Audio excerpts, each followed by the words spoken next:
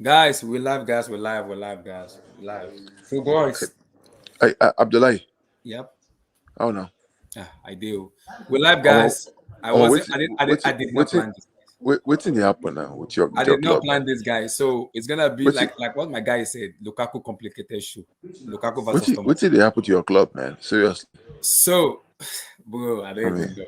huh? We're gonna have a discussion about Romelu Lukaku You know, coming. you know that Okay, this in game terms of on Sunday for you guys is I know, critical. You have no choice. You have to win that game. Carl. We have to win that game, but what Lukaku is Yeah, doing right now doesn't even give me confidence with but you what can't this. blame Lukaku now. I I don't don't blame blame Lukaku. Lukaku, but we have a pivotal match to play on Sunday, and this guy literally just came out and said this. Well, No, it's apparently, you quite see, talent what and what I publish hear, out. You should get, what I hear is that this was recorded about a week or two ago, Three, yeah, 2 weeks, 3 weeks exactly. ago, yeah. Yeah, you and can't blame him. Fabrizio brought it out, Mm-hmm. today because he's a journalist. This is what they do. This is what these guys do. They create the buzz. They won't know that there's a big game coming up, Mm-hmm. and so he put it out today to create the buzz, and it's creating the buzz. Lukaku should be smart. I mean, I don't blame the guy because clearly he's not getting the service that he's used to getting at Inter Milan, right? Mm-hmm. And he's like, what the hell is going on here? I don't know, man. It's This just is what very he weird. said. I hope from the bottom of my heart I can one day go back to Inter, not at the right end of my career, but when I'm still at a good level, so we can hopefully win more trophies. What the heck? What? You don't say that. Why You don't a say club that. No, spent no, no, no. 130 How? I million on you? disagree. You don't. You don't. Yeah, yeah, you're right. Oh Lord. I mean, 34, he can still be on top level. Like, look at Benzema right now. 34 still top Guys, level. Guys, it's gonna be Lukaku versus Tuchel dilemma. I'm waiting and I'm hitching to see what Thomas Tuchel is gonna say tomorrow on his press conference, guys. Like the vid, subscribe, like the vid, subscribe, like the vid, subscribe. Guys, I've been backing Lukaku from day one.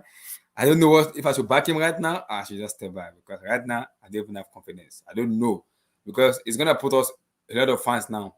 People that like him, we started reducing. The people that hate him will go higher than people that even like him now.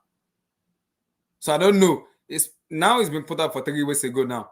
Today it's been published now. Him himself as a professional player needs to come out and clarify this first. Tuchel needs to clarify it tomorrow and clarify to all the fans and everybody in the world. This is exactly what Romelu Lukaku means. So we have to know what's going on. Because I'm confused. I don't know what's going on. I don't know. So guys, like the video, subscribe, like the video, subscribe. So let's go.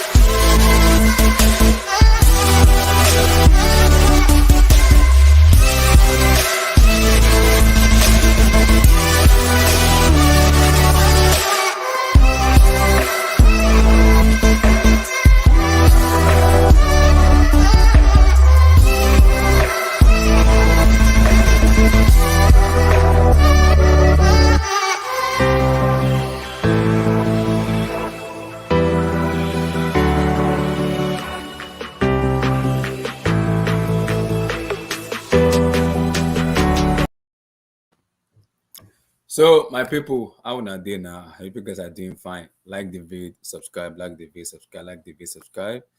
So, welcome to the show, guys. It's gonna be a lot about Romelu Lukaku and Thomas Tuchel and Chelsea Football Club.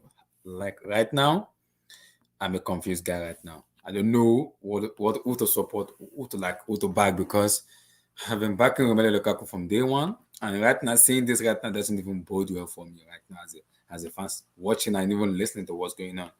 Because as a professional player like Lukaku, he understands what is going on as a football player. He doesn't need to say this stuff because you're trying to please the fans and you are saying this out on social media for people to listen to. Now you're putting yourself out for the people to listen. Now, any mistake you make, people is gonna turn at you. I don't know how he's gonna do it because Sunday is a pivotal match against Liverpool. We have to win that match. I don't care how crap we can play or we may play. We have to win that match. So right now, as a fans watching, I'm not even confident going to Sunday right now. Listening to what they say right now. despite it being published out 3 weeks ago, you can't say this word out right now on social media when you know we are in the era of social media. You can't say this because if you say this out, people will use that word and try to criticize you a lot. So that for me, it's a little bit not okay in terms of watching as a fan, but oh Lord in heaven, oh Lord in heaven, this is not gonna go well. So Sam, give me your take on this topic, Romelu Lukaku, man. I mean, you know, we gotta be honest, man. We gotta be honest. And I've tried to sugarcoat things about Chelsea for a long time now. You know, try to say Marina is a good director of football, that kind of thing. But today is just like over the past few months. I'll concede this. You're right about Marina.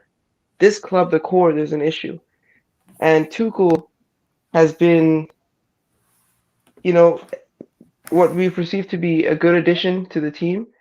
But I guess what he's done for the team and his brilliance has sort of covered up what is actually going on in the club, and that's our squad is extremely bad. The core is terrible, and I don't blame Lukaku. But we'll talk about Lukaku. But first, I want to talk about Chelsea. Like things need to change around this club and I'm talking from the front office, you know. And now I've just been honest with myself, and this club has deep issues. Running from the board, we gotta change things, man. Like this, like our recruitment has been terrible. Look at the players we're fielding out there. This is not football. Like, oh my freaking god. Honestly, let me just take some time to gauge my opinion because I think I'm probably acting irrational right now and I'm emotional, but it's it, it's bad. It's bad. I know Let's it's be bad. honest.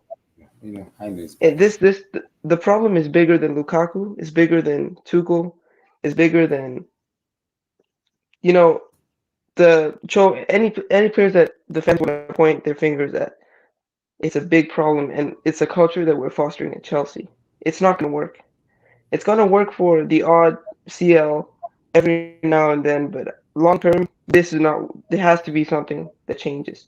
So let's just carry on the conversation. And yeah, man, today is about honesty. We got to be honest with ourselves as Chelsea fans. So yeah. Patrick, listen to the comment now. Romelu Lukaku, your take on this. Look, I just want to commend Sam for speaking very intelligent and smart, and obviously, as he says, the truth, bringing out the truth. Look, for me, I don't criticize other people's clubs. I don't go to somebody's house and take a shit and not flush the toilet. You know, that's not me. I don't do that. So I'm not going to do that. But what he's just said, Sam, is has just reminded me of one thing. I had a conversation with a Chelsea fan, and I once told them that, do you guys think this behavior you hype at Chelsea, that your owner has no nonsense? He fires managers and then tells them go after they have won a trophy just because he's very elite.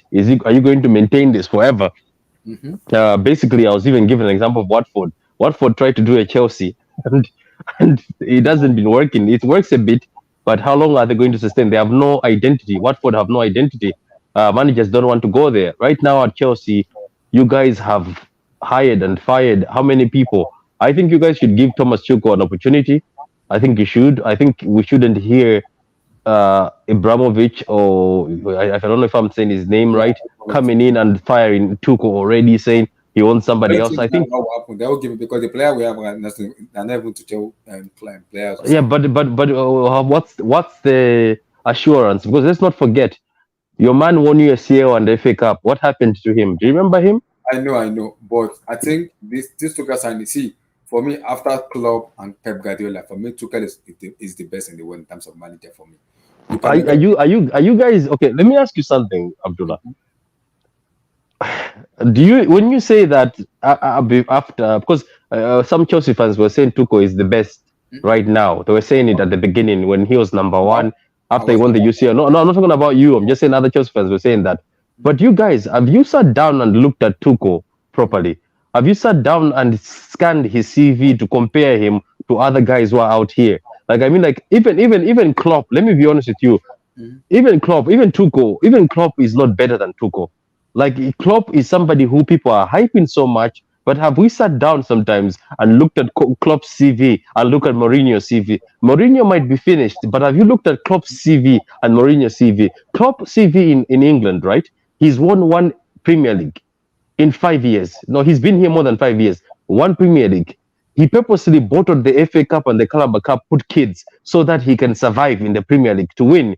Okay, he says that he has only one squad, but why would we call the Liverpool team the best squad in the world, as they were saying few months ago? Yet all they have won is right now. Sadio Mane will just say, I've only won Champions League and what Champions League and Premier and the Premier League. That's what Sadio want to say. I don't care about the World Cup, Club World Cup, those other useless things they talk about. But if De Bruyne and Mane sat on a chair, the only thing that Mane will show De Bruyne is the Champions League. Apart from that, De Bruyne will show him more medals than him. Even Foden has more Premier Leagues than even Gerrard, who's just got a UCL. But the thing is, what I'm trying to say is, some of these managers, I think they're good.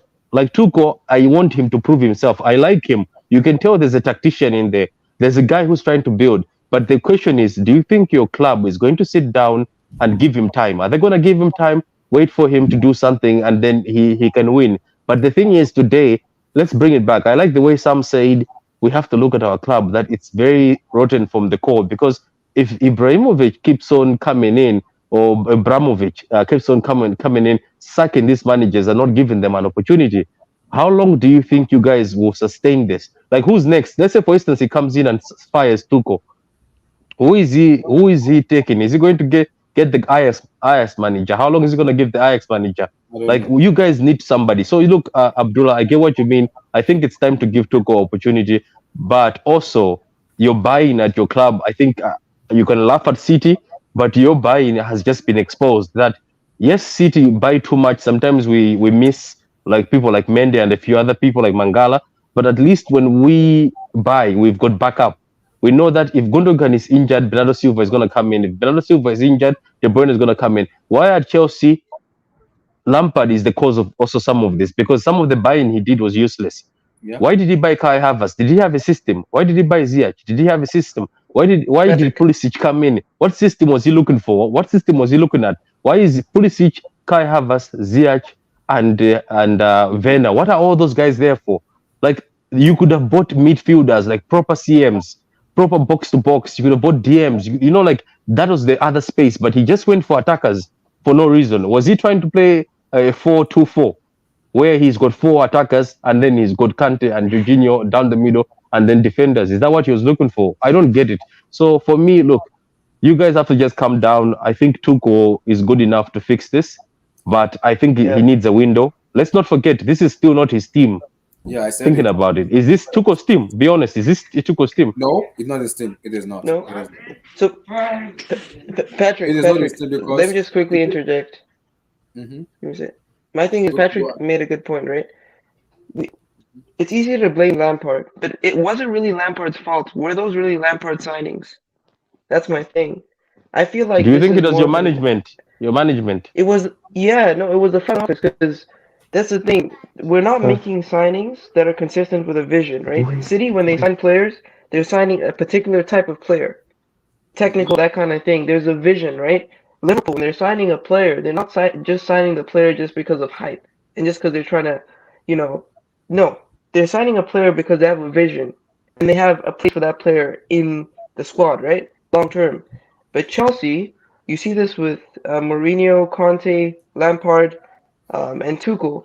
All these players, Patrick, they're not the same players, completely different. Some players are designed to play possession football. Some players are designed to play counter-attacking football. You know what I mean? Defensive football. So here's the thing with Chelsea. You have 4 different errors trying to work together. It's not going to work. You know what I mean? So I'm not going to blame Lampard. I'm not going to blame Tuchel. I'm not going to blame Conte. I'm not going to blame Mourinho. I'm going to blame Marina and the recruitment office. Because Chelsea, it's like every 3 years we shift to a different vision. It's not going to work, man. Even sorry, like, you can't do this. Stick to one. If we're going to play like Tuchel football or like Burnley, stick to that. Sign freaking Burnley players. That's going to work. For me, I just want consistency. There's no logical consistency in signing technical players and then 2 years later signing defensive counter-attacking players. It makes no sense. You know what I mean? So that's the thing with Chelsea, man. It's I a understand mess. what you said, Sam, because I've been saying when I talk much about Marina Gonaskia, people come at me and say, "Look at the signing he has made." I'm being hated. I say I don't hate Marina Gonaskia because you cannot promote a lady in terms of that aspect of her. What she does is the aspect of contract renewal, sponsoring of T-shirt to a sporting director. She doesn't have a clue in terms of sporting director, and you brought her in into that aspect. We lost Emenalo. Michael Emenalo. We haven't replaced Emenalo till now. I don't think it's going to get replaced. You bring in Petacek, who doesn't even know football, to be that technical advisor to what to Gonaskia and who. Because you lost Emenalo who understands football. We brought in Oscar, KDB, Eden Hazard. We brought in so many players under Emenalo. And you let him go just because of what? I don't know. So Gonaskia has to come out and kind of give us a clarity because I don't know the clarity right now. I've been having an issue with that since 2015. A lot of time I've been having an issue with that because people call her the best is the best. I don't say anything best in her because if she's making the wrong decision and the wrong signing, I'm gonna have an issue with that because people say, "Why am I doing this on Gonaskia?" My issue with Gonaskia is you buy players that fit into what the club wants. DJ Loboti, can he drink water? Does that fit to what Chelsea Football Club want? No. Bakayoko, Pato. Pato. So what the heck is going on? We have to be realistic about what's going on. Yeah. Because Emenalo was there. I don't know. Emenalo left. Emenalo left just because of what? He said it. He said the issue was between him and Gonaskia because he said Gonaskia is very tough to talk to in terms of understanding the aspect between both of them. So there's an issue that is when Roman needs to step in. He is the owner. He has to come in. There have to be a common ground between her and the owner because this is not helping. We're signing medical player Timo, Akim Zayed. What the heck is going on? Pulisic, American endorsement. What's going on? Can I ask you something, guys, Chelsea fans? Let me ask you something because I don't know. Havertz was playing false nine in his team, wasn't he? That's what he was doing. Yeah. Yeah, I remember Havertz was playing false nine, and that's what he was popular for. Yes, he can play other positions, but what made me laugh is even Werner was playing as a false nine at Leipzig. He was playing with the striker, somebody next to him. Oh, So listen, sorry. yeah, so what I'm trying to say is, why did those two come in? Like, I thought you either get Werner or you get Havertz. Am I wrong? I was thinking you get one of them. Because I thought that, okay, Lampard is bringing Havertz for him to play false nine like he was playing at Leverkusen, or where he was playing. So why did he bring him? Then after that, you've got Pulisic, right? And Pulisic is in. Hasan-Odoi is there. You tell Hasan-Odoi you're not going anywhere. Then there's Pulisic. Then after Pulisic, you bring Ziyech. I don't get it. I was confused what was happening. I was like, what are you building? I thought you guys are building. You know the funny part? I said this, and I told the chair too. The very first moment Frank Lampard stepped into the door of Chelsea Football Club, that is the guaranteed F. That's a failure for me because I knew it's not gonna succeed. Regardless of what people say we have a transfer ban or no transfer ban, you cannot bring in Lampard in who has less experience in taking Chelsea. Chelsea is a high club than Derby County. There's a difference in that. Abdullah, why are we blaming Lampard? I'm not blaming. I'm blaming the board and even Roman himself as an owner. Because this is a poor planning that has been happening for a very long time. People are not talking about it. They're not talking about Gonaskia this, Gonaskia that. Something is going on that needs to be fixed from Roman the owner himself and Marina Gonaskia herself. Something is going on. We fans don't understand because we buy this player, we fit into this. We buy this player, we fit into this. What's going on? All these players that has been bought under Tuchel era most of them are boss signings. So people are criticizing and blaming Tuchel. He doesn't do you want him to play back four. Why I don't even trust Rudiger or Christensen to play back four. We're gonna get exposed. We're gonna get beaten, massively beaten. If we play back four with those defenders at the back without Thiago Silva at the centre back. So the board guys need to sit down and have a proper conversation with Tuchel and the owner himself, Roman. How do we go forward? What are the players that you want? But Abdullah, Marina is arrogant. She's not going to have a conversation. No, I seriously think Marina has something on Roman Abramovich, bro. I think they were probably in a promiscuous relationship, and she's threatening him to leak stuff. Like, this is weird. Marina, bro, she should be involved in the conversation. This is not working out. Like, and all these players, like Pulisic, you really think we bought Pulisic because of his talent or because we thought his profile would suit the team? No. I hate see. What? I think it was for shirts. It was for shirts I and hate to I get hate fans in because of how America. see. To sell I hate shirts. because of how That's the thing that Christian pisses me off about this club, man. Honestly. so many stuff, so many is happening that I just can't I can't even figure out my brain into it at all because so many I feel stuff is like this is my childhood club, and I'm ready to leave. I'm ready to just stop supporting this team because this is just pissing me off, and I don't know when it's gonna stop. Well, you You have to know? come to City, man. We'll give you a jersey. Nah, Nah, bro, nah, nah, nah. happening. What is chill. your take on I'm just taking a sabbatical. I'm taking a sabbatical because Romelu Lukaku? until things, I don't even blame Lukaku now. Like that, I think about it. Like, I mean, he's still a wuss for making those comments. Honestly, you're a wuss just because you're challenged. Now you're gonna cry and start apologizing to Inter fans, you bloody simp. But like. I'm just saying, man, this club, it's not, it's bigger than Lampard, it's bigger than Tuchel. The problem is so deep, it's deep rooted in the culture of Chelsea. You know what we need? We just need to rebuild. We need to sell all these players and rebuild. Even though we're going to take L's for the first few years, let's rebuild. I'm Chelsea okay with just won the taking L's. Champions League. What do you mean rebuild? Just won the championship, Champions League. Okay, fair enough. But look at the core. We got players from Mourinho's era, players from Conte's era, players from Sarri's era, players from Lampard's era, and you You know what? expect these players, completely different profiles, by the You way, see, to play together. that's another thing that has blinded most What's Chelsea your fans. name with the Ethiopian? Oh, his Yeah, name I'm is Sam. Ethiopian, man. Shout out to the king, man, the emperor. The No, emperor. but what's your name? Because Sam, Sam. Yeah, Sam. Sam. Okay. I'm Yeah. Daniel. I'm Daniel. Yeah. I've been thinking about this like for the past week or so. There are no eras at Chelsea anymore because managers don't exist anymore. So if you notice that the last manager that Chelsea had was Mourinho's second era. So he signed the contract in 2013. I think he finished third in the 2013-14, won the title, got the extension, and then we obviously know what happened in 15-16. Yeah. When he got sacked and they brought in Conte wasn't announced as the manager. He was Just the the coach. first team head coach. And and this is a trend that's happening in football a lot, where we don't have managers anymore, like Arsene Wenger, Alex Ferguson, the people who are in control of everything.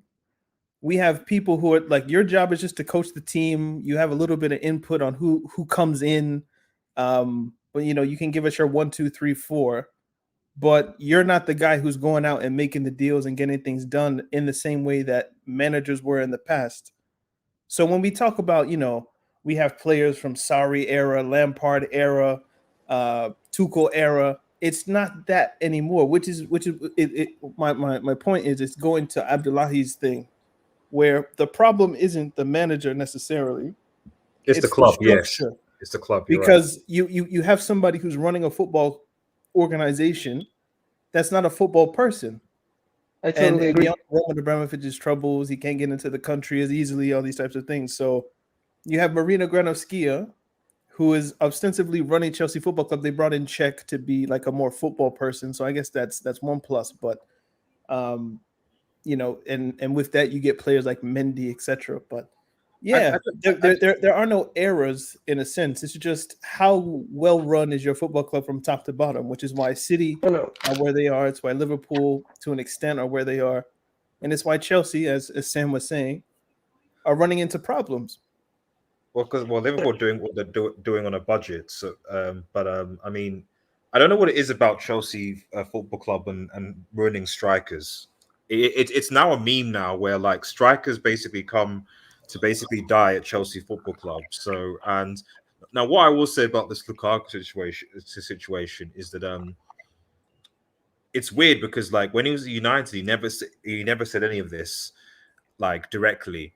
So I just find it strange that in the first few months, and I appreciate that this interview I think was 3 weeks ago, Yeah, 3 So weeks ago. maybe Yeah. 3 weeks like ago. his mindset has changed. So you need to take things into context. However, it's still like, because I know people feel like, oh, context is important. Context. Yeah, context is important, but when you're giving an interviews, I always think that it's very dodgy to critique the manager and the system like in public directly. If you're going to do that, then use your agent, like Pogba did, for example. It's annoying, but if you're going to do that, go via your agent. But don't do it in public on Sky of all places. I'm in an interview for that to be there for.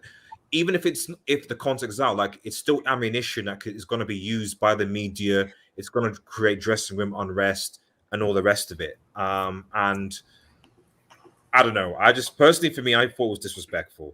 And There's actually a reading of. So I just want to finish. Sorry. Go ahead. The only other thing I will say is that, I guess finally, is that, do we 100% know that Lukaku wanted that it was his definitive decision? Because I always thought it was weird that he said, "I love being at Inter, I love Conte, I love the city, the lifestyle, Milan, etc." Mm-hmm. And then to suddenly be like, "Oh no, I'm going to Chelsea." Yes, Chelsea is bigger than currently in terms of bigger than Inter, but Inter Milan also had money problems, and so a big part of me is like, hey, Chelsea are going to pay us £100 million for this striker guy. Lukaku, I'm sorry, but we need the money. You go. So was it Lukaku's genuine desire so soon to leave Inter Milan to come to Chelsea when he'd settled there, when he knew the system, he knew the play style, to just come back to Chelsea and then be like, right, where am I doing? Where am I fitting? Oh, I'm on the bench this week. I'm not on the bench this week. The manager may or may not actually want me at the club, given that it was obvious his first choice was Haaland. Let's be real. His first choice wasn't Lukaku. It was Erling Haaland or other players. I'm sure Lukaku knows this, so this is the thing. Yeah. Red Devil, can I respond? Yeah. Check your DM, Abdullahi. Check your DM. Okay. Oh, okay. Let me respond to that comment.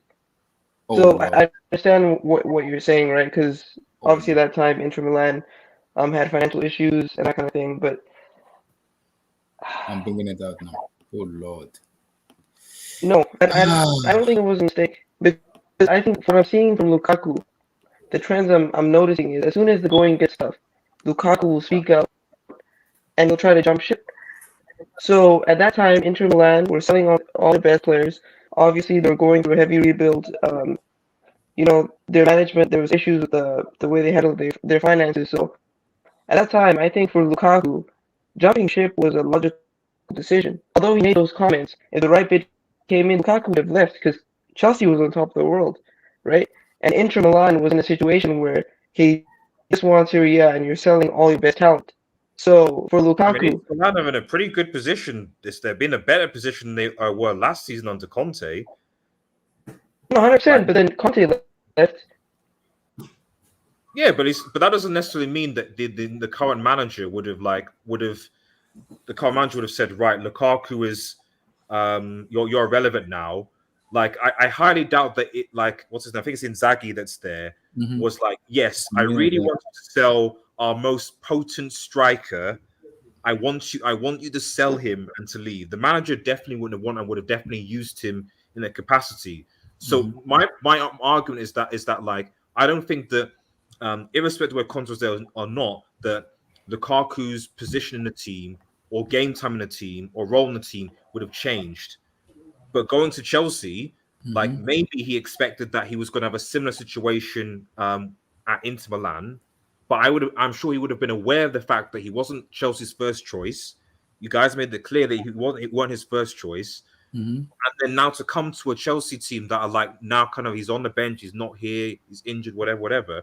Because he naturally feels unhappy. So it's funny. Because it's not as easy. I think I'm seeing like a lot of Chelsea fans, the way they handled Inter thing was like, oh yeah, of course Lukaku wanted to leave that dead ass Inter club and jump straight to Chelsea that were in the Champions League. And I'm just saying, I don't think it was that simple. I think there were other factors around the scenes Because I'm looking at the report that Daniel sent me right now, and it's like it's a funny. It's very funny because I'm just laughing reading it right now. No, wait. Like, look, Lukaku got injured when Against Zenit, Malmo, was it Malmo, Malmo? yeah, Malmo in the UCL, yeah. Like October time, and then Mhm. he was out basically all of November Yeah, and and he early came back December. December. So if this came out if this interview was taped 3 weeks ago, Mhm. Lukaku wasn't really in the team like that. Yeah, Now, if you read this, there's a reading that the first I'm not happy with the situation, but this is normal. He could be talking about his injury because it says physically I'm fine. Yeah, even better than before. After 2 years in Italy, in which I worked a lot with Inter and trainees and nutritionists, I'm physically fine. I'm not happy with the situation, but this is normal. Is he talking about the injury? that is what I'm confused about because I don't know. Because he says physically I'm fine, but if you Mhm. read this, he says I'm working with trainees and nutritionists. Mm-hmm. I wonder if he's like, I'm fine or I'm not happy with the situation is that I'm just not playing, like I'm under the team, so it's not. I think it's not I think, cool. I think the only reason I would say Daniel with that is that why does he mention, because you're right, I'm happy with the situation, and then why next sense does he say I think the coach chose me to play with another module? It doesn't I just even have make to sense. give to up. It go doesn't from make one to sense. That's my another. issue. It doesn't make sense to go. It doesn't make sense to say if. What I'm saying is that if the point is that he's just talking about his injury, it doesn't Mhm. make sense that he's now talking about like where the coach is playing him, Mhm. and it doesn't like that. It's like what the coach chose to play with another module. It's like, okay, so what does that have to do with? I'm assuming another style of play. That's what he means. So what does another style of play the coach is enforcing have to do with you being unhappy with the situation? But if then it's an what's the injury? point of bringing up nutritionists? So it's to me, this is all lost in translation. Like, unless you speak Italian, you're not going to have a good understanding, really, if you read the quotes, because there's so many different. It's like reading the Bible. There's so many different translations. Well, a Mhm. part of me thinks that what he's saying is that when he got there, that what he expects to play in a particular way. Mhm. Tuchel didn't play in that particular way, and maybe in a sense he might be potentially not blaming him, but indirectly blaming him for his injury or physical or whatever. So essentially, it might be like, listen, I didn't expect to play this particular Lukaku thing in Inter. I had this way, nutrition, etc. I've now gone here, and Tuchel has got a different system which I'm not adjusted to, and I'm not happy with my current situation, but it will improve. But it's Maybe like that's what if, he said. if, But even, whether I understand what you say, but after the Aston Villa match, I listened to Romelu Lukaku post and he said, I coach. I had a conversation with Thomas Tuchel and I told him exactly the way I want to play, and the manager understand the way I want to play. This performance I pull out, I needed this performance to show the whole world. Now I'm confused right now because he had a conversation with Tuchel. This is where I want to play. This is that I want to play football. And he's been playing the same way he wants to play. Now, what's going on? Because he's been injured since Malmo and he came back in December. He's been injured. How the hell this been played 3 weeks ago? He barely played. And Tuchel has been saying it over and over again. He just came back from injury. I cannot play him. He has COVID. I cannot start him because he needs to have the rhythm and he needs to understand there's a difference between training and a football match. He needs to understand that before playing him. Yes, we know how important he is for the team. I can't just throw him into the team and say, because Romelu Lukaku is a worker signing, boom, go play. No. So now and I'm but confused. I don't understand what's going on. listen, wouldn't it make sense? Like, okay, let's say Lukaku was just like sick of Chelsea and he wanted to leave. Mm-hmm. Wouldn't the injury have been a great time to just down tools, give up, and just quit? But since he's come back into the team, the last 90 minutes and the last half of the game before, there's a strong argument to say he's been the best player Chelsea have had. Yes. Like, he scored 2 goals, he set up another one, and there was another. There's been many situations where Chelsea should have scored based off hold up play or clever play in and around the box that Lukaku's done. He's been Chelsea's best player the past whatever 90 plus 45 is. Somebody else can do the math. I did English in university. 1 So- 20, 90 plus 9. That's 9 plus 4. That's 11. 11, 12. That's Appreciate it. 135 minutes, I think. under the 5 minutes. Yeah. Yeah. So he's been Chelsea's best player in the Premier League for the last 135 minutes. If this interview was real, in a sense that like I'm sick of Chelsea, I want to leave. At least these are the interpretations people are giving. Being injured, being out would have been a perfect excuse. I got COVID, I don't want to come back. But he hasn't played in a way that would suggest that he wants to leave. And from my point of view, that's the most important thing. I'm not seeing a bad Lukaku on the pitch that would suggest he wants to leave. I'm seeing a player This is that's exactly trying in my the point. midst of I like a don't know what bunch the of problem is trash right now. around him. Exactly. Because he's been our best player from the Aston Villa match and the Brighton match. He's been the best player, and he's been playing. He's even changed the way he plays football. He's playing the kind of Lukaku I want to see in Belgium and the Inter Milan. That's Lukaku I want to see every day. He's been playing very well. So now what's going on? Because what's going on is Lukaku did this 3 weeks ago, and Sky Italia waited for the most opportune time to publish this interview, which is obviously going to be Chelsea's next big match. And the next big match is what? It's against Liverpool. So now this is going to be all the news story until Chelsea played Liverpool. They could have released it at any time within the past 3 weeks, but they waited until now. Let's be real. Lukaku doesn't turn up against big teams. That's established fact, man. So whether this was reported or not, like he wasn't going to suddenly score a hat trick against Liverpool FC. Red Devil. He's informed. Red Devil. He's informed. You know, like Red Devil. I mean, Van Dijk will pocket him. Let's be. He's informed. I know Lukaku is informed. You can't see. Yeah. Red Devil. Let's also not shy away. The reason why we are all here is because of one man. Unfortunately, my AV is stuck. Apparently, it wants me to log in. But I was about to show we are all here because one man. It's because of Danny Welbeck. Danny Welbeck has caused all these issues. If you guys won that game, I repeat. Let's be honest. Let me be honest. If you guys won that Brighton game, this wouldn't be an issue. This is an issue because of Danny Welbeck. I think Patrick, they didn't deserve to win the game. They had 60%. Brighton had 60% possession at Stamford Bridge. How does Brighton have 60% possession at Stamford Bridge? When was the last time Danny Welbeck scored for Brighton? He said Danny Welbeck. Probably the last time that I've got no idea, man. I've got no idea.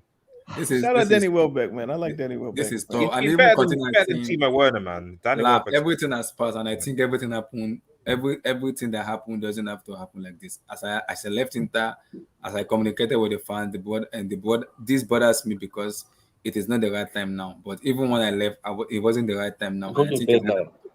Because I've always said that I have Inter in my heart and I will go back to play there. I really hope so. I'm in love with Inter, with Italy.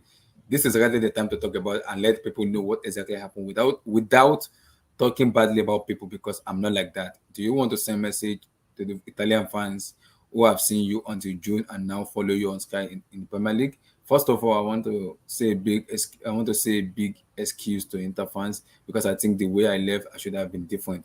I had to talk to you first, because the things you did for me, for my family, for my mother and my son, are things that remain for me in my life. I don't know what to say. So look, I read that and I see a player who just wants to be loved by Inter, and he knows the way that he left was trash.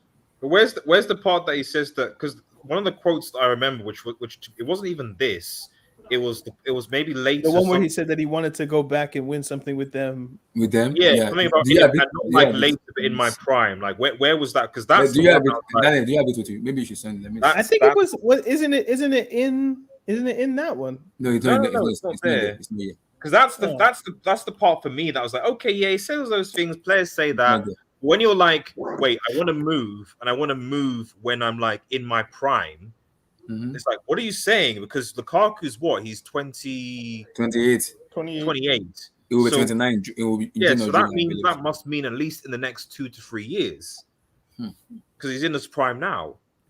So, that was the quote for me. That was like, yo, Abdullahi. It says, you know where he says from my mother, my son. It's down. right? Yeah, it's the last sentence is that part. It wasn't. I didn't. It wasn't able to be. Let me see. It says he said, "I really hope in the depths of my heart to return to Inter, not at the end of my career, but at still a good I level." think you believe. to Oh hope yeah, to I've win seen it. I've more. seen it. I just saw it. Come on, that's Let me show you. That. I've seen it. I've seen it now. yeah, That's deep for me. That's deep. yeah, That's that's a big fu to He's Chelsea. twerking. I'm He's sorry. twerking. He wants them to like Yeah. him again. So this But- is it. Oh But lord! Inter are never giving back that 100 million. So Wow. He'll be sold for less. Just watch if things go bad. Yeah, you might sell him for less. Like that's you might like you guys are going to take the loss on Kepa, aren't you? You've held the L there. You're probably going to. I forgot Kepa was 80 million. Yeah, Kepa was 75. You're going to hold the L. Don't on reduce Havertz. it. 80. Say it with your chest. 80 million. no, it was Havertz 70. was a- It was 70, Havertz guys. was 100 million. So It you're going was to 70, you're not going to sell 70. Havertz for 100 million. So you 71 take if the we're L being there. accurate. So most Chelsea signings that happened under Lampard / Tuchel are not going to be sold. You're not going to make any profit on those first team players. They're there for a long One run. quarter. They can So- sell Mendy for a profit. If they want. Mendy- They could sell Mendy, but then who you gonna? Was Kepa going to be the? No. Obviously, I'm just saying, like, Caballero. Caballero is the soul. Yeah.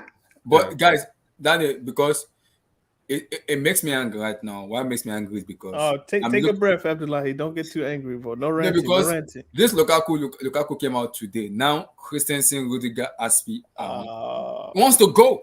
Now Yeah, of this course. is the dilemma we're facing right now. Did you see Because- Aspilicueta linked with Barcelona? So Yes, Barcelona, Yeah. Aspilicueta link with Barcelona, Christensen with Barcelona, Rudiger with Madrid. So like right now, the Granaskia herself is in a dilemma where I need her to make a decision. In which she's not been doing you know that we since- talked about this after the Champions League. Thiago Silva 1-year contract. 1 year contract. Aspilicueta 1-year contract. 1-year Rudiger contract. 1-year contract. Aspilicueta 1-year but the thing is- contract. How do you have all your defenders Hey, what's up, guys? on a 1-year How contract? you doing, guys? What's Hey, good? man. What's good? Because it's not making me happy. Rudiger wants to go because they All of want these players better can salary. sign Christensen is pre- not sure. Aspilicueta is like a little bit not okay. He wants to go to Barcelona. Now we are in the caliber of buying 2 central back for next season. 2, You see what, not even 1. Abdullah, you know what, right? You see this transfer of these players, right?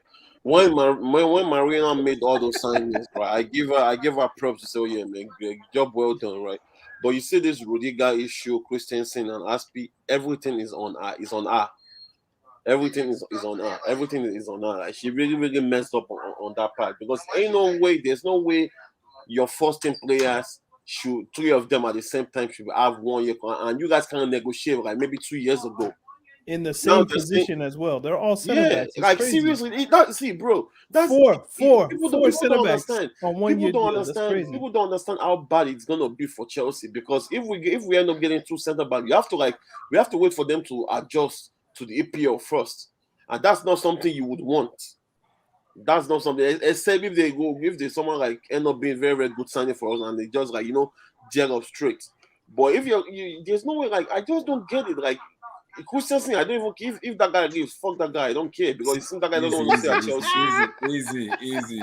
No, seriously, bro. Because if you're reading the news, you didn't you see on the news that he said he wants to go to Barcelona. Fuck that guy. Go to Barcelona. I saw the news. Fuck you. Because that makes me. The only thing that's gonna make that will that pay makes me me would be that makes me Aspi worried and now. Rudiger, No, especially Rudiger. What Because it's makes me worried- obvious see, Rudiger wants The to issue stay. with it is my issue. See, there's a thin line, and the thin line is I've been having that issue with Ganaskia since 2014, and I'll keep saying it again. I've been saying it. People knows me very well. I have an issue with that from day one. Ever since Michael Emmanuel left that football club. You see, that's the problem. Like all these teams are sporting Since he director. left, Why I've can't been we having have a sporting because director? I'm looking at Roman and I'm saying I understand Ganaskia's job in Chelsea. I get that, but you cannot tell me you don't have a sporting director you can bring to the club and you promoted her. You promoted her to the sporting director and you send out Emmanuel out of the club. That doesn't make any sense. Apparently, we bought him Hazard. apparently, her qualifications is that she's beautiful.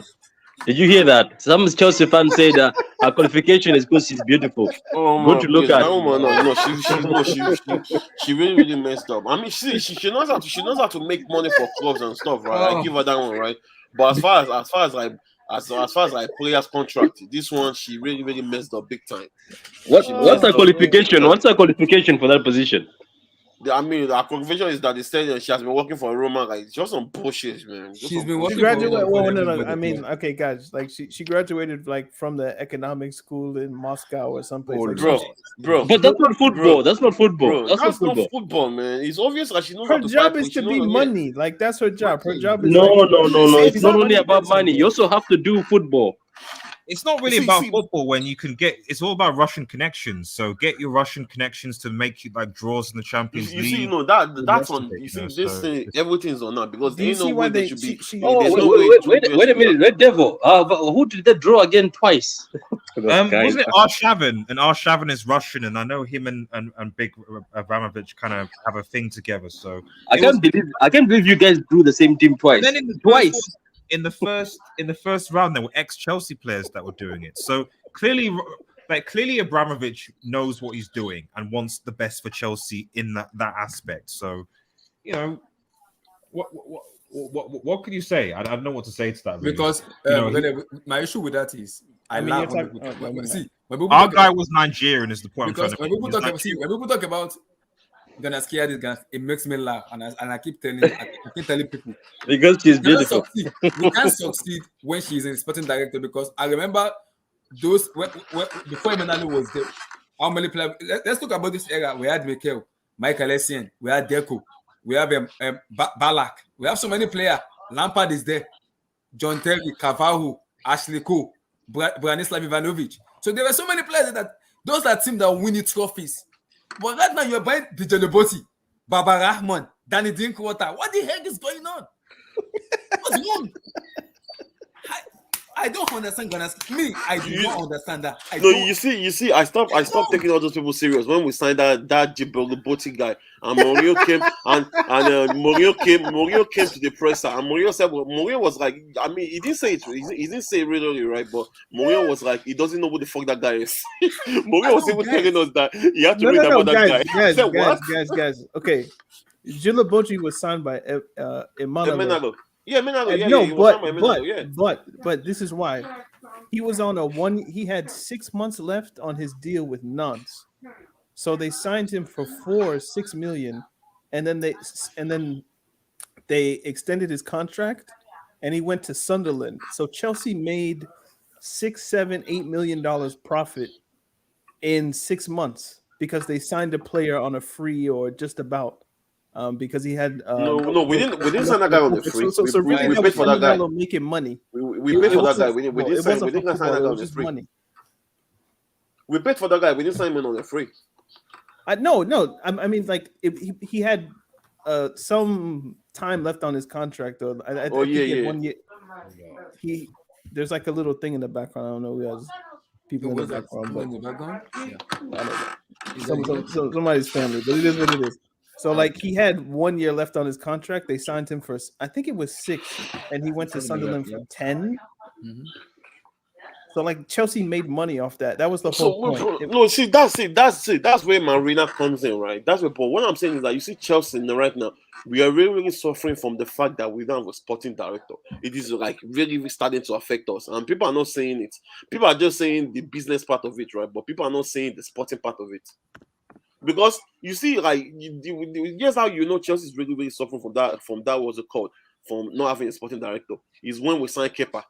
Because it was obvious when we signed Kepa, it was obvious that there was no scouting assignment on that guy. It was obvious, like it was like clear that there was they didn't scout that guy. It's obvious. They didn't scout him.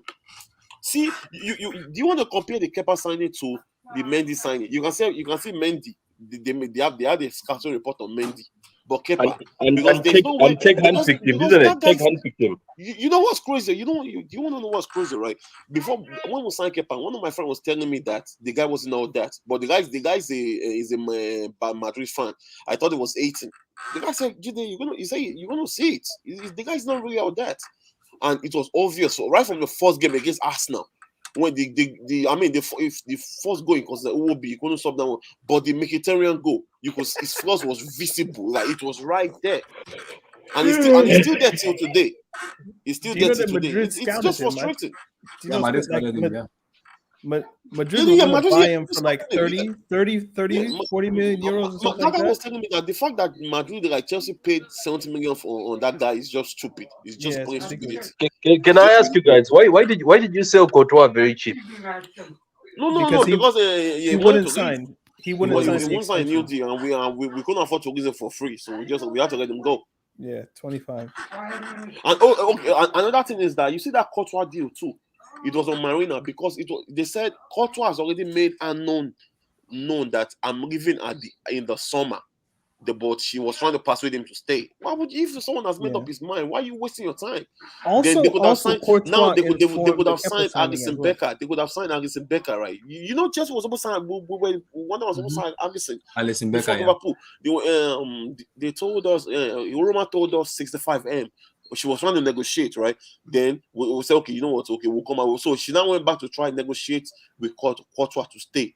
But by that time, Courtois has already made up his mind. Then she now went back to Roma. By the time she went back to Roma's like Alisson Becker had already signed for Liverpool. Now they were forced to sign Kepa.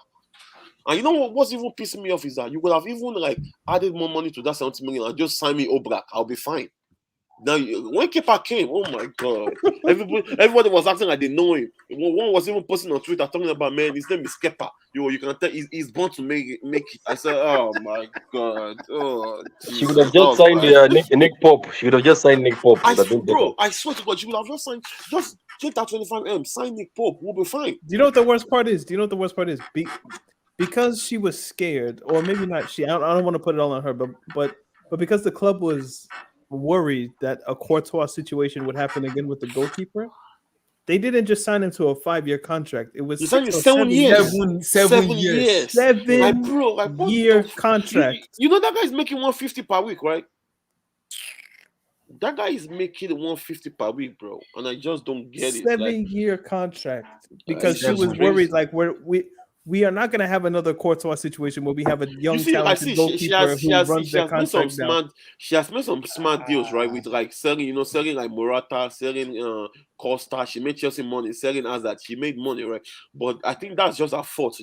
Just stick to selling players. Don't stick to like buying players. I don't care about her making monies or not making money. That's no. You have to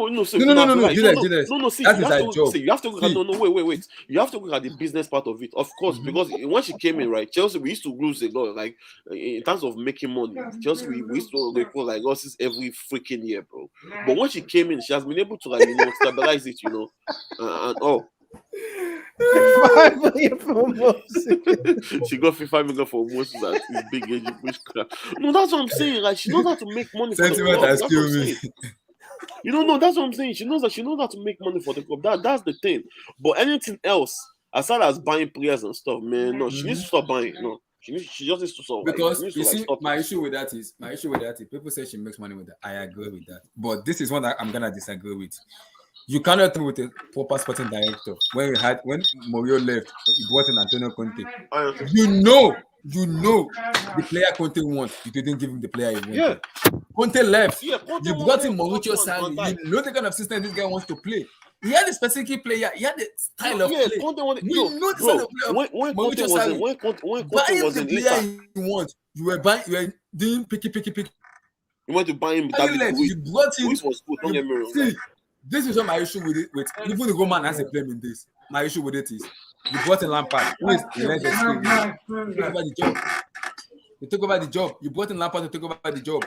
Lampard that doesn't even have an experience to take over the job. It was born to fail from day one. You brought him on to take the job. Now he's failing. You sack him. You brought in Tuchel. Now you brought in Tuchel. You have to back this man. You brought in. None of the players he has in this club is Tuchel signing.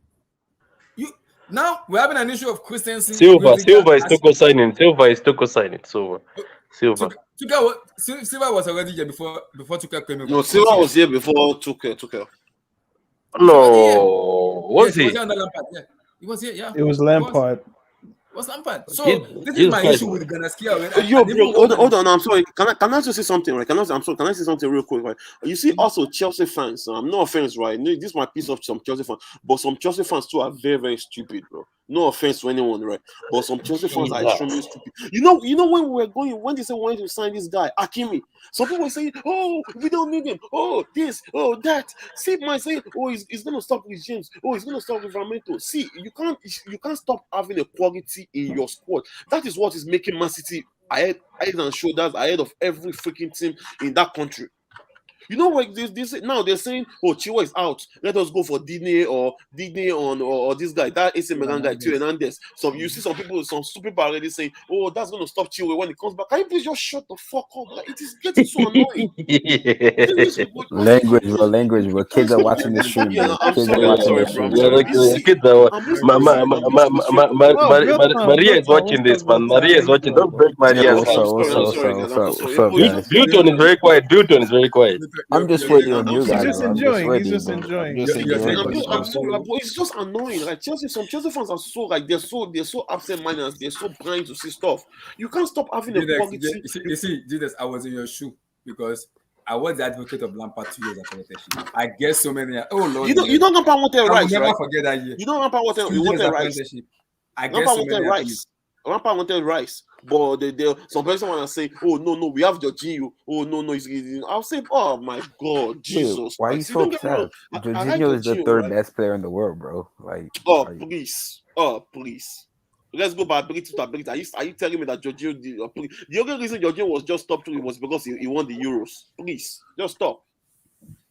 If you are being serious as a team, I've said it. If you are being serious as a team, with Chelsea, we need to leave that possession-based football. Like, I know we want the UCL and stuff, right? But we need to forget about that using. Like, we need to side players that are actually rugged players. So people like Rice, people like Kunde. It's not all these soft tissue players, Christensen and what's his name, Christensen or whatever his name is called. And So Vilton, are you willing to trade Casemiro with Chelsea? I wouldn't mind. Casemiro for who? Jorginho. Hell yeah! You guys have Conte. You guys don't need.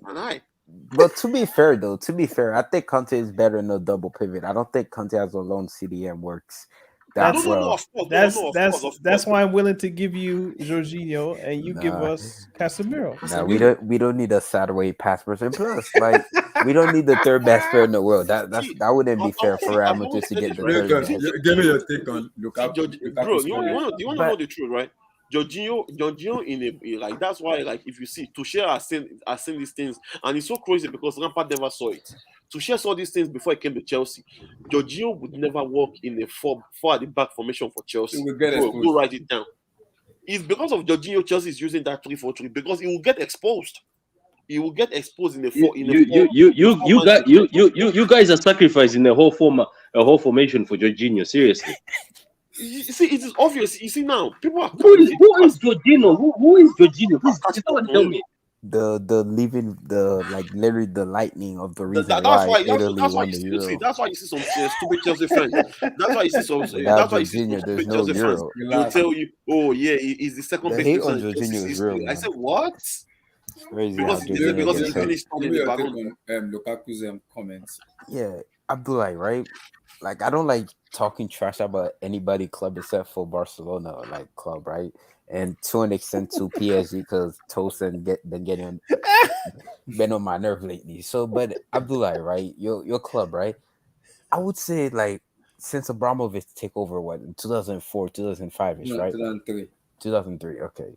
Mm-hmm. I would say your club are kind of like vibe merchant, right? You guys are like, you guys would win a trophy here. Then 3-4 years, you guys will take a break. Then win a Champions League by being purple patch merchant, which I think you guys did last season. Because you can't tell me last season Chelsea were the best team in the world. But I'm like, why are Chelsea fans surprised about that? Because I'm like, that's been Chelsea core foundation since I've been watching Chelsea. Like, that's a tradition. It's a tradition. So I mean, you firing manager, your fan base enjoys that. You guys enjoy firing manager. No. I mean, from the record, right? You can see anytime Chelsea sack a manager, if they somehow end up sacking the manager for some weird reason, those bastards they always end up picking up form. I just don't get it. One thing I give Chelsea credit for, it works because you fire Mourinho, you win the Premier League with Conte. You fire Conte, you win the Champions League with Tuchel. You fire Di Matteo, even him after winning the Champions League.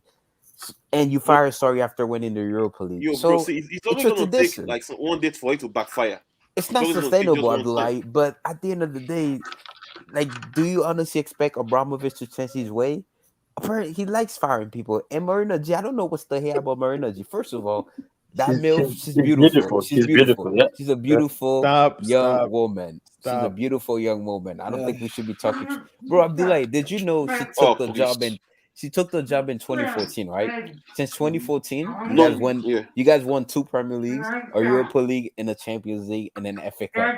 So I don't see what bad job is Marina G doing. I wouldn't want her at Real Madrid, but I think she's doing a fantastic job. She's probably the best. Like, I think she is. Like, she is the best what she does in the world, because there's a reason why I saw her holding the Golden Globe Award. Like, she's the best at her The job. what? So I don't see why people hated on her. Like, she Wait, won wait, the what? The Golden Globe?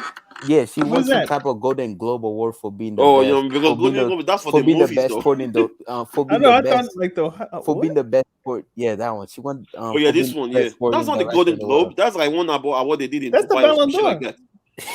What is that? That's not free, no freaking Ballon d'Or. She won it because she's the best sporting director in the world. So Sporting again, what? No, she's not a sporting director. She see, Marina's job is she's the chief negotiator. That's what they said. That's what that job is. But She's the she's chief beautiful. negotiator. What else can you do? yeah, like, she's beautiful. I don't see the hate on her.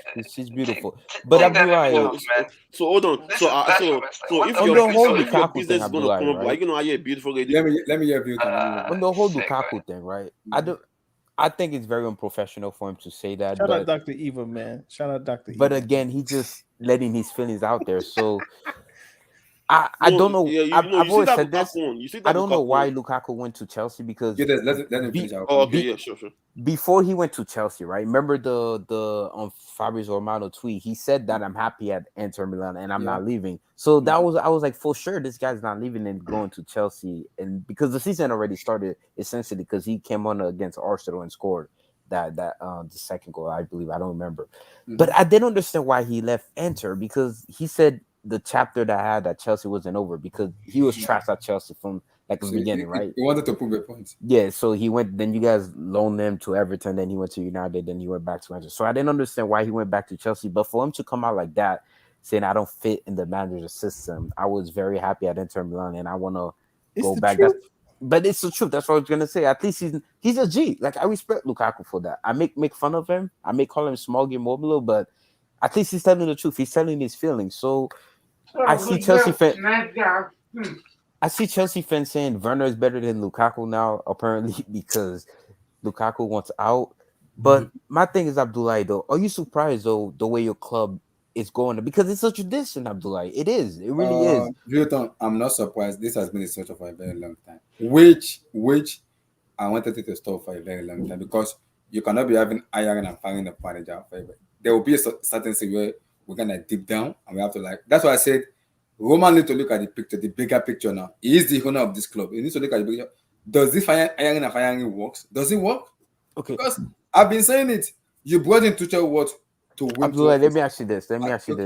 If Pep wasn't in the Premier League, don't you think Chelsea would have won the Premier League this season?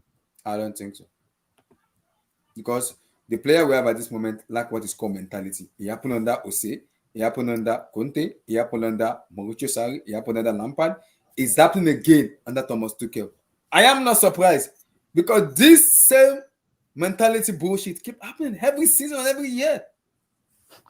So maybe the player needs a psychologist that can even actually speak to them 1v1 and speak to them. I don't know. No, those guys, they need deliverance. With Liverpool, it's FFG. FFG don't like spending money, but they have a world-class manager in Klopp. With City, they don't mind backing Pep every season, because they know what Pep is doing is amazing. That's sustainable success. They know they're going to win a trophy every season, no matter what with this guy.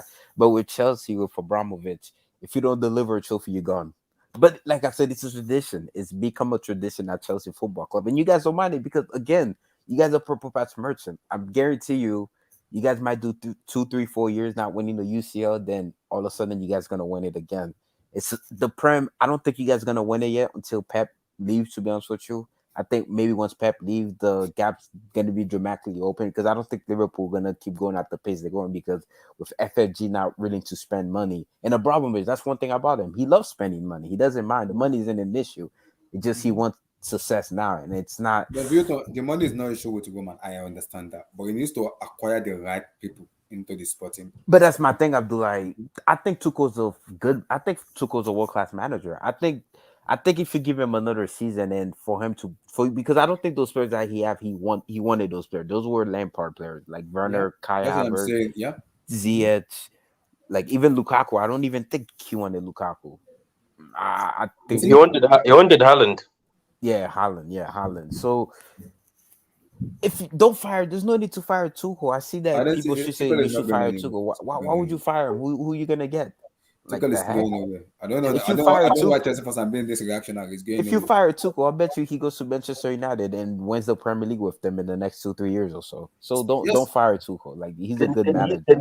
Can I beg, please? Can he stop playing that football where he's got 8 defensive players? Can he not play something else? Patrick, you see my issue with that is You said the DNA, Christensen, Patrick. Bro, see, he's Rudiger playing that Christensen because are that's the players he has. That's the You player guys have he to has. understand that. You guys have See, to people are understand that. questioning. Patrick, He's people are playing. questioning Tuchel of playing back four, and I laugh when he said we need to play back four. When you have Jorginho in the back four, You gonna got get you're in the back exposed. four. Oh hell no. Rudiger Christensen, you're gonna get exposed. Rudiger for me just run like an headless chicken, no brain. Christensen, no coordination, no leadership. Same thing. And you're gonna trust me with Marcos Alonso in the left back. I am done. That is a suicide. And Abdullah, That's prison. Abdullah, Prison. one Already. other fun thing, Abdullah. The January transfer window is opening, Abdullah. He says it's suicide. For all Chelsea Oh, fan no. in here, do you guys think you guys gonna we're get suffering a Lucas lot. We're Digne suffering and Theo Hernandez in the January transfer window? Because I They're do all feel like injured anyway, Abdullah. Like Abdullah, Yeah. do you guys think you guys gonna get Lucas Digne and Theo Hernandez in the January transfer We'll window? get one of them. Lucas Dean just signed an extension just last season. Yeah, it's possible. Yeah, But it was the I same think with he had a Lukaku, fight with though. the Benitez, so he wants to go.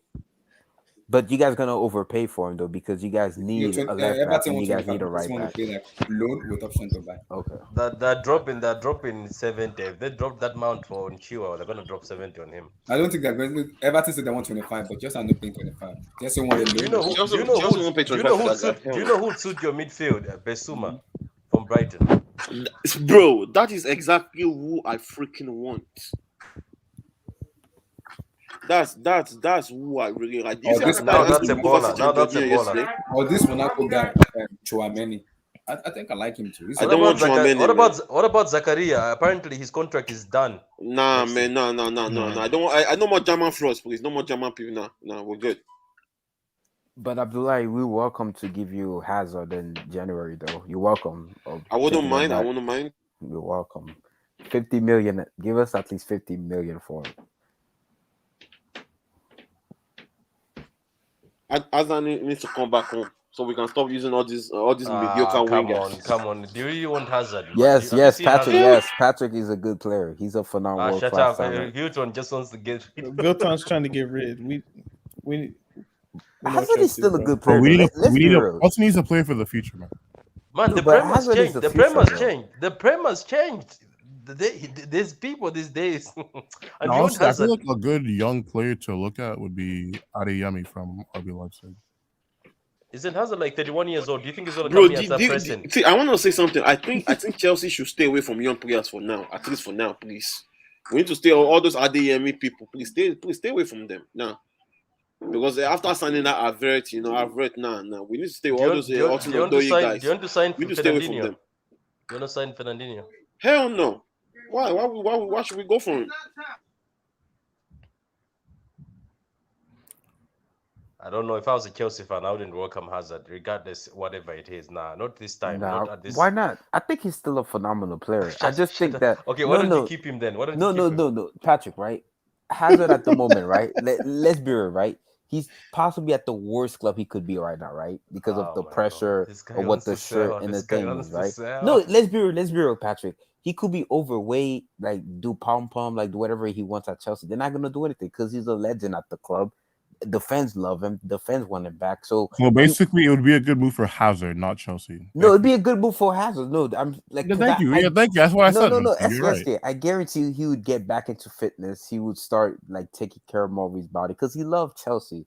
Chelsea is his club. He's a legend there. Like he's been Chelsea best player there for what 5, 6 years, 7+ years. So I think Hazard going back to Chelsea would be good. It just be like the kid is coming back home. He's coming back home. Should have The never left pizzas are home. bigger in London, though. The pizzas are big in London. Relax, Patrick. Relax, bro. No, I mean, like all troll aside, I think Hazard should go back to Chelsea. It might revamp his career. Why not? Like, if it was me, I'd go back. Yeah, if you have Timo Werner, like, come on. Like, I think even now Hazard is better than Timo Werner. The only thing Werner has over Hazard. Bring back Uncle Moo. No, Uncle Moo, he's finished at the top boy. level. He's finished at the top level. He's done.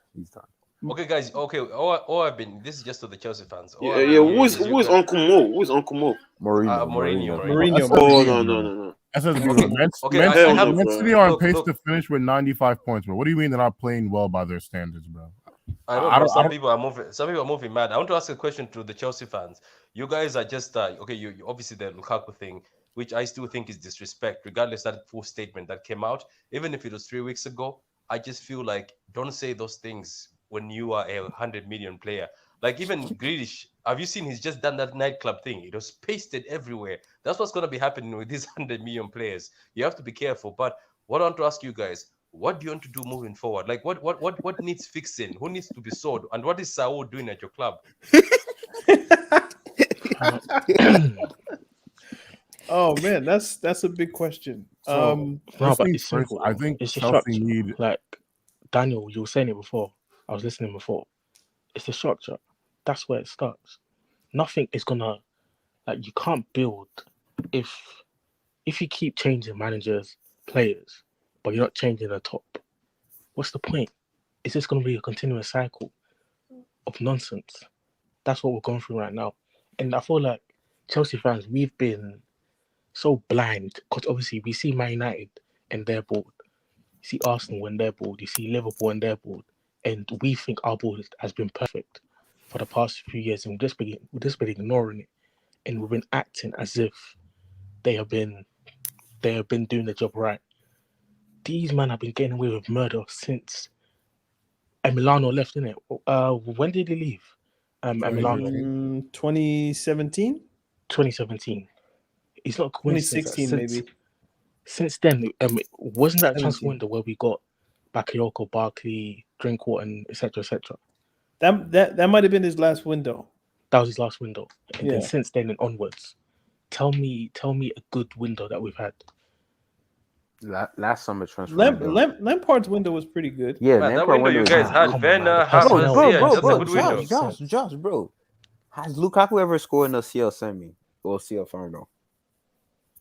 I didn't even want Lukaku, but I didn't want it.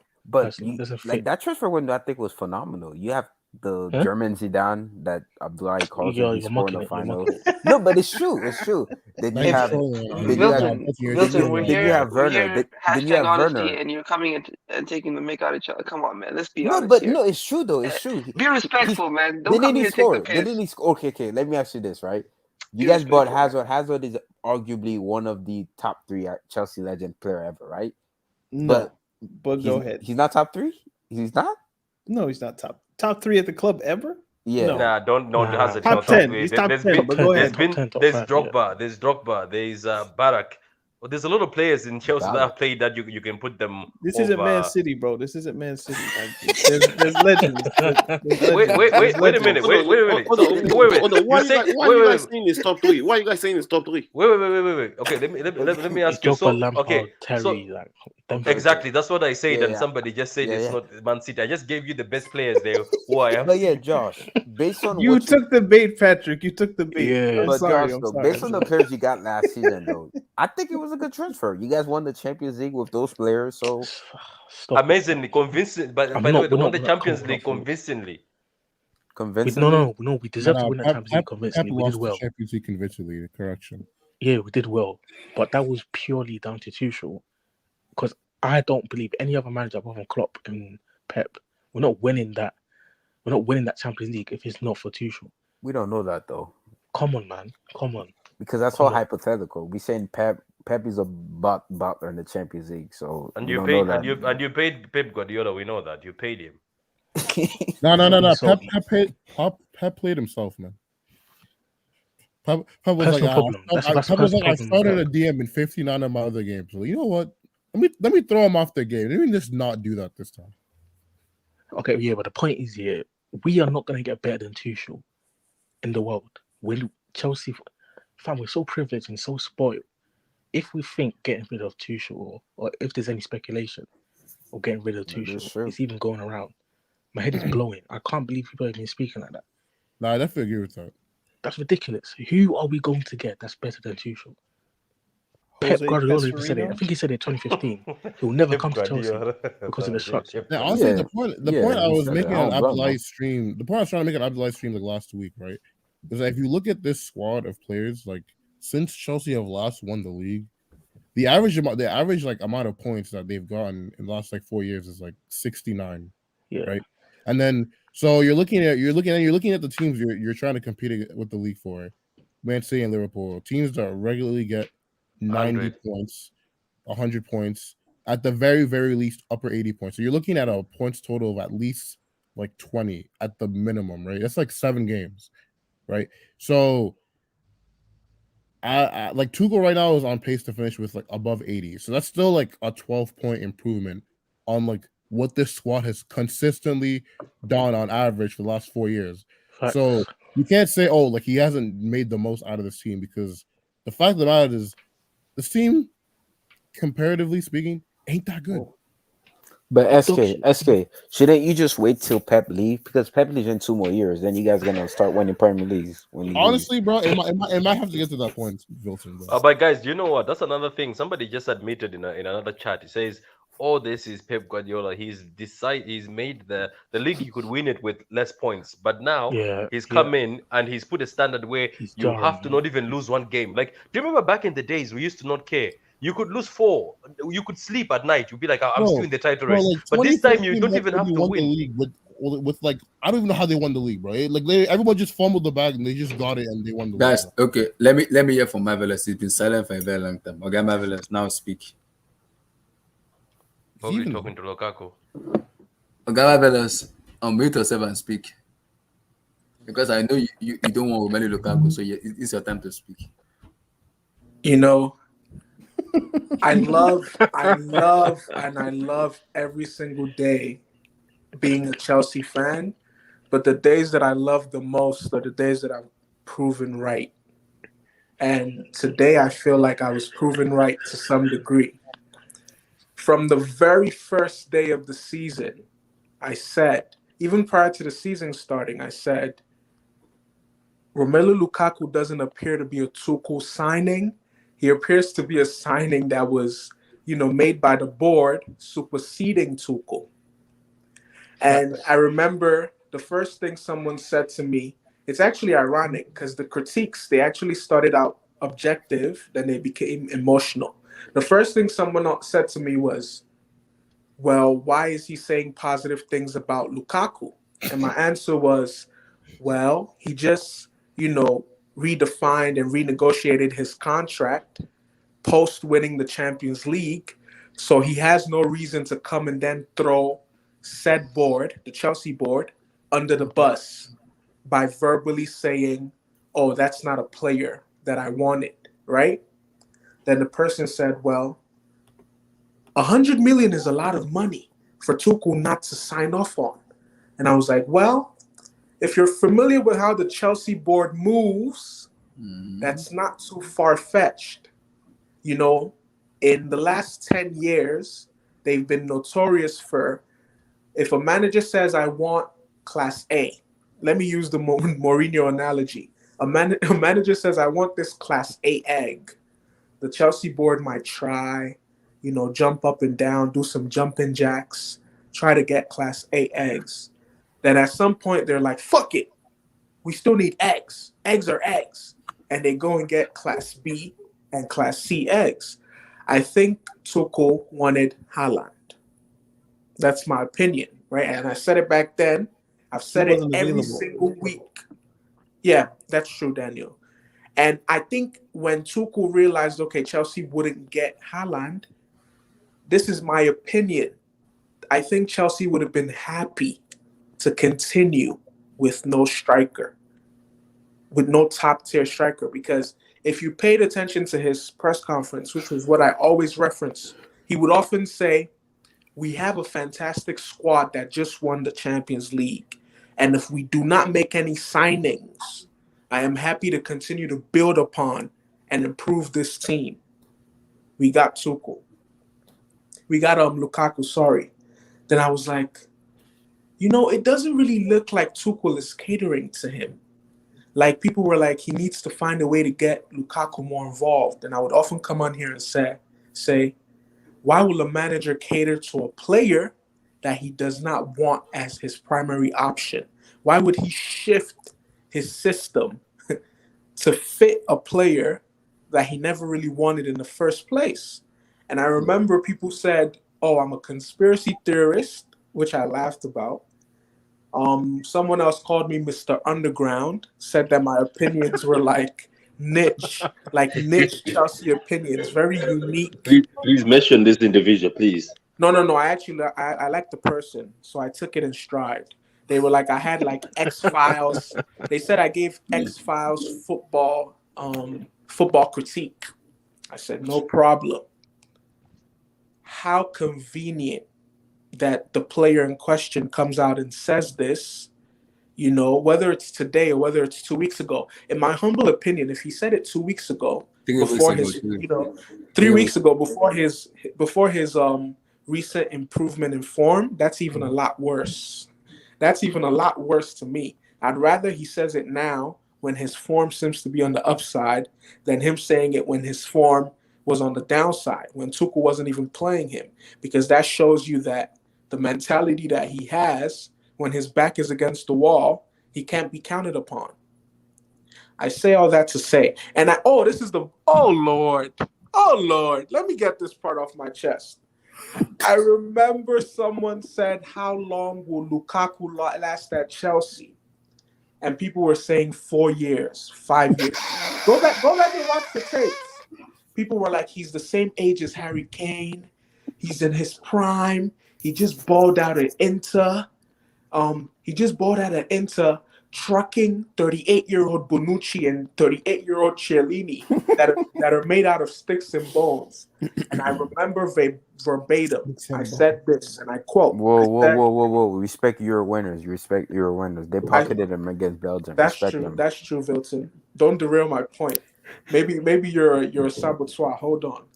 So I remember my point was, I think they'll give him this season because if you're familiar with the Chelsea board, they also have an ego. They hate having to correct their wrongs immediately because they hold that hope that it would work out. They don't want to look like they took a loss. They have pride. I said, I think they'll give him this season. I think it'll be off and on for him. He'll underperform.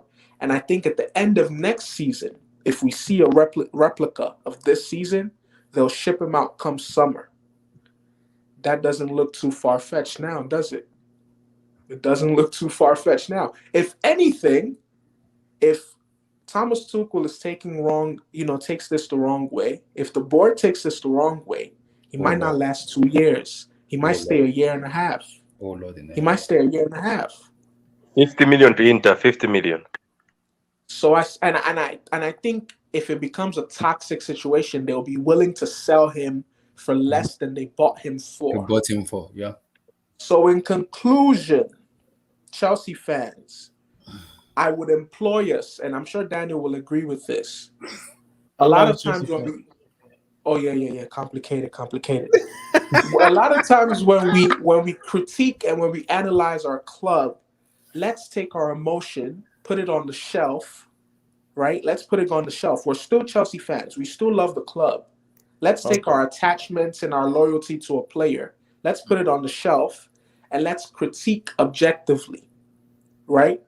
If you would have chronicled Lukaku's story as he's been at Chelsea this season, you will notice there were games where he was fit, and Thomas Tuchel would only give him 50 minutes. 55 minutes. Tuchel said because he's injured, so he doesn't want to. No, it wasn't the injury. Prior to his injury, Abdullah, go look at the games. let's not have selective memory. If you're bringing off someone that's supposed to be your key player after 55 minutes, it shows that that person might not be your key player after all. So,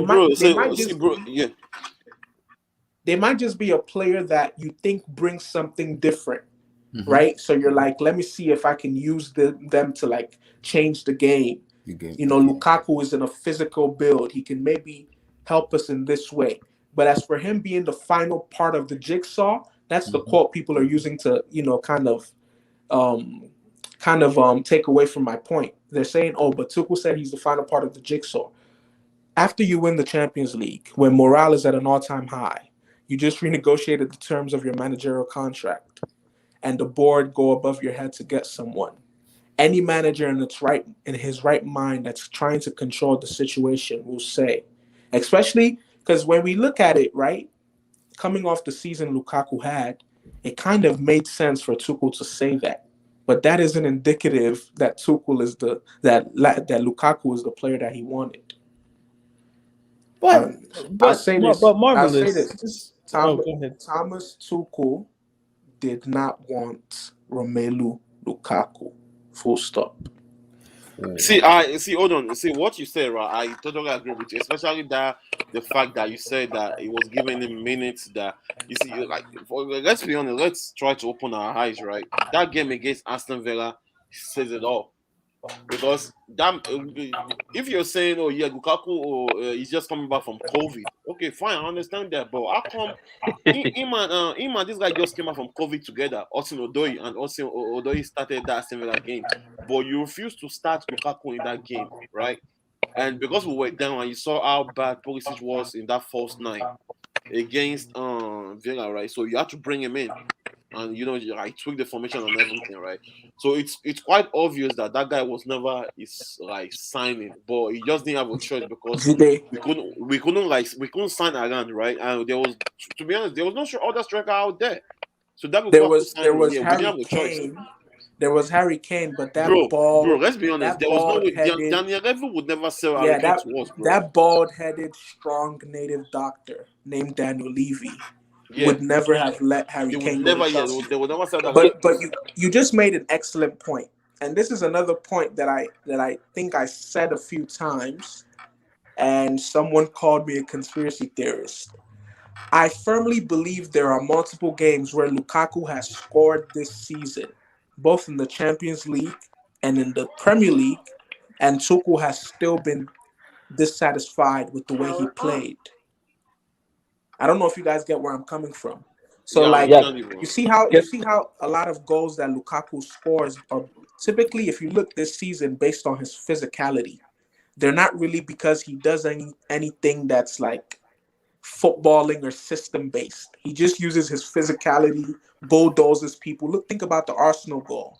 Think about his goal versus Zenit.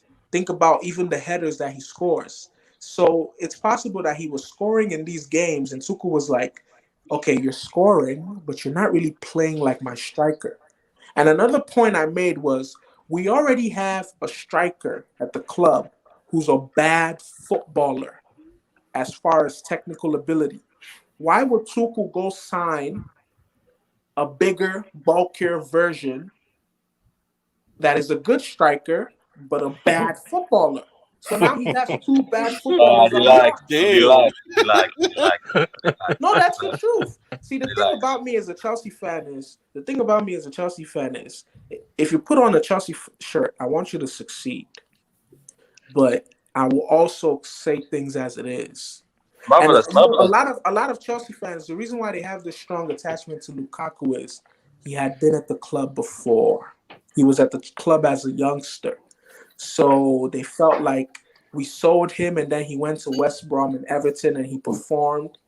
He went to United, he kind of was hot and cold. And he went to Inter and he performed. And they look at him as one of those mistakes that we should have never sold in the first place.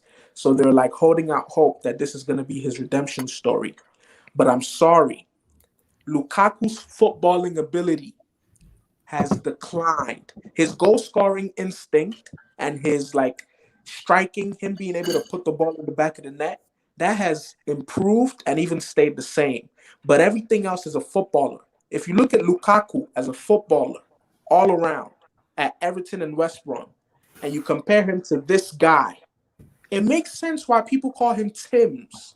That's not far-fetched. That's the truth. That's the truth. Marvelous. Can I ask you something? Can you hear me? Go ahead. Yeah, you can ask me. Yeah, guys, I was just thinking for a minute here. Do you know how these new managers, Pep Guardiola, Tuchel, these Klopp, have you noticed they don't like strikers? Tuchel at PSG, was he even giving Icardi a chance? I think Icardi was eating the bench. Yeah, these top managers nowadays don't use nines. That's where Mbappe was pissed off, saying, "I don't want to be a striker. I want to be a left winger." A lot of football because that was managers, the was paying for and this isn't even something that's limited to top managers. Managers at every level. You can even look in the championship that try to play in a principled manner, unless you're a Stoke, right? Unless you're a Sunderland. Managers who try to play in any principled manner, especially in the last 3 years, they don't really like a focal point because they feel like it removes from, especially in the attacking phase, it takes away from the principle that they're trying to instill. They'd much rather a player who's a good footballer, right? Who's a good who has at least footballing ability that's comparable to their midfielders, technicality that's comparable to their midfielders. They'll stick him up top and hope that, okay, when we get into the offensive phase, rather than just passing the ball to one player, putting all our eggs in one basket, we have something that's a lot more fluid.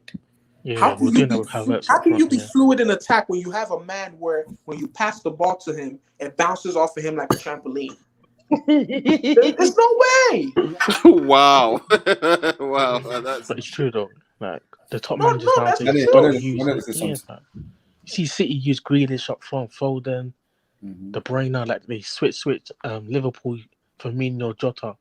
Like that's the way football's going to now. Danny, you want to say something? A lot of top managers are not Even Minamino, right? Not Minamino. Firmino. That's set. Well, I'm not even gonna say that set the blueprint because I think the blueprint was already being set with like players like Messi starting. It was already said at Barcelona. The point it in was time. already being set at Barcelona. It was just a case of other managers catching up. Yeah. Now, let me speak to the larger issue that we have at Chelsea Football Club.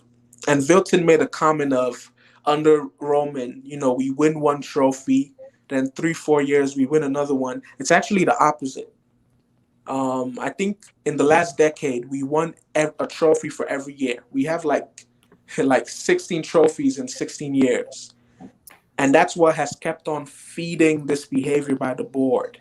They know that. That's why Chelsea fans often say no matter how poor we perform throughout the season, we always end up in some final, and we magically find a way to win. I think the problem we have is due to the constant changing of managers, we've never had a manager in the last 10, let me not stretch it and say 10, in the last 7 years have a team of theirs. We change the manager too fast and we bring in a new manager who inherits the previous manager's problems and their players that are out of order. So we're left with a lot of square pegs trying to put them in circular holes. No player on this team is a Tuchel signing. Saul Niguez, if you really look into his transfer, it was a preconceived agreement from like 2 years ago or a year and a half ago. So he would have come to Chelsea regardless of the manager. It looks indicative of like money laundering.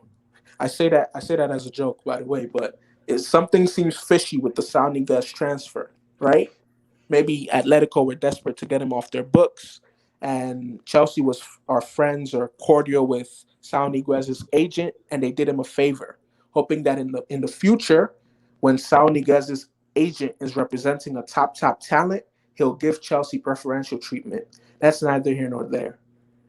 We have these players that come in, and they're not even the A choice options for managers. They're the B choice options. So before the manager in question is able to improve them and turn them and develop them into his A choice, we fire the manager, or we separate. What's the word Chelsea usually use when they don't say fire? The word that they use with Lampard. Come to mutual terms. Mutual termination. We come Mutual to mutual consent. terms Mutual with the consent. manager. Mutual consent. And then we have those B-class players that the other manager was so desperately trying to turn into A-class players. They carry over into the next regime. And they carry over into the next regime. And they carry over into the next regime. You know? And let me also say this. As much as I berated Lampard, as long as I still think he's the worst Chelsea manager I've ever seen in my life, the problems Tuchel has had in the last 6 weeks are very, very similar to the problems that he had prior to getting sacked. Because he also had an injury situation. He also had a COVID situation. And the performances kind of mirror each other, right? Even though he didn't have a Tuchel Champions League. Yeah, he didn't have a Champions League, and of course, Tuchel is a lot more adaptive. Tuchel So that's is going able to to save Tuchel. Yeah, Tuchel's not going to get sacked. Yeah, because if Lampard had been in this situation, I don't think he would be as. If Lampard had won the proactive. Champions League, he'd be lifetime manager. They would have given him like 5 years. Yeah. So, look, Chelsea. Someone asked if Pep wasn't in the league, would we win the Champions League? It depends on how good the City squad. Would we win the Premier League? That depends on how good the City squad and the City manager would have been without Pep. Because, there were seasons where Pep wasn't in the league and they still won the Premier League. 13-14, when Mourinho called us a little horse. They won the Premier League with Pellegrini. Mancini. They also won it with Mancini. Mm-hmm. So they're capable of winning it if they would have had a right coach, a decent coach. That's fair, but they were not winning it. They were not winning in the same manner. What do you have in a cup with a spoon? See, Lukaku cannot kill me. He cannot kill me. I decided to drink a tea. Or tea. No, but that's the truth. I was like, that's a big ass cup for a spoon, man. That's what. Because isn't the love I have for Lukaku. The love I have for that guy. When I read the comment, I'm reading the comment and I'm shaking my head that I was like, I wonder they actually what said this. I was like, I wonder what the first two faces I thought of, I pictured in my head, right? Because I read the tweet right like 8 minutes or 5 minutes after Fabrizio put it out. I was like, I wonder what Abdullahi and Have Hope's faces look like right now, especially Abdullahi, because I'm happy that this came from Lukaku himself and not Tuchel. Because if it would have come from Tuchel, people would have said, "Oh, he's not giving him a fair chance," or Racism. "Oh, he doesn't." Yeah, he's being racist. But the fact that he came from Lukaku, it's sweeter than ever. Marvelous. And I'm proud. I'm proud to be Mr. Underground. Marvelous. It's two things. It's two things for me. Either it goes south, or if ever not be okay. Because I know Chelsea board very well, very very well. A lot of players have been deal with them a lot of time. We know they were Chelsea board very well.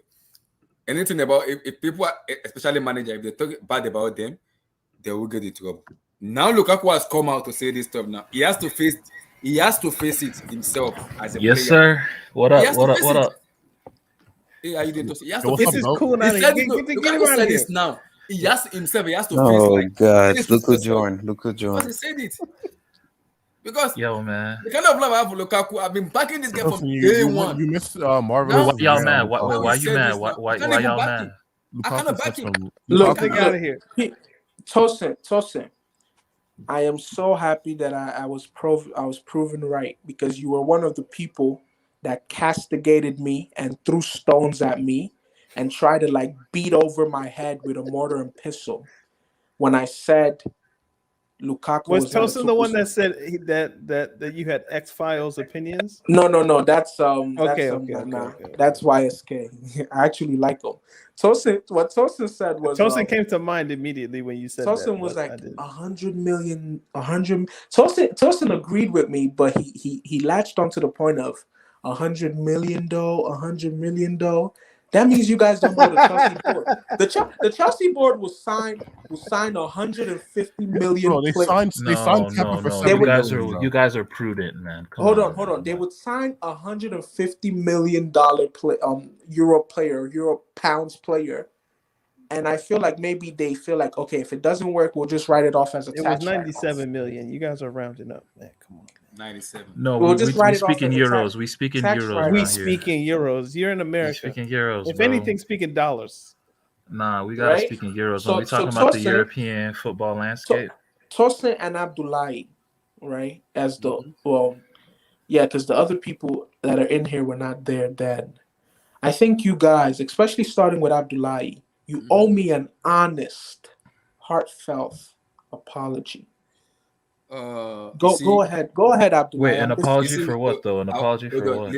I know where my balance. Let Abdullahi go, then you realize. You see, my issue with Lukaku has not been. No, Abdullahi, because you have to apologize. You have to apologize, though.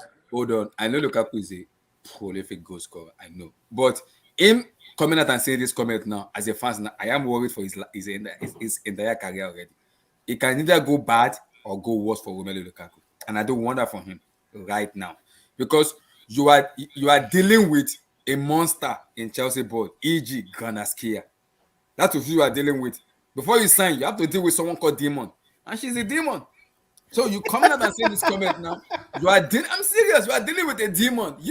I told my brothers off live. I said it. Was it 2 weeks ago? If Lukaku doesn't perform next season, he's getting sold. I don't know where he's gonna get sold to. He's getting sold. So now he's coming out and saying he's already getting himself shipped, packaged, and bamboozled out of Chelsea Football Club. That's the Abdullahi, you are such a fucking. That is how Chelsea run. We've been you're fucking hilarious. Chelsea Football Club. If you don't perform, you get sold. Man, you're fucking hilarious. So now he's saying this. I'm worried for his career entirely. I'm worried for him right now. He's saying he has to come out. Lukaku is sleeping well, man. He's sleeping well, man. Because Lukaku's not even on Twitter. He doesn't. That's even what I'm know saying. happening. He's sleeping well. He's sleeping nice with his. Man, like honestly, in the words of Lukaku, in the words of Ron, y'all tripping. When did Lukaku y'all tripping? When did he go off Twitter? 3 weeks ago? Yeah, I think it was 3 weeks. Lukaku at the crib repping dead presidents too right now. He don't care. Yeah, so it would make sense. It would make sense that he went off Twitter right when he felt like this article was about to be. Right when he felt that he might have been released. He was getting abused. He was getting abused by United fan fans. abuse. Why? Yo, you know what I noticed whenever we debate stuff? We only analyze and critique the mainstream perspective. We never really think like, okay, let's look outside the box. What if he's using the whole abuse thing as a cover? Because I'm pretty sure Lukaku gets abused every day. What? Come on, dude. Doesn't Werner get abused every day? Sense, dude. You don't see Werner going out there putting quotes like that. No, racially abused. I'm pretty sure Lukaku, prior to even when he went off Twitter, he was always getting racially abused. That's every that is crazy. We're like this man wasn't playing in Italy, bro.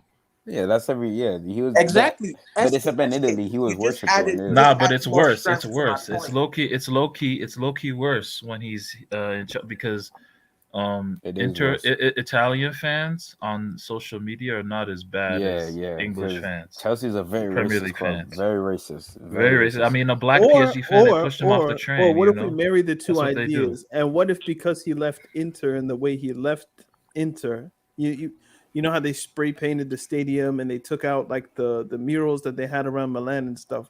Mm-hmm. What if he was getting abuse from Inter fans?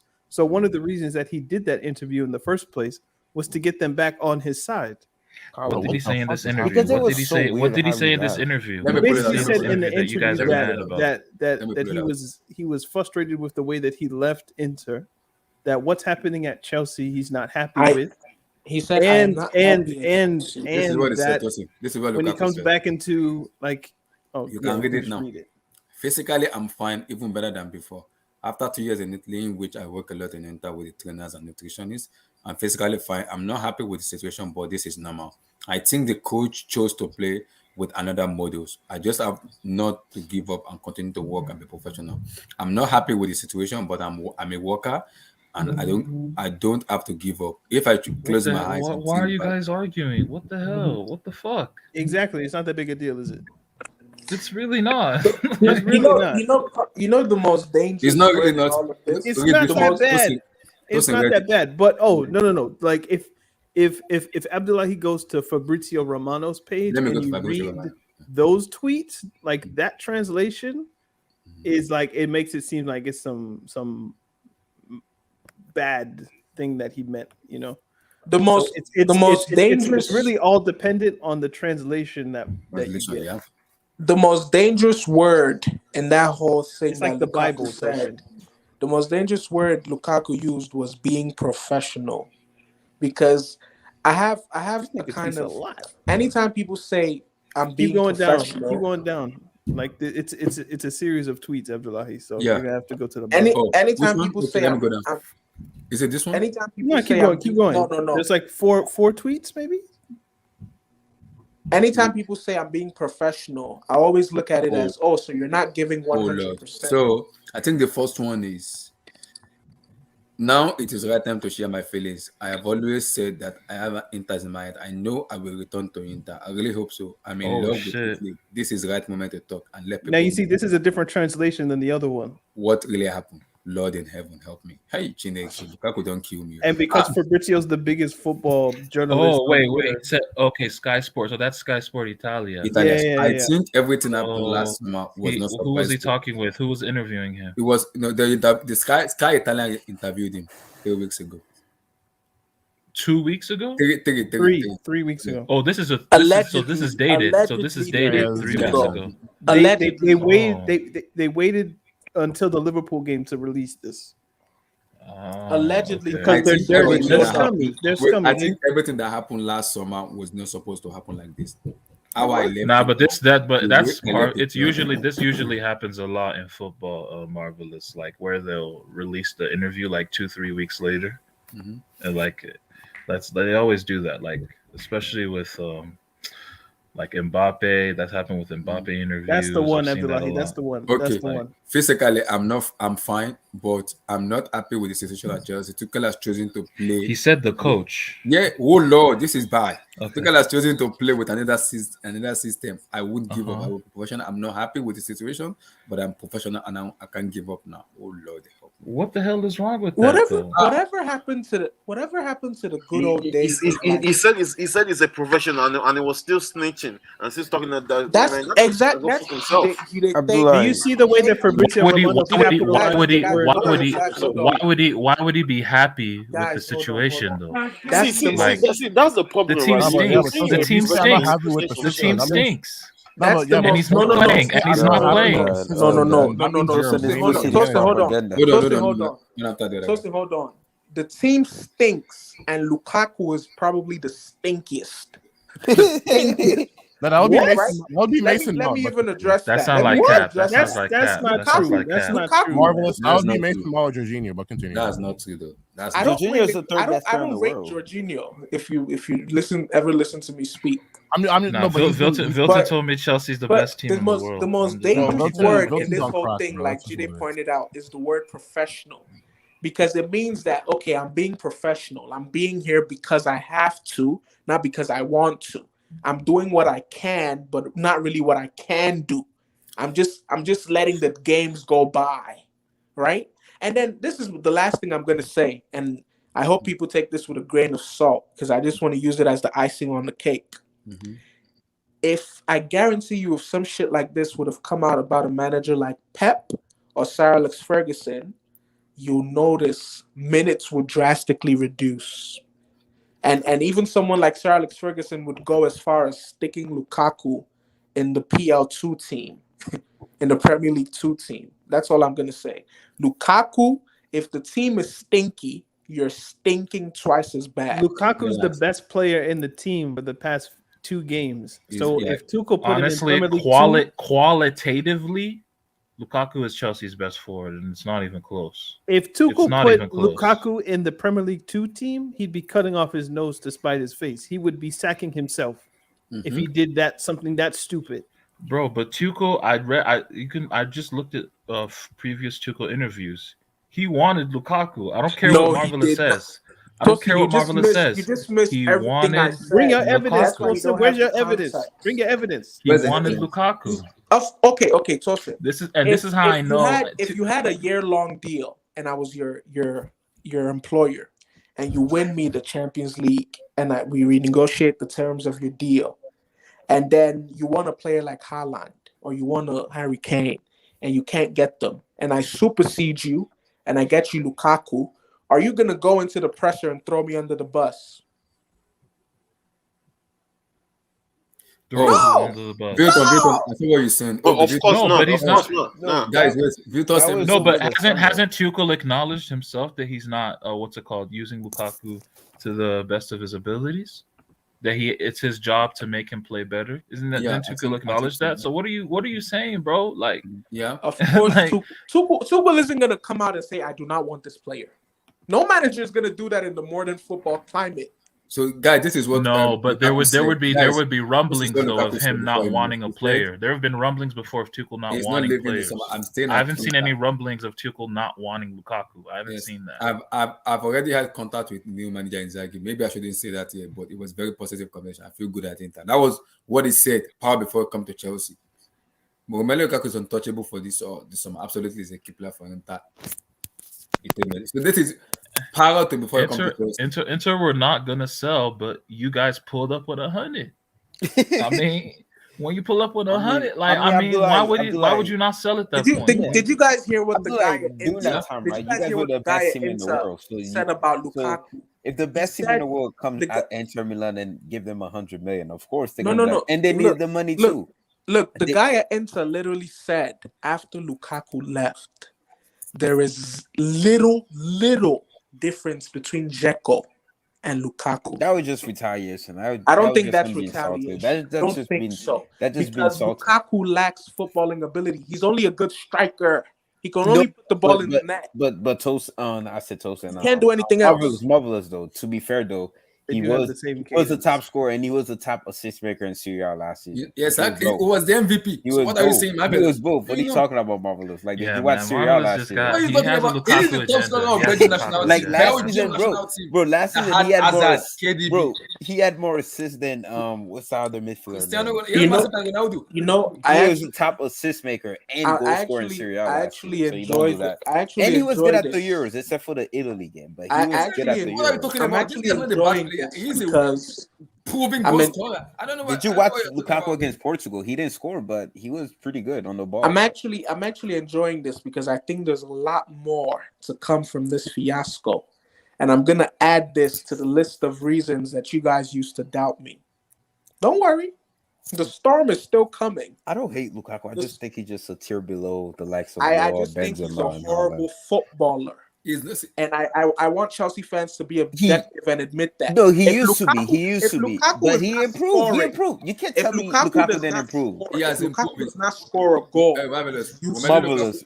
But you can't tell me he hasn't improved. He improved dramatically, like a lot. As a footballer, he did not improve. He improved as a goal scorer.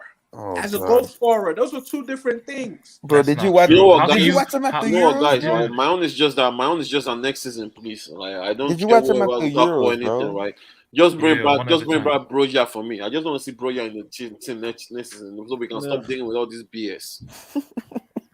Oh man, you one of them top Chelsea fans. Yeah, like you love the academy dudes. Like, but I do feel if you watch Broja at Southampton, that guy's game has really matured. So if he can play with better players around, is he better than Lukaku? Is he better than Lukaku? Of course, Broja has more footballing ability. I wanted to ask you this. He has more footballing ability than Lukaku.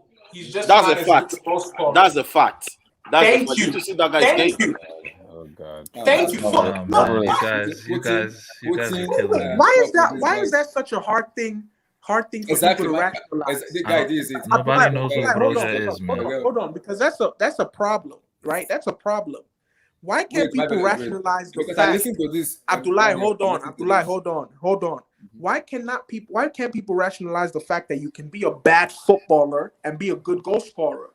There's a lot of Lukaku isn't for example, Lukaku isn't a bad. Okay, like he's not a bad footballer. When I'm thinking of bad, I'm You thinking can't of be a Werner. bad Yeah, footballer I'm thinking and of make it Werner. at this level, at the top level. You can't. But Yeah, Werner Werner's is a bad footballer footballer. too. Yeah, Werner Werner's is a just bad bad. footballer. Werner's just bad. Lukaku's just Like, awkward because he's big, but he's not bad. Yeah, and he's not he bad.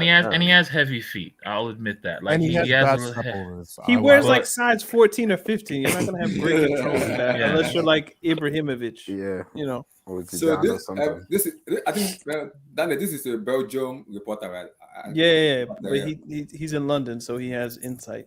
Mhm. But he's As a he works official with covered Belgian last paper. week, he admitted that he will be when the interview was with Sky Italia took place. So it depends on when it took place. Scroll down, because I think he answers some comments in What the is your thread. take, Crystal? You know him better than all of us. He talks a lot. So that means Lukaku talks a lot. Yeah. Good point. You think they have sorted it out? This was Lukaku on Sunday to Leo Casablanco. Me and the coach. That was after the Villa match. This is on Sunday. On Sunday, me and the coach, we had a couple of conversations about whatever he wanted from me. Obviously, I told him I'm multidimensional. It's just about having a bit of clarity about how he want to use me and whether he wants from and what he wants from me. So they've talked. They've talked So already. It's real. It's not And even a and big said it. fucking He deal. also said even if it happened before the little shot, he didn't need to say that in public. Just chat with the boss like man to man to clear things up. He must resist the urge to open his heart to the media. He's going to No, lose fan brother. support for this, and I bet Tuchel won't be happy. Damn. Well, I guess the question now is, would Tuchel have known about the public interview before it came out? This is a difficult situation, man. It's complicated. It's not that complicated, man. It's really not, Abdullah. It's like Lukaku wants out, the black guy wants to leave. Let him go, man. We move, man. We go after Benzema and Lewandowski over the summer, player. man. Like, it's fine. So I guess it's fine. Lukaku is a complicated Chelsea player. Everybody's replaceable, man. Good. Everyone is replaceable. That's what my boss always remind me every single day I come to work late. Everybody's replaceable. Yeah, So- I agree. Everybody's replaceable, but the timing of this report and quote kind of make me laugh. Why didn't this what timing like 2 weeks ago, 3 weeks ago? Why was it today? Why? He recorded it 3 weeks ago, but because you're recording it with another media house, that media house can hold on to that interview for as long as they want. Whether it's 1 day, 3 days, 5 days, 10. They decided to wait 21 days to release the interview because they thought this was the most opportune time to do it and it would get the most clicks, which it has. So, shout out to Sky Italia for knowing when to press send. But wow, that's the point. That they waited until there was a Chelsea-Liverpool game. Now Sky Italia has everything they need for their pre-match commentary about should Lukaku go to Inter? Is he going to come back? Now and that's it's going to be a all competition. done before the Liverpool game, when all of Italy is probably going to be watching a Premier League game. So Exactly. it's all for, it's for clicks and all money I and see, just attention. Now, but- this is my issue now. All eyes will be on Romelu Lukaku on Sunday, even on Tuchel tomorrow on his He press. better score a goal. No. See, not even score a goal. He has to give 120%. I'm serious. He has to. When they call domination, he has to dominate. Which is Because scoring a goal. People's gonna talk about this a lot. People's gonna bring this out. He has to dominate. We can't have small game Romelu this Sunday, man. We can't. But against Liverpool? Nah. He gonna get clamped. He gonna get clamped. I can't even front. I can't even front. He knew that he gave this interview 3 weeks ago, and in the last games that he's played since, he's been Chelsea's best player. Exactly. He's been Chelsea's best two player. goals and an assist. Exactly. In a team that's playing trash, he's been pretty good. So he must have known this was coming out, and his performances have shown that he wants to be at least an influential and the way he's been playing now, What he's happened different to than the way he's been Chelsea, playing though? before. But then The money, the only reason, honestly, I'm starting to think He he just only needs to went show to up in a big Chelsea. game. Maybe I'm tripping. Maybe y'all gonna say I'm a hater, but like I'm starting to think he just went to Chelsea for the money, man. That's what I'm seeing. Nah, I man. doubt Like, it, he just because went they to were Chelsea for the the best. money, man. They were the best He's a team in the world professional during that footballer, time, of course. man. No, they weren't. They were never the Oh my best team in goodness. the world. Just stop, bro. Bro, so say, who's the best team in the world then? Right now, by Chelsea. far, it's Manchester City. It's not even close. By far, Manchester City are the best team in the world. But Chelsea beat them in the Champions League You, final. you So mean you clearly mean you Tosin mean the is same better. man? You beat them, but You mean you're the not same? better. Do you Tosin, think We you're beat them better 3 than them? times in 6 Wait, weeks. Tosin, I'm being Tosin, ironic. We beat them 6 Tosin. times I'm in being 3 times in Tosin, 6 I weeks. want to ask you this question: why did they beat them 3 times though In 6 weeks. in 6 weeks? How do you clearly define they're the that? better team. Clearly, City are the better team. I just want you to educate me on the Okay, sport. so they're Tosin. the better team. So if they're the better team, what are we arguing? No, that's why I'm asking you. I'm asking you, how did Chelsea beat them 3 times in 6 weeks? You can't tell me that's a mistake, though. That That's doesn't not a mean mistake. that doesn't make them the better team. But yeah, they were the better team on those days, 3 Okay. times in a row. Tosin, What? if PSG were to win the Champions League, are they the best team in the world? Depends how we What win is it. that Avi in the bottom right? That is crazy, bro. And he's a Salah fan trying to mock the greatest ever. Whoa! The greatest. Seven for 39 dribbles in his last 10.5 games, bro. Salah. A2. Come on, man. Chill. Easy, relax. Is that Damien, bro? No, it's a legendary brick. But Hey, how you doing? Yo, what's up, bro? You're a City fan, right? Your Nah. take on Are you a Liverpool fan, legendary, bro? Nah, but I let me just say this though, like okay. Regarding Tuchel and Lukaku, like look, man, like Lukaku just needs to get his form going, bro. Like that's all it is, man. He In the just needs last to two get matches, his he scored in form the last two going. matches, and he was the man of the match. He was the man of the match in the last two matches. Yeah, he's easily your best attacker. So you just have to put him in positions to score, man. Like When did everything he has go? improved his game a lot. In the last two matches, he improved his game. He's not even a target man anymore. Now he runs yeah, in the but that's he gets a because position that's 1v1. because in one of those games, I didn't watch the Brighton game, but like the game before that, I noticed that like because you guys led, the game finally got more open, and Lukaku was able to drive into space. No, even the Brighton match, he was playing more as a left winger, not even as a striker anymore. He was beating player 1v1. He was going past player. I was like, this is Lukaku. When did everything start going downhill for Chelsea this season? It was That Burnley game, man. after Chilwell gets injured in the Champions League. That weekend was when The 4-0? When did that happen? No, I think after the Juventus, when we won Juventus 4-0 in the Champions League, this the weekend of that match was when everything started collapsing. Oh yeah, you guys went against United. You guys drew at home, I think. Yeah, with United. Yeah, I guess. Yeah.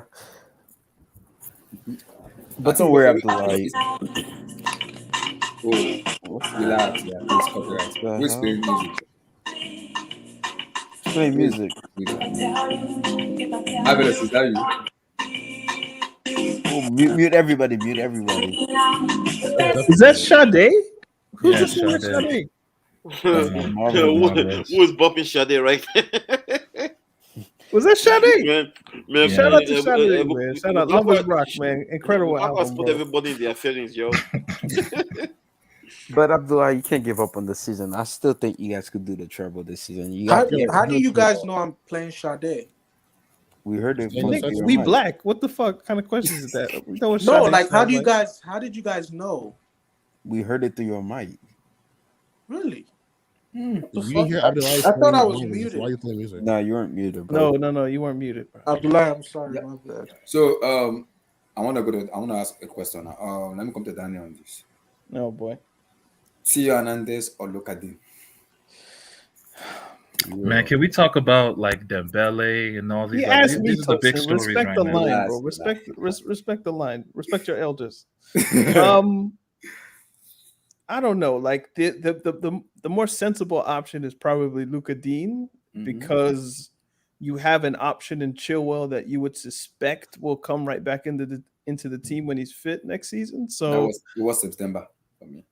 I know, but I'm just saying, like those are two left wing backs that seem competitive in a way. Like, do you really want to spend another 50 or however much it would be on Theo Hernandez? 60 million. 60 million, yeah. Like that's Chilwell was 50 million or 45. Yeah, 50 million. So that's 100 million on left backs. And No, you're not sure. Chilwell was 45. Chilwell was 45. 45, yeah. So Bro, I would go for Dean. and kind of punt it to the summer and see if there isn't a better option in the summer, or just see kind of. But the problem with it is Everton wants to go look at what Pep spent on fullbacks. Go look at what Pep spent on fullbacks when he went to City. It was a lot of money because they sold Bakary Sagna, Kolarov, Clichy. They sold all of them. They didn't sell them. They let them go for free. Their contracts are up. So. Or let them go, whichever. But yeah, like there was 4 of them that they let go. That's not too bad. And then they bought in because the reason I asked Kyle is Walker because Everton already had the replacement for Lukaku already. It is a replacement. So yeah, I would go for like Theo Hernandez is the better footballer. Let's just put that out there. But I think for the club, it makes more sense to go for Luka Dean. If I'm serious though, for me personally, Theo Hernandez is better than Luka Dean, and he's better than Chilwell. So, by far. Look, y'all gonna say I'm a hater, but like Chilwell is like the type of player that like I hate because like this nigga is mid, but you spent 40 million on him, bro. Okay, wait. Like he's mid. You know he's That's mid. the point, though. Like you got to spend 40 million because of you can't buy the better player because then you just waste the money that you spent on Chilwell. You won't rate him because you hate him, but you have to. I don't hate him. I don't hate. I just hate those English. I hate the English premium thing. Okay, just say you. But don't tell me that guy is mid, please. Nah, that's just offensive. No way, he's not mid. How is he mid? How is it mid? What, you think he's world class or something? No, I'm not saying he's world class, but he's a decent player. I never said he was world class, but he's a decent player. That's kind of what mid is, though. Yeah, what do you mean mid? I'm just saying he's mid. Like he's middle of the pack. He's a middle of the pack. It's not mid, please. It's not mid. Stop. It's not mid. It's not mid. Ever since this guy has been at Chelsea, right? People are just keep talking trash about him. Exactly. Is it offensive that it was his fault that Chelsea paid 45 million for him? You guys gotta stop. I mean, no, but you go Homer, bro. I get it. Okay. No, it's not me. That's I'm a chill. When we signed him, you know how annoying this. If I can land the plane, though, can I land? Do you understand? See, before we signed him, right? People were shouting, "Oh no, we should have signed Reguilon. Oh, we should have signed someone else. Oh, please." I was one of those. Reguilon is trash. Reguilon is trash. You know. Whoa! Respect Reguilon. He has more European pedigree than PSG. Relax. I don't give a shit. He's trash. You understand, right? It's really annoying because you guys are just saying this because of the fact that they bought him for 45 M, and it's crazy because was it his fault they bought him for that price? No, for that amount, no. How is it me? So I don't understand. See, he's not world class, right? But he's a decent player. That's well, you're not listening though, bro. So Julex now. Tosin's whole point was that he doesn't like the fact that English players cost that much. He's not saying it's Chilwell's fault that he cost that much. He's just saying he doesn't like that they cost that much. Okay, so why would you call him mid? Did you have you watched Chilwell? He is. Are we going to sit here and say that Chilwell is the top 5 left back in the world? Is he? What did you say? Top 5 left back. Are we going to sit in our collective spaces and say that Ben Chilwell is a top 5, top 10 left back in the world? No. He's not top 5, right? But if you're saying top 10, well, if he's not top 5 and he's not top 10, then he must be mid. It must be mid, yeah. Okay, hold on.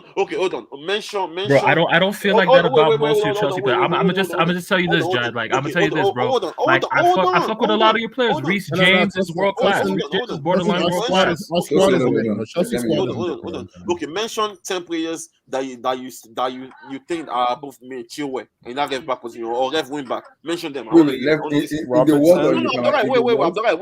Okay, wait. Before we do that, hold on. Mention them, please. No. Wait. Before we go.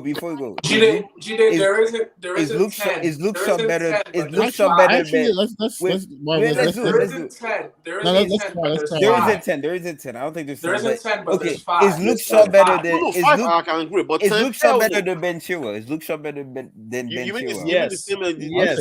Oh wait. I can give you. I can give you Davies. I can give you Shaw. Can you go one at a time? Yeah, one at a time. Let Let me go. I got this. I'm gonna get 10 right now. Come on, man. This shit sound like the Tower of Babel, man. Come on. Hold on. Look, Shaw, you guys are not understanding the fact that Luke Shaw is just someone that had a decent season. You asked us a question. He had a decent you have to season. name the players. Let's name. Okay, mention 10 players. Mention 10 players. Making a point. We can't get 10. I think 5. We can No. Let us get 10. He said 10. Mention 10. Mention 10. I don't know. I really. We should go. Let me try. Okay. Luke Shaw, right? Luke Shaw. Okay. Theo Hernandez. Jordi Alba. Yep. Jordi Alba. What? You said Jordi Alba? I don't have Jordi Alba in the team. Why? Wait. Why is he better? How is Chilwell better than Jordi Alba? Okay, so that's two, right? Jordi Alba, Furlan Mendy. Alfonso Davies. The same one Chelsea fans. Robertson. Yeah. Okay, Robertson. Yeah, hell yeah. Kieran Tierney. Joao Cancelo. Wait. Did you just I don't even think honestly, y'all gonna even call me. Y'all gonna call me a homer. Y'all gonna call me a homer, but he's not even better than Juan Bernat. He not. Okay. Chilwell's not better than Juan Bernat. He not, bro. Wow. He not. What about PSG? Did you watch Chilwell? Nuno Mensch. He's not even better. Nuno Mensch is going to be a world class left back too. He's not. He doesn't have talent like Nuno Mensch. I understand. He's not as good as Nuno Mensch. He's not. He's also not not better. He's not better than Rafa Guerreiro in Dortmund. He's not. No. He's better than Guerreiro. Wait, how is he better than Guerreiro? See, you guys are too Premier League focused. You guys are too Premier League focused. It's actually sad, bro. It's actually sad. Don't tell me he's better than Rafa Guerreiro. That's a joke. That's an insult to the game. Don't tell me that, bro. What the fuck you mean? Who's Rafa Guerreiro? Fuck out of here, bro. I ain't gonna say he's better than Rafa Guerreiro, bro. Who the fuck is Ben Chilwell, bro? Who the fuck is Ben Chilwell, bro? He's playing in the mediocre league. So what the fuck are you talking about? Wait. So the only league that matters is the Premier League. Is that what you're trying to tell me? Werner was one of the best players in the first and skill. How is it in EPL? Trash. Bro. I'm not allowed to. The Bundesliga is better test for defenders. Lewandowski is the best striker in the world. He plays in Bundesliga. Who gives a fuck? Like, what are you saying? Okay. What about Werner? Werner was scoring goals anyhow. Everybody knew Werner was trash, though. Ask these dudes. Ask all these dudes. I told people Werner was trash. Ask Abdullahi. I told people Werner was trash before y'all ever copped him, bro. Yeah, because if I told people Werner was trash. Look at the amount of chances that what you're saying is just wrong. Don't tell me because you said because it's English, right? Werner doing well in Bundesliga doesn't mean you can't retract Bundesliga. I understand both Tosin's point and both your point also too. But like I keep saying it, for me, I don't think Ben Chilwell is better than Alfonso Davies. Hell yeah, he's not better than Luka Dean, Andy Robertson, and then maybe Fela Mendy of Madrid. You see those 5 people? Those are you can say that, right? But don't tell me no. See, Abdullah, I'm not. See, the fact that he called him mid, right? Because you didn't watch. If you watch Chelsea's Champions League run, there's no way you call Chilwell mid because he was one of our best players. If you truly watch football, right? He was one of our best. Even in that final, he was one of our best. What about Gosens? What do you think of Gosens? No, Gosens is better. Hell yeah, Gosens is actually a very good player. Gosens is good, but don't tell me. Well, he said wing back or left back. I wasn't mid. What the hell? Yeah. Bro, I just say he's mid. Like, is that a bad thing? He's in mid. What team do you support? What team do you go for? PSG. I'm a Paris Saint-Germain. He's a PSG fan. I can't like PSG. Like one penalty. Who's your left back? He's not that black guy or is it one penalty? What are they Nuno Mensch and Juan Bernat. Nuno Mendes. What do you mean? Wait. What do you mean? Who the fuck is that, bro? Like Nuno Mensch is gonna be world class. Like, what are you talking about, bro? Well, then you said Juan Bernat. Who is same Bernat? Wait. Juan Bernat. Juan Bernat in the Champions League has scored against Liverpool. He scored against Bayern. He scored against Manchester United. He scored against. You want the Champions League, like, bro. Right?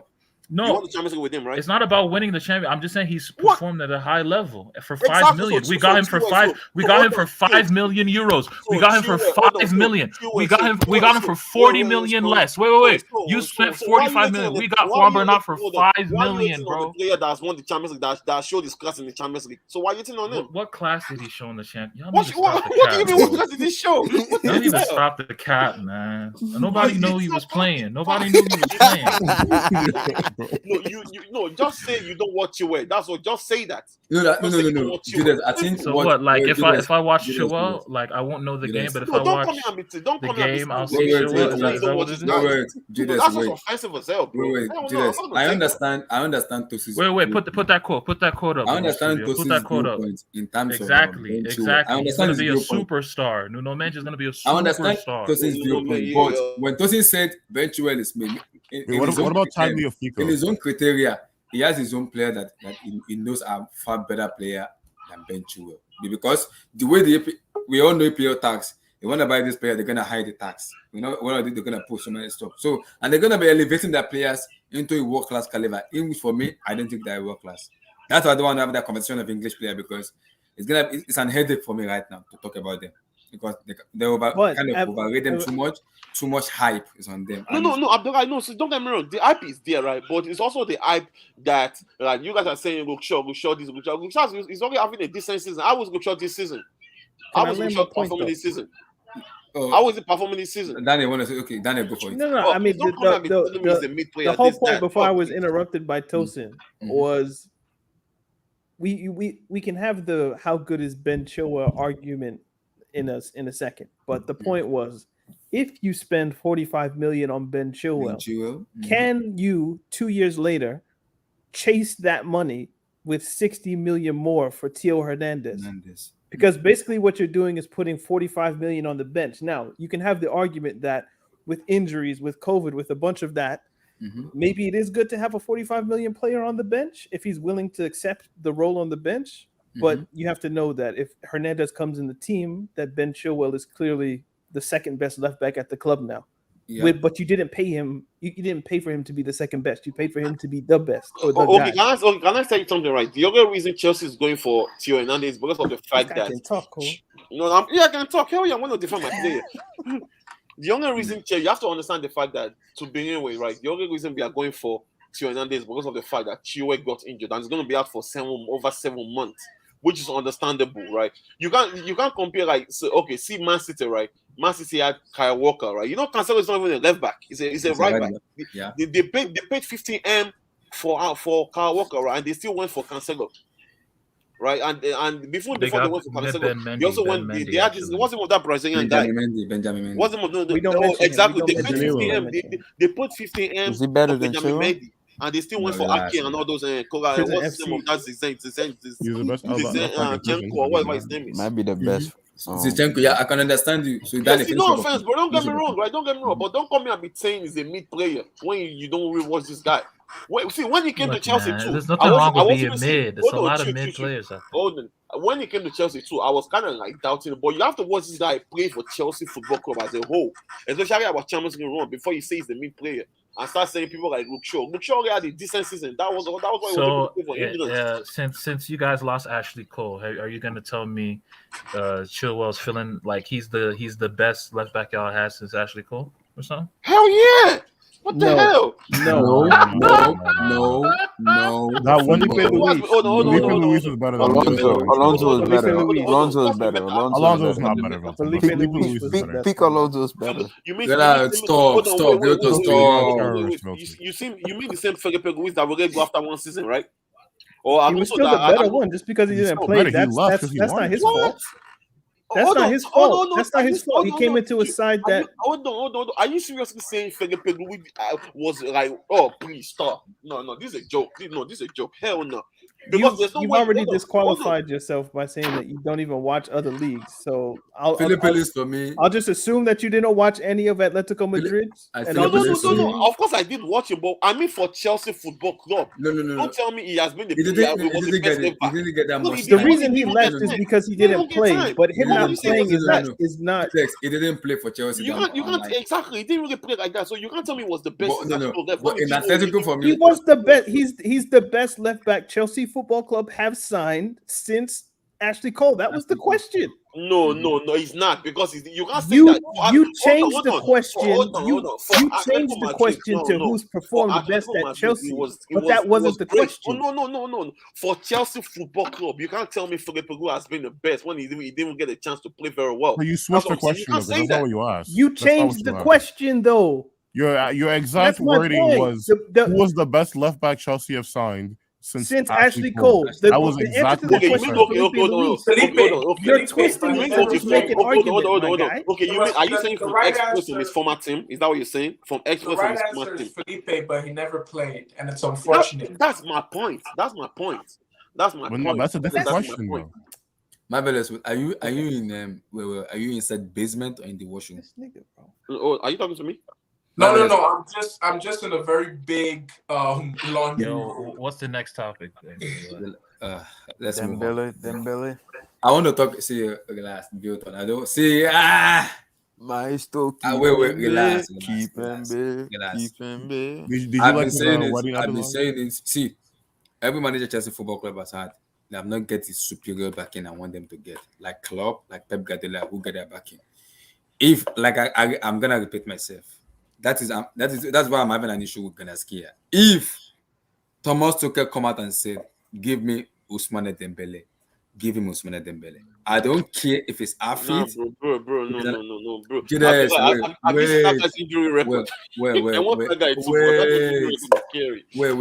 Wait.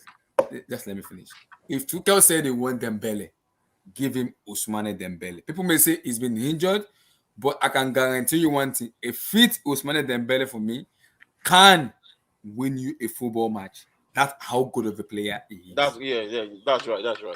That's how good of a player. If Tuchel said, "I want Dembele," give him Dembele. I don't want Tuchel to start picky now.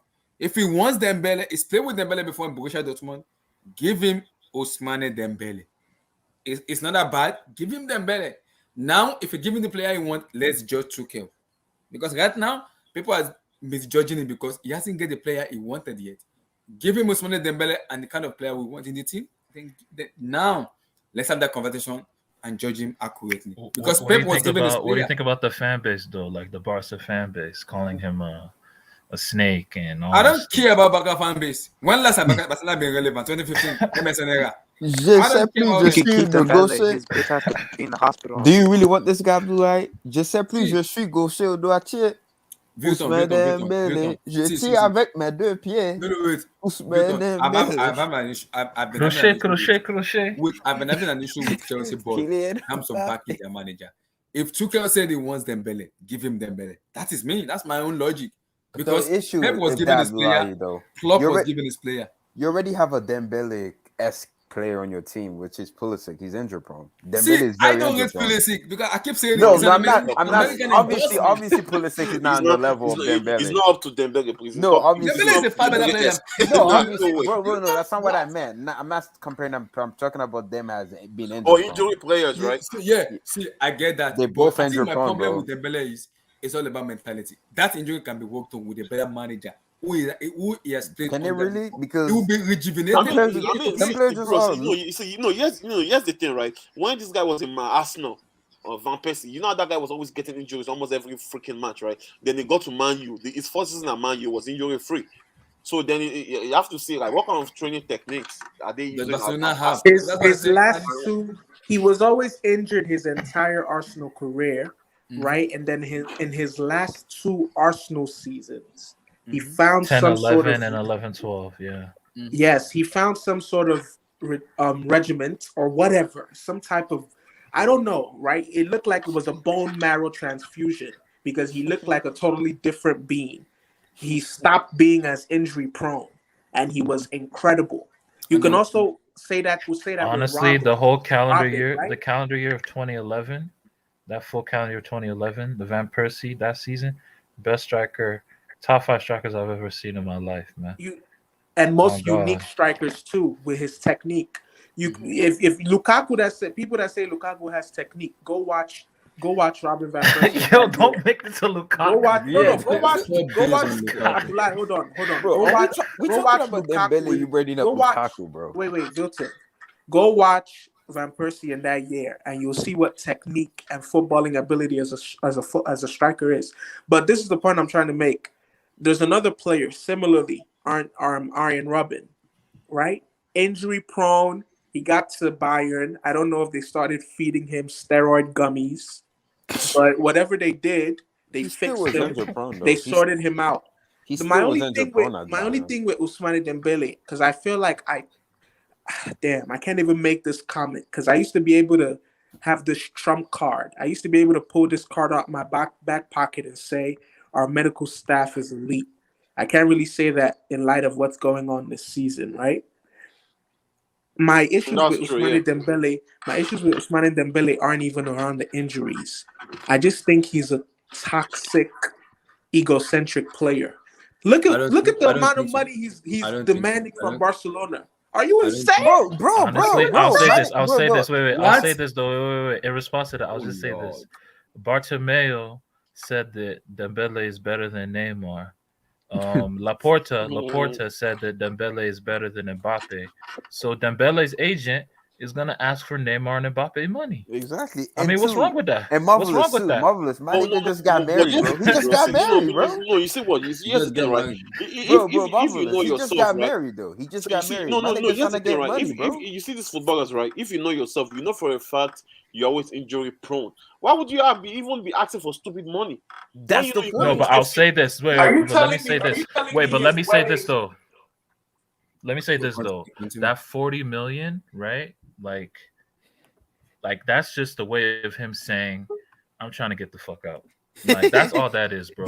Oh like, yeah. Because, I see what you're saying. Yeah. Because what's it called? Even before that though, like Barcelona, they were talking about the Dembele negotiations are going well. He's agreed.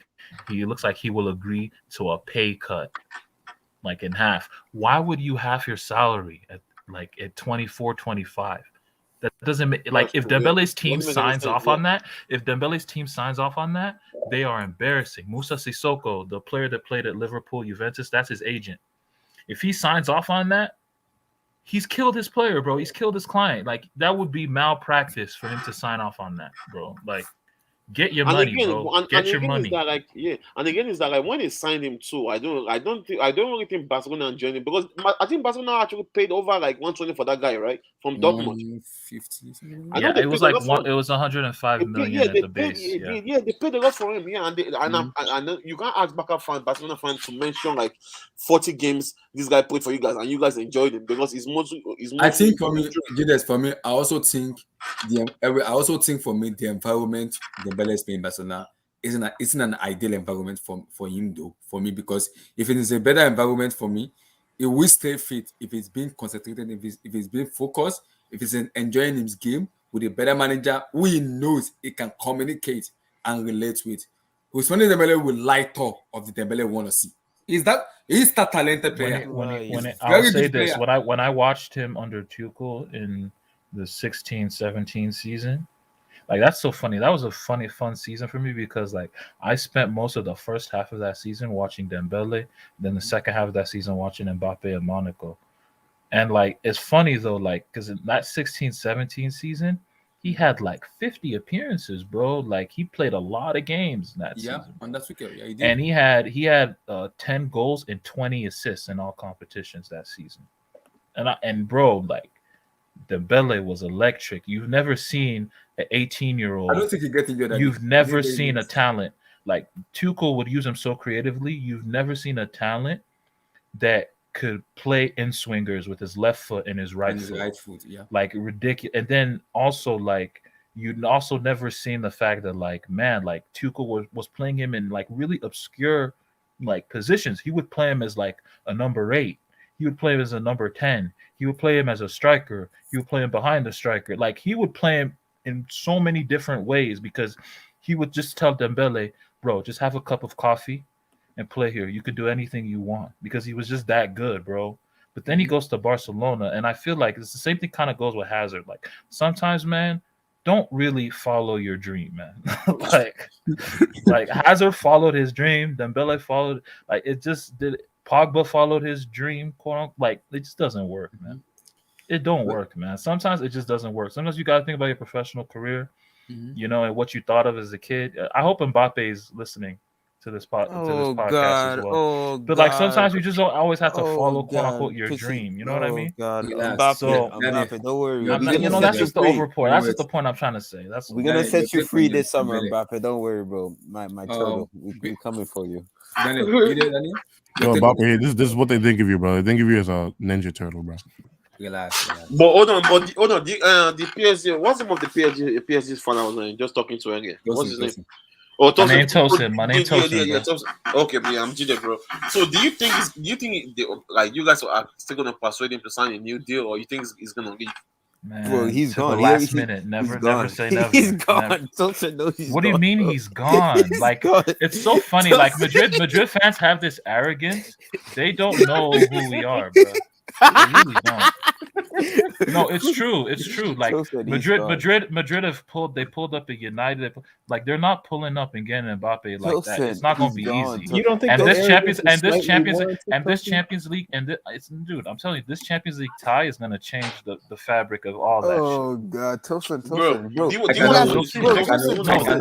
No, I want to say on the Dembele topic, but off topic real quick. Tosin, you guys offered him so much money. He said, "Nah." Why are you lying? Why are you lying? Why are you lying? Bro, Madrid offered. Let me tell you what Madrid offered Mbappe. No, you guys. They offered Mbappe Wait, let me go. Let me tell you what they offered Mbappe. They offered Mbappe a private jet. They offered Mbappe captaincy. Lies. It's not lies. They offered Mbappe a private jet, and they offered him captaincy status in a year or two into his deal. That's what they offered him, plus 25 million net per year. It's not about 25 million. What do you think PSG offered him? We offered him around the same, 25 million. It's not about the money, bro. So what are you talking about, bro? You guys, bro, Mbappe is okay. He's gone, bro. This summer, bro. Okay, guys. Okay, I want to ask you, right? Okay, all right, we'll see. It's Perez. Come on, guys. It's Don Perez. What do you mean it's Don Perez? What the fuck has Perez done in the last couple of years, bro? He's a has-been. Man, I'm gonna ask you, man. I've never seen PSG fans, they feel threatened by Madrid. It's so funny, man. PSG fans, they feel so threatened by Madrid. It's so funny. No, Madrid fans feel threatened by PSG. That's why we in their public. No, let me tell you why. Because in their Marca AS, you didn't give a shit. You didn't give a shit. What are you talking about? We took Ramos for free. What are you talking about? We took that nigga for free. What? You didn't give us Di Maria. Like, what are you talking about, obviously bro? you got him from United. Like, and I'm gonna just say this, bro. I'm gonna just say this. Let me just say this, bro. Since 2017, since the summer we signed Neymar and Mbappe, all of Spain, the whole country of Spain, that's including Madrid, that's including Catalonia, that whole shit revolves around PSG.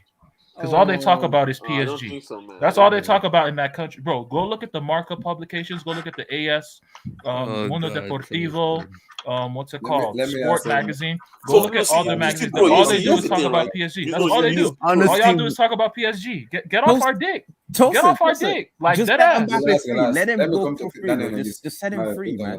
We can go that off topic on that. Yeah. Let's talk on Dembele. Being a Chelsea fan, like I've said, every manager get back.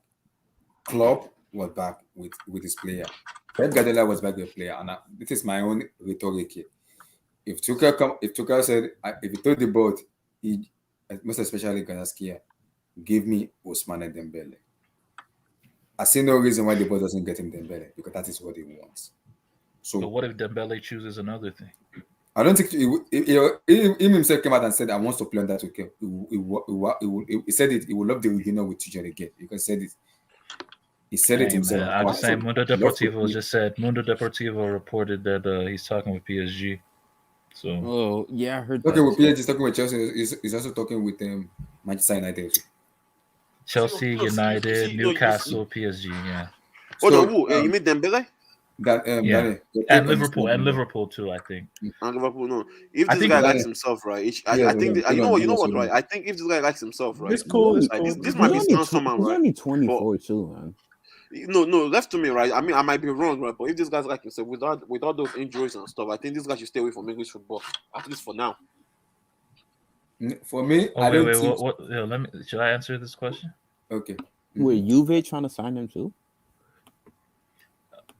Wait. Put that question on the board. He said, "Who should we should sign all three. We should sign all three. Oh That's god. what we should do. Oh god. They're all for free, bro. 2022 is a 2022. I'm gonna just tell y'all guys right now. For all y'all clubs should also be on notice too, because 2022 is gonna be a movie. So many free agents. There's so many free agents.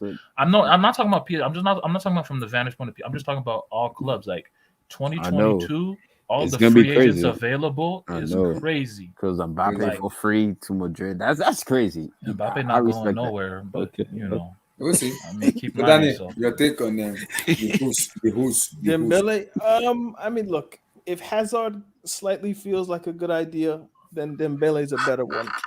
So that's kind of where I'm at with it.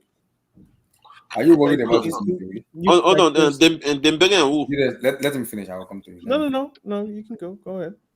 No. I was just asking. I thought you guys were making a comparison of Dembele and someone else. That's why I asked. Is he going to No, he said if Hazard is a good idea, then Dembele is a better one. Something like that. Yeah. No, what? I don't know about that, bro. There are people who are saying what do you guys think that this January window, there are people who are saying that this January window, that if Chelsea re-signed Eden Hazard, they'd be happy with it, given the state of the attacking players that Chelsea have at their disposal. So I agree because our wingers are trash. I know. So I'm saying if Eden Hazard in the state that he's in feels like a good idea to some degree, then of course Ousmane Dembele, if he signs, then yeah, because that's a better alternative than Ziyech, Pulisic, etc. So okay, I want to please. How many years does Dembele have left on his contract with Barca? Bro, he's free. He's free. 2022. Yeah, it's free. Interesting. It's free. Yeah, so this summer he can work for free. So he can go in any walk. So they have to sell him in this January, right? No. Yeah, that's what Barca have done. Barca have said that they're gonna either try to sell him this January, or they're gonna fucking put him on the stands until he's free. They're gonna I won't lie to you, man. I don't mind. I will take him at Chelsea with what Otinodo is showing us right now. I will take him please. I'll take him. I don't mind us spending like 40M on him, please. It's free. You don't need to spend money. It's free. You don't even need to spend shit. He's free. This January, this January. January, you don't need to pay free. You don't need to. Bro, in less than 24 hours for the people who live in the UK, you can talk to that man for free. For free, I'm saying that. Okay. If Chelsea Football can want him this January, can we get him this January? Yeah, we can get him. It's free. Yeah, if it comes down to the wages, it depends on the wages. No. He's saying if no, so he has 6 months left on his contract with Barca. That's what I'm saying, right? He's saying that if you wanted Dembele to play from this January, like for the rest of the season, yeah, we have to pay money from him. Yeah, you would have to pay money, but it would be discounted because Barca, they're over a barrel basically. Like if you don't take the money that we give you, then he goes for free. So you get him at a big discount. I will take that guy in a heartbeat because of all the shenanigans of Otinodo. Nah, we're done. Nah. I'll take him for free. Hell yeah, I'll take him. Yeah, that's a very good signing, man. Like Chelsea fans, like aren't we tired of Otinodo? Like seriously, let's be honest. I mean, I'm tired of Mason Mount and Jorginho. No, you see Mason Mount, right? You see, let me tell you something. You see Mason Mount. No. You see Mason Mount, right? We can still give him an excuse because of the fact that he's a makeshift winger, right? And Pulisic too, you can give him an excuse because he's playing right wing, but that's not their position. But Otinodo, all these Chelsea fans making an excuse for him. Oh, let him play his position. Now we've seen in previous matches that we've drawn and lost, right? This guy has missed 3 great, over 4 chances, bro. Over 4 chances. He's not a very good goal scorer, but Bro, have you seen this chance? No, bro. Don't say because it's not a goal scorer. That's not an excuse. If you're in those positions, right, you're supposed to take those chances. Do you agree? Yeah, but like I said though, that's why I said he's not a good one. Like I'm not gonna like I expect Mason Mount to complete passes over like 15 yards. So if he can't do that, I can't really get mad at him if he doesn't do it, can I? Man, I don't know. I think all these guys are just mediocre. Maybe I think Rant is just out of form, right? But I mean, this squad is mediocre. Like I said earlier, this is a squad that can't get over 70 points, bro. Like that is mediocre. Like that's. I know. I agree with that one for sure. I agree. So, who percent of the panel? Where do you guys see Dusan Vlahovic going to in the summer? Juve. Dusan Vlahovic. Oh, Brozovic. Vlahovic, the Florentina goes striker. Dusan Vlahovic. Oh, that young guy, right? That young guy. Should go to Juve. No, man. I mean, I won't be surprised. Juve get first dip. Yeah, PSG fan are saying he's going there. Tosin is PSG fan are very delusional, especially No. I actually think I think if PSG loses Mbappe, right, I think PSG will go. They want to go all out for Arand. I think they will probably want to go all out for Arand for sure. That's provided that they lose Mbappe, but you never know. No, but we getting him. Mbappe is leaving. Tosin knows it. He just hurt. That's what I'm saying. I said if they lose Mbappe, they will go. They could go for Brozovic. Yeah, they could. No, bro, we might even get Haaland too. And I don't think Haaland's gonna go to the French capital. I don't see that. I don't see Haaland. Bro, you never know. I won't be surprised, bro. I won't be surprised. Vlahovic may go to Juve because if you guys are following some of the rumors, it's looking as if Barcelona are going to pick up Morata, right? And Memphis Depay is going to go to Juve. Yeah, Memphis Depay is going to go to Juve, but I don't think Juve want him as a striker. So I think they'll push for Vlahovic. That's just my 2 cents. Okay. Yo, what do y'all think of Vlahovic? What do y'all think of him? Yeah, I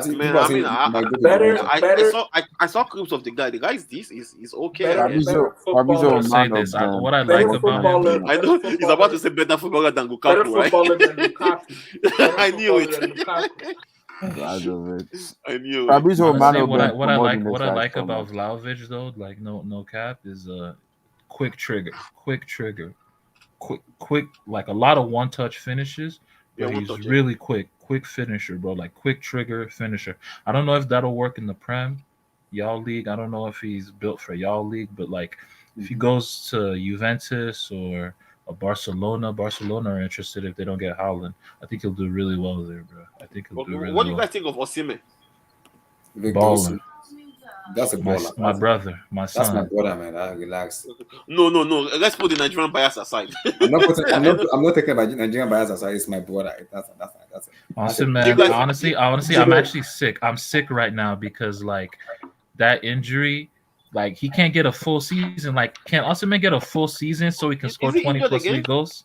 No, he's not injured again. He's not injured again, but he's back. But like, I'm so happy Jide said, let's put the Nigerian bias aside, because that's what I always say when we talk about Osimhen.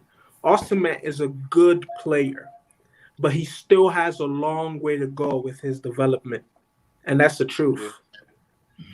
He still has a long way. So do a lot of players his age. Yeah, so do a lot of players his age, of course. But any person who wants him to go to a big club right now wants the worst for his career. That's a lie. Let him stay at Napoli. Nah, that's a lie. No. I'm being honest. Look at where I'm coming from. Just hear me out. Let him stay at Napoli. Build upon his game. Napoli aren't a big club. Compared to a Real Madrid, right? Compared to even a Chelsea. Let him stay at Napoli. Man, y'all ain't bigger than Napoli like that, man. Y'all need to. Yeah, I mean, we're not talking about club, football heritage. We're talking about in the current climate. You're talking to a defending Champions League winner, Tosin. Bro, I'm gonna let you know this.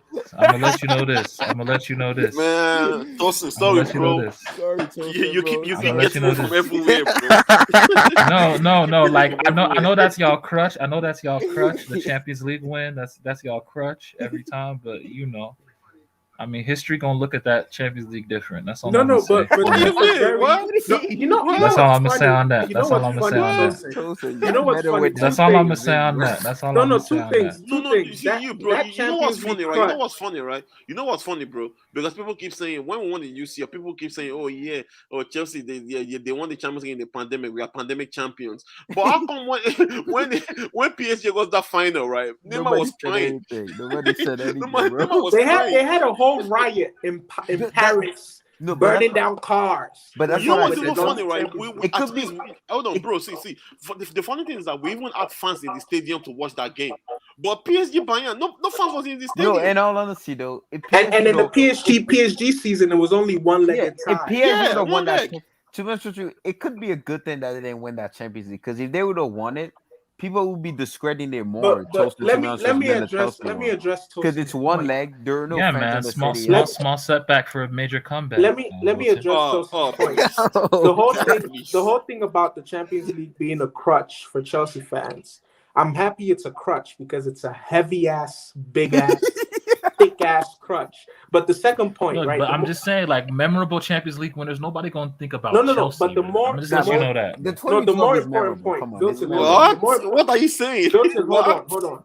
The The 2012, more that's the important big ass point. underdog story. Hold on. The more important point, right? Yeah. About I'll this give you whole 2012. I'll CCL, give 2012. the CCL narrative. You see how people reference the CCL now? This is as strong as this whole CCL narrative goes. And hear me out. Right now is the strongest it's going to be.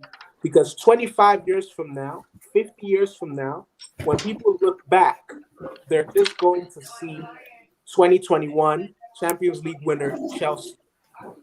The average football fan 50 years from now isn't going to go and look at COVID. And so the strongest this COVID argument is right now. And you're going to notice next year, it's going to be a lot less. But marvelous though, don't you notice that it's funny? I think it's the way you guys won it, right? You guys weren't the best team when you guys won it last season, and Bayern, for example, right? Bayern did a sextuple. People just keep on saying they won the treble. Nobody ever says CCL for Bayern because they were so good. But with Chelsea, because the way you guys just won it, like you guys won it because you guys were purple patch. I call Chelsea purple patch. Hey, what's up? You guys what's up, won guys? it. Oh, what's up, Juju? What's up? So I think that's Yeah, why what's people are saying CCL. But and again, like Tosin said Even earlier, it is a crutch. It Juju is Man a is a crutch. PSG. Juju Man is a PSG supporter. I think he would agree with me. No, he's a City. He's a Manchester City supporter. I'm a City fan. Okay. Wait, no, I City. thought you're a PSG I thought he was fan. PSG. Nah, he's Oh, Manchester City. He's a Manchester City fan. Oh yeah, that Juju was Man. a side thing. That was Juju a Man. side thing. Don't No, you fuck out of agree- here. You were never a PSG fan. He's a PSG No, it he's was a a Man side City thing. It fan. was a side Juju thing. Man, Man don't City you? fan. Juju man, don't let Juju Man, Tosin hold derail you, on. bro. Hold on, let's stay focused. Juju Man, don't you agree that this whole thing of CCL, that argument will only get weaker? Someone has to mute. Someone has to mute, man. Yeah, Who is that? Probably Let me Jade, wait. like, Abdullah, mute It's not me. Jide. It's not me. It's not me. Mute Jide. Yeah. Oh yeah. Juju I was Man, about don't to- you agree that yeah. that argument will only get weaker as the years Yeah. go by? Like 50 years from now, no one's going to say 2021 CCL winner. Hey, They're going to say 2021 Champions League winner. oh yeah, yes, yeah. Because what's it called? Like with the COVID thing, it's like I am shocked. I think like people haven't realized this is like now the normal part of our lives, where it's like people just die every day, and we have to live like this, where it's like cases everywhere. So it's like the CCL, it won't be a big deal now, But unless Juju, the COVID Juju. ends. But it's like Juju, why they don't say yeah, I for don't know. Bayern Champions League? Why don't they say CCL for Bayern? They only say it for Chelsea. Oh, true. Because I mean, Chelsea, I don't know how they want to be honest. Yeah, exactly. My point. because they're purple patch merchant, bro. No. Hold on. Who said Purple Patch merchant? No, Is that's that a what you Man guys City fan? are. No. That's what Chelsea are, though. Like I give credit to Chelsea for winning the Champions League, but No, you guys were nowhere near the best team. Bro, even no, at the you can't beginning say of the we- season, you y'all can't were say- sorry. Y'all were sorry, man. Hold Like, on, don't front. wait. Hold on. You can't say you don't know how we won it. We won it by being the best team in the Champions League. That's just what it is. You guys have to agree to that, man. We won it because we were the best team in the UCL. facts and simple. But why people calling us CCL? Is it no, Abdul, wait, hold on. See, no, but come on, but guys, seeing as you guys are bro, performing right now, can't you guys just admit that like that Champions League was? Let me not speak. Please don't tell me you're gonna say fluke because I'm about to start again on you, bro. Relax. But I'm gonna say this. I'm gonna say this before you say this. See, in the whole of that Champions League, right, we only considered 4 goals, bro. Yeah. And one of the goals even on the Lampard, you guys were really good. One of the teams in your league. One of the teams in your league. Hold on. Won the Champions League. Like for example, Liverpool. Did Liverpool win the Champions League in 18-19? What did they do the following season? They won the They got to Atletico Madrid. No, they won the league. They won the league. Okay, hold on. I mean, what are y'all doing? One of the goals. Hold on. One of the goals we see. The only goals we The only goal we like considered in the knockout stages, right? The only goal we considered in the knockout was that goal by Porto. That very, very good goal by Porto. And that we won it by being the best team in the UCL. So please don't tell me Guardiola. If you guys want to say, oh yeah, some people are saying, oh Guardiola, we only won it because Guardiola decided to overthink. What do you mean overthink? We beat that guy 3 times in 6 weeks. And he did like in the first game. I agree on that. In the first game we beat him in the FA Cup, right? He used 2 midfielders with 2 defensive midfielders, right? We beat them, we overplayed them, right? Okay, then in the what's it called? In the Premiership, he decided to use Rodri. No, that was a Aguero attack. That was a Aguero attack. Trying to do a Panenka against Mendy. Bro, even before that, we were still playing well. I mean, I agree. Yeah, that's true. Because the game goes if it was 2-0, we would have lost that game for sure. Yeah, that's for sure. But they happened. So we can't Abdullah, check your DM. We can't take that away from Chelsea. Then in the UCL, right? Then in the UCL, he just didn't know what to do with Tuchel. He's just going to study him. You guys have to understand that. But this season in that league, man, the point is that if we end up missing that Man City again, oh my God, no, I don't even know. This is why I'm not writing Chelsea off the Champions League. Yeah, can I ask it? I don't want to derail like the topic, but can I ask a question? Like, how many of you actually believe Samuel Eto'o is top 10 strikers of all time? I don't believe that. Top 10. I don't believe that. Yeah, I'll put him in. All time. No, I don't believe that. I don't believe that. Oh, Juju, you're talking about the H's when me and H and Montaro were trying to. Hold on, guys. You have to respect the history of the game, man. See, guys, I have a theory. See, hold on. If we want to say, you guys have to say, you guys of our generation, because we have to talk about strikers that we watched. You guys can't be saying if you say but you can't. Then you can't have an all-time discussion. If you're gonna say all-time, you can't have an all-time discussion. If you say of all time, right? If you say of all time, you guys will have to include them, all those Puskás and all those guys, right? Yeah, you have to. But the ones that we watched, right? But that's not what the question was. Even top 5.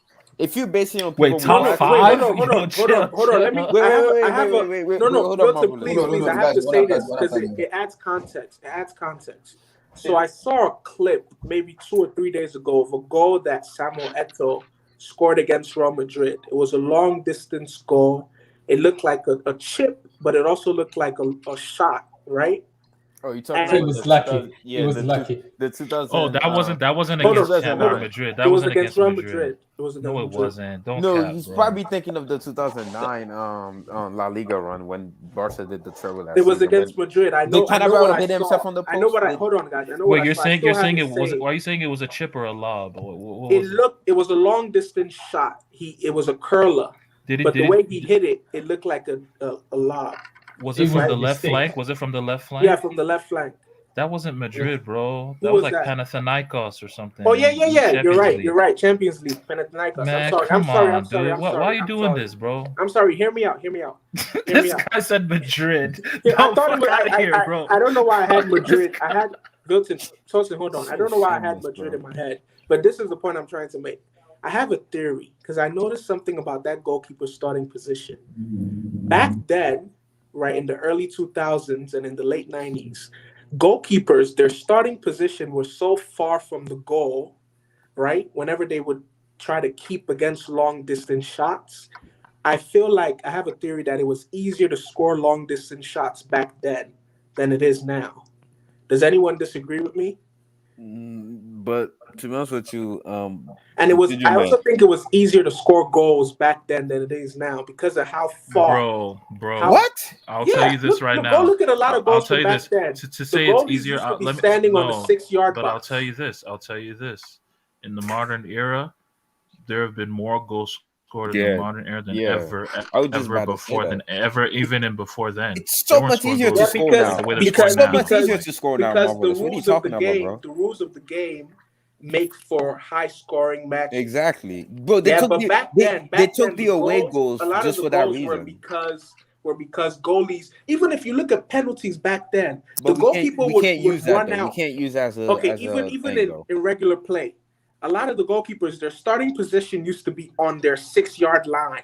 So literally, what's your point, though, Marvel? What's your point on my point is, I feel like a lot of long distance goals back then, and a lot of strikers that succeeded back then, they probably don't succeed. We don't know that though. That's hypothetical. I could say the same thing about Messi. I could say Messi wouldn't survive during Pelé time, where people literally could get away with crime, killing people. I could say the same thing about Messi or Ronaldo. I could say that. Can I not say that? Can't I say Messi and Ronaldo wouldn't survive in the era where you literally could beat the shit out of somebody and not get away with it? Can I say that? Can I say that to them? Oh, they're playing on rubber pitches. Yeah, like on rubber pitch, like that's all. The ball was like way heavier too. Exactly. So they used to can't play bring hypothetical into it. We can't. They used to play on concrete coated with grass. Exactly. So. And the obviously now I think the game is much better. It's the science has advanced. Player of much faster, stronger because what we know about the game. Player don't smoke like they did back then because it was something that players used to do because they didn't know about it.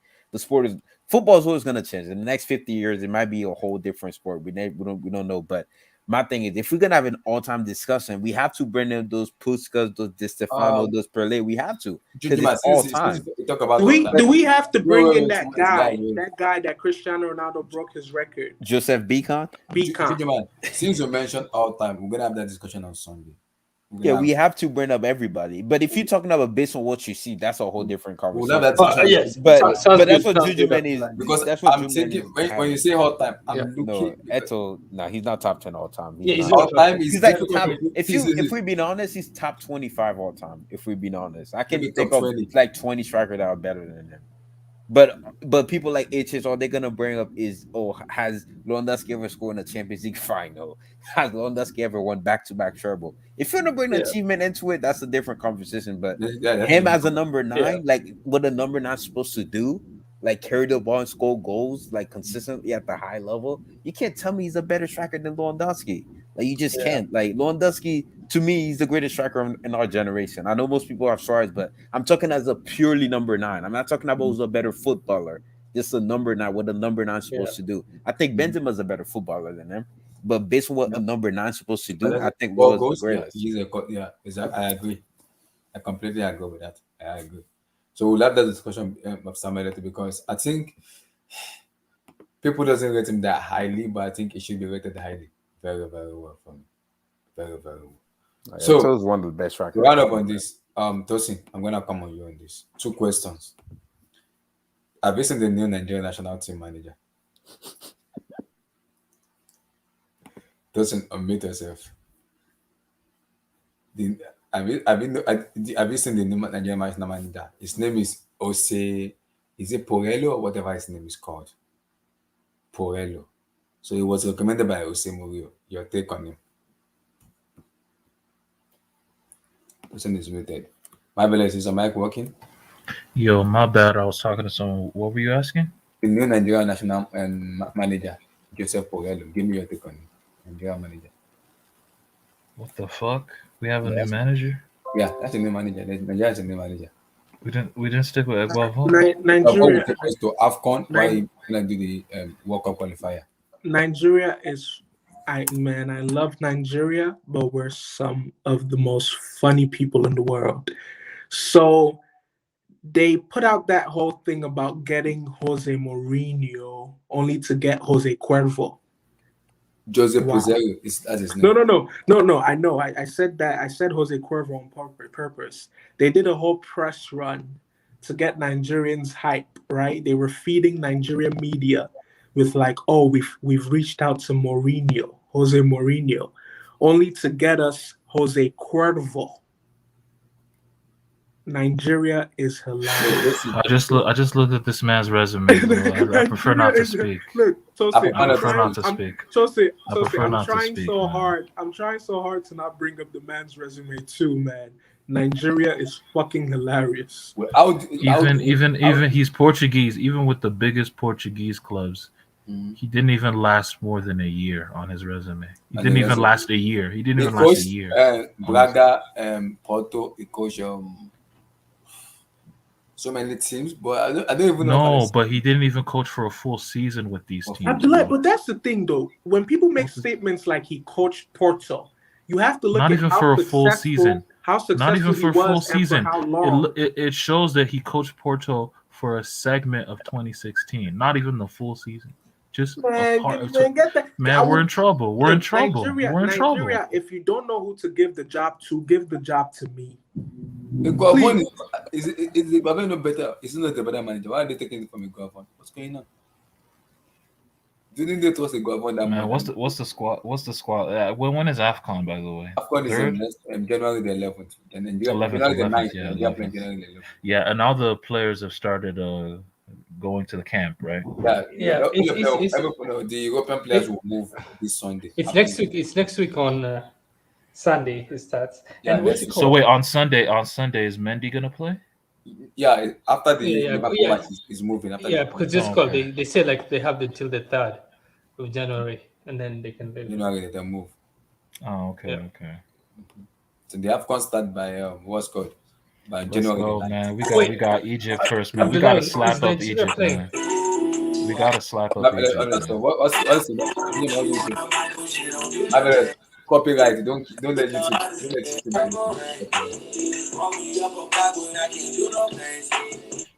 This man doesn't. Yeah, what's it called? Like Nigeria playing in the AFCON. Yeah, we're playing Egypt first. Okay, cool. We're slapping them, by the way. We're gonna slap Egypt, bro. But Jojo, I don't know not this good. See, Jojo, in my life, I've never seen this coach before. I don't even know who the heck is this. See. I don't know who he is at all. That's him with the Sporting. See, we're in the Sporting Lisbon. See, he coached Sporting Lisbon for one season from 2004-05, 04-05 season. That was 04-05, and then he coached Sporting for a segment of 2018. It was not the full season, just a part of 2018. He coached Sporting. He's going there to collect the check. He's just here to collect the check, bro. And he coached Al Ahly. He coached Al Ahly, the biggest Egyptian club, for one season. Only one season he coached. Wait, because according to what they said, he only stayed in the job for only 1 year and he moved. He doesn't stay in the job too much. Only 1 year and he moved. Now, bro. By the way, I just looked it up. When he was signed by Al Ahly, upon hearing the news, fans of the Al Ahly protested against the decision because of his weak resume. My God, what have we done? What have we done? What have we done? What have we done, man? What have we done? Oh Lord, what is this? Hold on, you guys don't believe in that guy yet? Believe in who? There's nothing to believe in. Oh Lord. What? See, here's the thing, right? They said Mourinho recommended that guy to NFF, right? To NFF. And one thing is that when I check the guy's resume, oh my God, there's so much. Hold on. Oh Lord, his resume is stinking. That resume is stinking. Sorry guys, I was on a train track. So when I saw the guy's resume, right, I was just like, wow.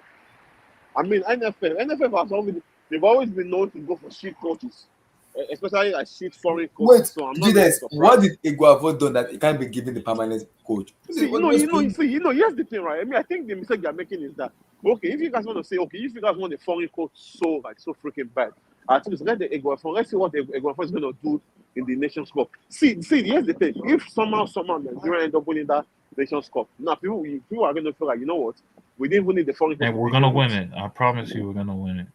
You think so? We're gonna win it. I think we're gonna win it. No cap. Yeah, because I think Osimhen is really gonna show out in this AFCON, guys. I'm not even lying. Osimhen and Kelechi as well. I think they're gonna show out. Man, no. Anytime you're not playing for Nigeria, he's always trying. He's ass. But I feel like this is gonna be that moment. This is gonna be that moment, though. This is gonna be that moment. You see that World Cup, right? That was when all of them cast in front of my eyes. That World Cup, Igalo, Iheanacho, all those guys, they were just rubbish in that World Cup. It was only Musa. But Kelechi is getting better, though. He's gotten much better. He's getting much better, yeah. And this guy too. Dennis. I don't know, man. Dennis, like, is he gonna start though? I don't think he's a starter. No, because I listened to the latest news of Iguavon. He said because I think I'm hinting to see what I don't to see. Can correct me on this. He said he wants to stick with the 4-4-2 formation. The formation with I like it. Which they played in the Atlanta 90, is it 98 or 96, where we have Penny George. Bro, Nigerian football is a derivative. I don't know if for the calculus people, y'all know what derivatives are, but you know, Nigerian football is a derivative of Brazilian football, man. Like, you know, 4-4-2 attacking. That's Nigeria football. Yeah. We 4-4-2 attacking, like simple, like it's not that hard. Like this tournament, bro, we're gonna go crazy. I feel like we're really good, bro. I'm not capping, bro. I feel like I agree. Even Iguavon said the same thing. He said Nigeria is really good and they're really ready this year to win the AFCON. 100%, bro. I think we're gonna make the semis at least. He said they're ready this year to win that. And they said, is there any obstacles? He said, at this moment, right before they play, any opposition they will study the opposition, but they are ready with caliber. He said only teams that scares me are Algeria, Morocco, and Senegal. That's it, man. Mm-hmm. That's it. Mm-hmm. We can be eventually we'll meet one of those teams. Eventually. Yes, we'll meet one of those teams. You gotta beat the best to be the best, right? Exactly. It's all about us training ourselves and showing how good of a team we are. So I think Iguavon said he's gonna call the 28 man squad to 23 squad. So he's gonna do 5. Did y'all see the filth Ademola Lookman was doing against Liverpool? Did y'all see the filth he was doing? Bro, why can't he pull up, man? No. Why can't he pull up, man? Stop cooning, nigga. Nigga, I know you listen to this podcast right now, Ademola. Come on, bro. Come to death row, nigga. No. Come to North Nigeria, bro. Yeah, it's been like, what are you doing? No, it's been approved to join Nigeria, but I don't think when bro, he's delaying it. He's delaying it. No, it's not delayed. It's been approved by FIFA to join. I think he will join after the Nations Cup. I have that feeling he will join after. That's the report I'm hearing, that after the Nations Cup he will join. We got a squad, bro. If we can get Eze now, we got a squad. Yes, I just want to do squad for that. Honestly, for the World Cup, bro, like we'll make the quarters. On God, if we get the players where we need, we'll make the quarters, bro. Yeah, that's an achievement. If we make the squad, that's an achievement, dude. We should honestly, really fuck it. We'll win the World Cup. What?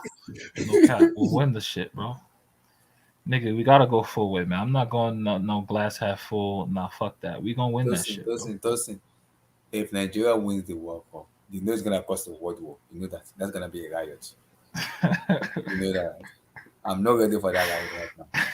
I'm not ready for that riot. May faint, or you may do like a 10-hour stream. I may even do like 15 hours. I may do it for 10 hours. Nah, bro, not 10 hours. Nah, fuck that. A full day stream, 24 hours. A full day? Oh Lord. If we do that shit, yeah. we'll talk Nigeria from the morning to night. And I know they'll go like rotating languages. We'll start like Yoruba. Exactly. We speak Igbo outside you. Oh, that's true. Yeah, I will literally brush up my Yoruba for this moment, bro. I swear. Wow. Yo, my Yoruba is trash. Just brush up your Yoruba, and you will be able to. Yeah, I need to brush up too. It's my parents' fault for me, bro. So same, bro.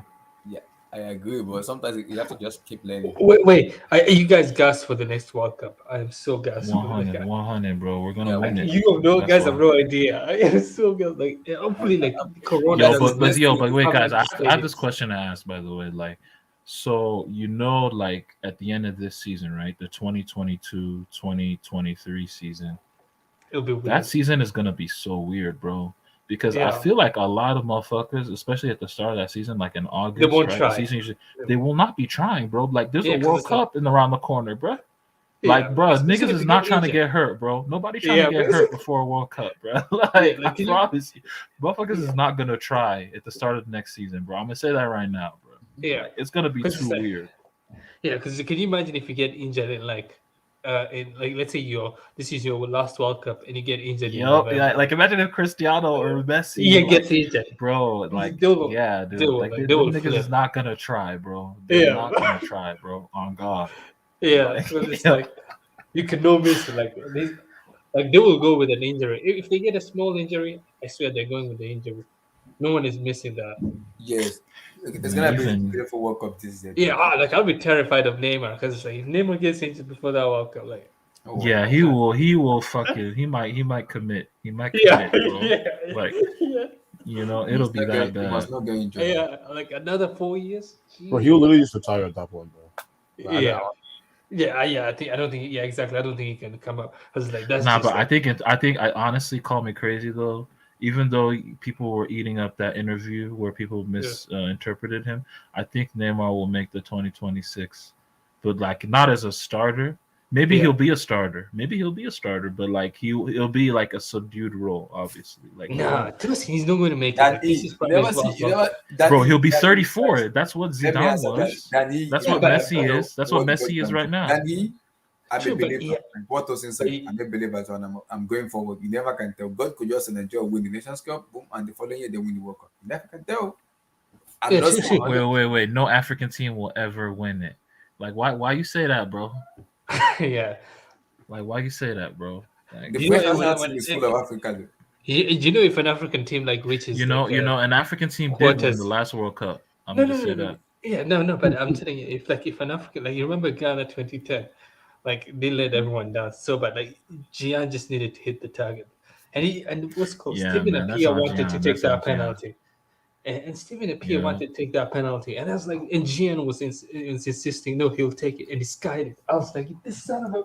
Gian was always their penalty ticket to be. He's a penalty taker. He's a Yeah, bro, which is like, but if he, You know, unless after you're that 100% penalty, sure. Yeah. you know, after the penalty, Yeah. Gian's mother, I think Yeah. when she passed, and on her bed, her deathbed, she told Gian, never take a penalty for Ghana again. Yeah. Like, and that's why he never takes penalties since that he never took penalties for Ghana. He still plays, but he never took a penalty for them. Yeah, because like legit, the whole continent was looking at this guy as like, buddy, Ghana's going to go to the semis. And you know the crazy part too, that season, Michael Essien was injured. That's the crazy part too. Mm-hmm.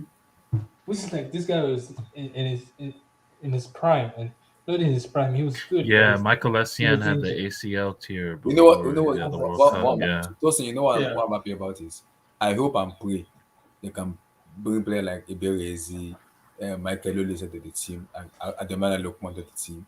Now I just want Lookman and Eze. That's it. exactly. So going into the World Cup, we will look much a better team going into the World Cup. Yeah, but who's the favorite? Like which is the best team in Africa? Algeria. Nigeria. Senegal for me. No, because you remember like Nigeria. Nah, If you say man. the best- If we didn't have the best Truth squad to Kong, is bum Nigeria ass. for me. We It's have Nigeria. Truth. Balo going Truth to Kong or bums, but Idiot. you Now, know. no, Yeah, that but idiot. That idiot. but if they do like the Nigeria Argentina again, I like. Oh no! Yeah, man. Jujuma, Please, I don't God, want please, Argentina. God. I No, don't I'm actually, no. Actually, not Speaking this of- Argentina, 'cause they're speaking good. of They're good this injury, time. Juju, Speaking man. of injury, what issue does Nigeria Rich Argentina James? again this year? What get issue does Rich James have? I'm saying here. Oh, okay. Oh man, that's easily like 10 weeks. 10 weeks. 4 to 6 8 to weeks, 10. Tosin. 4 to 6 weeks. Nah, that sounds like 8 weeks at the very least. 8 weeks? That's like two. A hamstring tear, like, Yeah. bro, come on, bro. That's 2 to 3 months. Yeah, that's months, bro. That's like that's 8 to 12 weeks for if sure. it's not a tear, then it's a sprain. No, it's an hamstring tear. Yeah. What's By the the way- other one? There's a hamstring injury that's typically 4 to 6 weeks. What is it? That's Thiago just a Silva. pull. No, Yeah, no. yeah, but What is Abdullah? Hear me out. If a tear, if a hamstring It's just tear, there's a strain, right? It's just a strain. so you could or a strain your tear. hamstring, and that's 4 to 6 weeks, Yeah. right? Yeah, Because If you completely tear it, Abdullah, I love you. I don't know if y'all caught. Abdullah said that's a Thiago Silva. No. When you said an hamstring, what second was like? Thiago Silva had an hamstring. wait, injury. is that what So is I that mean, what what's Thiago the Silva second has? type of hamstring injury? Oh, okay. Yo, Thiago Silva has a hamstring injury. That's the end of his career. Oh Lord. Yeah, but what if he's had multiple hamstring injuries for Chelsea, Tosin? He's You know that, 37. A hamstring injury, 37. He's had He's multiple done. at He's the age of done. 37. He's done, bro. He had Tosin, one like Tosin, literally Tosin, 2 weeks Tosin, into looking playing at- for Hold Chelsea. on. To round up this up, looking at this Nigerian national coach now, are you worried or are you scared? Both. Oh Lord. Because I'm looking I at actually looking at this man's record, he might be worse than Raw. I think he might be, bro. I think Yes, he might Abdullah. The think thing he with Abdullah, you're looking at the clubs he's Yeah, I'll be coached. You're not looking at how successful he was and his time spent there. He might be worse than Raw. But I also have a what's called, how do I put this word? I also have an aesthetic. An aesthetic is with the help of Iguavon and those kind of with the collaboration together with him, and also watching Nigeria play Nations Cup, also because he will be there as an observer towards the team play. Maybe being there together with the team and understanding the way the team play, it might succeed. Man. It might succeed. I'm not saying it will. It might succeed. You never can tell. It might succeed. We'll see what happens. It might succeed though. You never can tell because the NFF said it's traveling with the squad to AFCON to be an observer of the team to see what team he can do, which team he can bring in. Also with the what's called with Guavon also leading the team for the AFCON. So you go The NFF, not the NFF. Who CAF, right? CAF, Confederation of African Football. They're the only footballing organization in the world, and I only say this to say we have to do better, that are willing to host a tournament in a war-torn country. What are you doing? What are you doing? Why is it being hosted in Cameroon? Cameroon Bro, is don't let the president of the Cameroon FA slap you, bro. Don't let it pull up. Don't let it. Yeah, no, him, but yeah. Tosin, am I making a valid point? Yes or no? But Marvelo, the last AFCON I'm making a valid point. No. Marvelo, the last AFCON was hosted in Egypt. So what are you saying? Abdullah, don't listen to what I'm saying, Abdullah. Listen to me. Why is AFCON being hosted in a country that's going through civil war? I don't know. A country that has conflict. I don't care man, where but it's that hosted. civil war's been going on for a long time. So what if it's one of them? What if it's one of them, like, passive civil wars? No. Apparently, it's not passive. It's not passive, and apparently, it's like tensions are starting to boil over. I wouldn't care if they hosted it on like Madagascar. Madagascar is a part of Africa, but host it somewhere safe. That's the point I'm making. Like South Africa. For example, UEFA, they would never host the Euros if there was a passive or active civil war in a European country. They would move it to the safer location, right? But why is it that we on the African continent were settling for the war-torn, the war-torn country?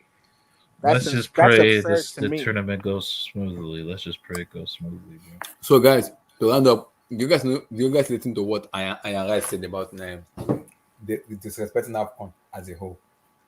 Majority of journalists and the pundits are disrespecting AFCON just because it's an Africa Cup of Nations.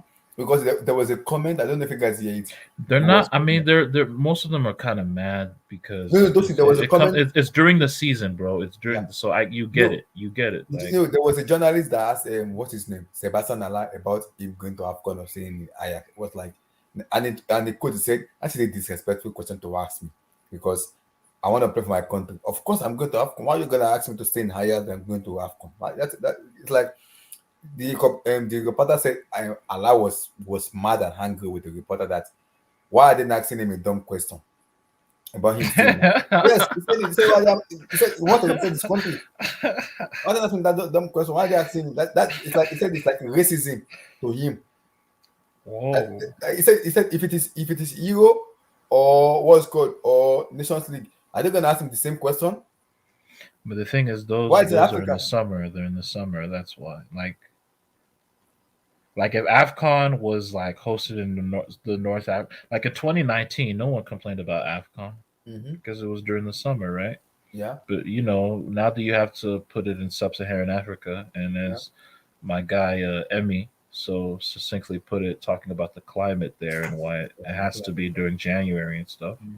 So you know, yeah, man. Like, I mean, it has to go on, man. Like the tournament has to go on, no matter what anybody says, bro. Like, yeah, it has to go on. So I mean, it has to go on, man. F these It has to. European ass niggas, but that's saying that you cancel it.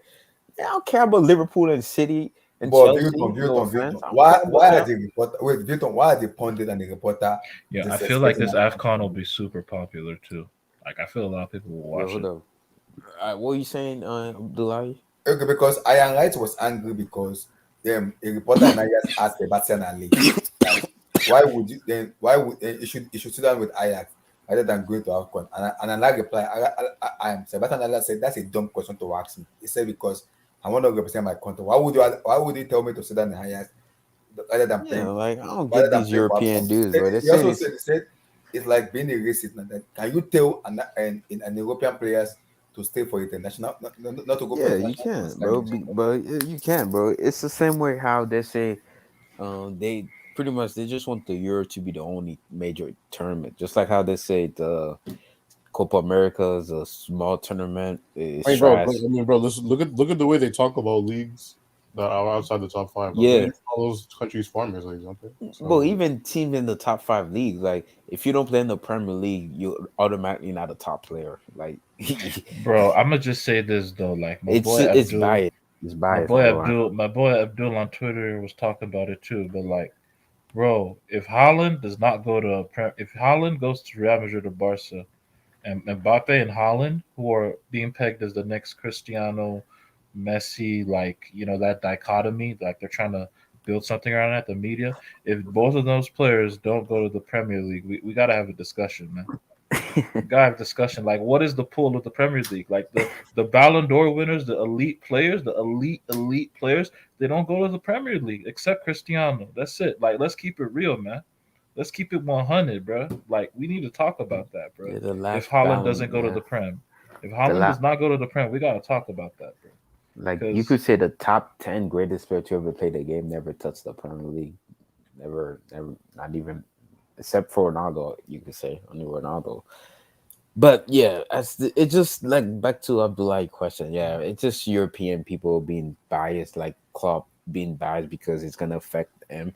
But then again, Klopp, it's not like you're going to need those players anyway because City already won the Premier League. So now you focus more on the Champions League now. I don't understand why they say it's just a small tournament. I don't know why he said that. I don't know why people disrespect the. Like I said, Abdullahi, if you don't play in the Euros or the Copa, if you don't play in the Euros, it's everything else is a small tournament. Apparently, that's just how it is. But I'm excited for the AFCON, man. I want to see my African brothers. Yeah, I saw that story. That story was crazy. You're gonna watch it, Vilton? You gonna watch AFCON with us? Yeah, I'm definitely gonna watch AFCON, bro. Oh. I have to. I have to see you guys. I have to see Abdullahi, Tosin, Marvelous, and SK when Nigeria. Wait, are you doing a live stream for the Egypt? Yeah, I'm doing the watch along and the post match. Yeah. Yeah, I want to see how mad you guys get, man, when Nigeria gets eliminated, man. Nigeria can't make you upset anymore, bro. You get used to that. Bro, when Nigeria scored Africa, y'all should have seen Abdullahi reaction. This my reaction. 2019 was bad for me because my reaction was like out of the door. Bro, we were getting slapped up all I game, was bro. angry. It was I inevitable. was mad. I was like, I was everywhere. Like that though, Tosin. Really, the guy just come up the basics of free kick and score. Do you watch SSK in that AFCON? He broke his laptop. Nah, that goalkeeper stinks, man. That forward bastard. That idiot. Like it wasn't even over the wall. It was on your strong side, and you That can't. was the Oh last my kick of the god. game, right? Yeah, it was. Damn. See that? I'm And sorry. I blame Ndidi too for making that stupid error. Why are you kicking that player there? Just putting the ball out. Why are you kicking him? Like if I blame Haiti or Ndidi. Brazil would ever lose a World Cup final like that, bro, like that would. I don't think I would. Milton, that would hurt a lot, see, bro. if Nigeria wins that World Cup, we're gonna have like a 24 hours. Don't worry, Wilson, bro. You only have to worry about one of those teams ever having that scenario. I know it's not gonna happen. I'm just Yo, wait, Vilton, how you feeling about Brazil? How you feeling about World Cup, bro? I'm gonna say, bro, if we get to semi, you know, fuck that. I'm gonna say with my chest, bro. It's Neymar World Cup, bro. I hope you're here too, Juju, man. Neymar's about to show why he's always been better than Messi and that bum Cristiano Ronaldo. That's what's gonna happen at that World Cup, Juju. I don't know why, Juju, you're excited about that World Cup, bro. Messi's gonna get exposed at that World Cup, bro. Neymar's gonna show him level. That's why we let them. That's why we let them win the Copa America last summer, bro. Oh, guys, we're gonna talk about this also in March. After AFCON, I think Italy is supposed to be the winner. Yeah, oh my god, that's a big game. I cannot wait for that game, bro. I cannot wait, bro. Oh my god, bro. Jorginho versus Cristiano Ronaldo, bro. I don't care. Jorginho so Jorginho's the face of Italy now. That's sad, man. Bro, he's the whole reason why they're in this mess. If he scores that penalty against Switzerland, that was literally the last kick of the game. He's not only he missed it, he didn't even shoot it on target. Man, where is Marvelous? What did Marvelous say about that Jorginho performance against Brighton? No, Jorginho's a refrigerator, bro. I've said this, bro. I've said this plenty of times, bro. Jorginho's the greatest refrigerator I've ever seen play football, bro. But bro, I cannot wait, man. And this qualifier around that time too, man. Like, Tosi, bro. You know when you're working on your passing, bro, and you need to pass the ball against the wall, bro. But gut feeling, bro. What what's you guys' gut feeling on this match? Thanks, man. Who goes to the World Cup? Italy or Portugal? I think Portugal. You just saying that because you are a Portugal. Honestly, it'll be Portugal. Because I think the reason is because when you talked about Italy gonna miss 2 World Cups in a row. Performance, you can expect what I thought they were on a long ass on Italy. They're clowns, though. Italy should not be in this situation. Neither should Portugal. So I thought they were on like a 20 game unbeaten run or whatever. So how do they get in this situation? Like I said, Jorginho. Like literally penalties. Last kick, like Eskin, it's literally the last if kick of the if Jorginho puts away his penalty, Italy are in the World Cup. Simple as that. Like literally against Switzerland, that was the last kick of the game. He missed the penalty. Like how was it even gone to that point, bro? That's what I'm saying. Jorginho. I think the team that was also with it was Switzerland, if I'm not mistaken. Switzerland. Yeah, Switzerland are very good, bro. They're very consistent, bro. So like I think it was something like Italy, for example. Italy they in their World Cup group, their World Cup group in Italy's World Cup group, they lost 0 games. They didn't lose a game. Neither did Switzerland. So again, I mean, so they just dropped points by those draws. Those draws killed them. Because Jorginho wasn't putting away the penalties, bro. So. He probably wasn't moving either.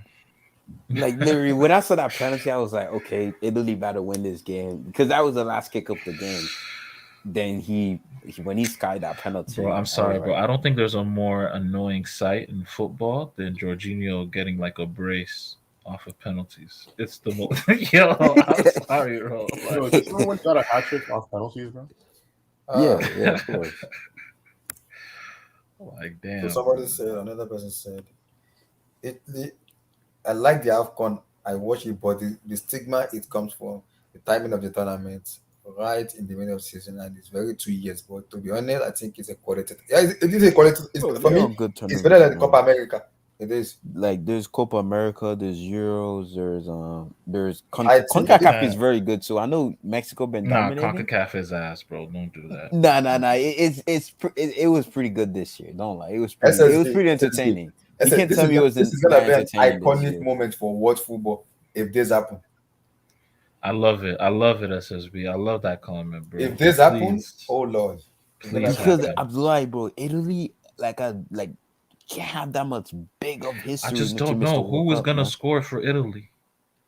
Jorginho, you have Chiesa, you have Verratti, you have Immobile. If Dude, they call him I said up, who is going to Insigne. score? Who is going to score for Italy? Like Jorginho. Like, what if they get a penalty?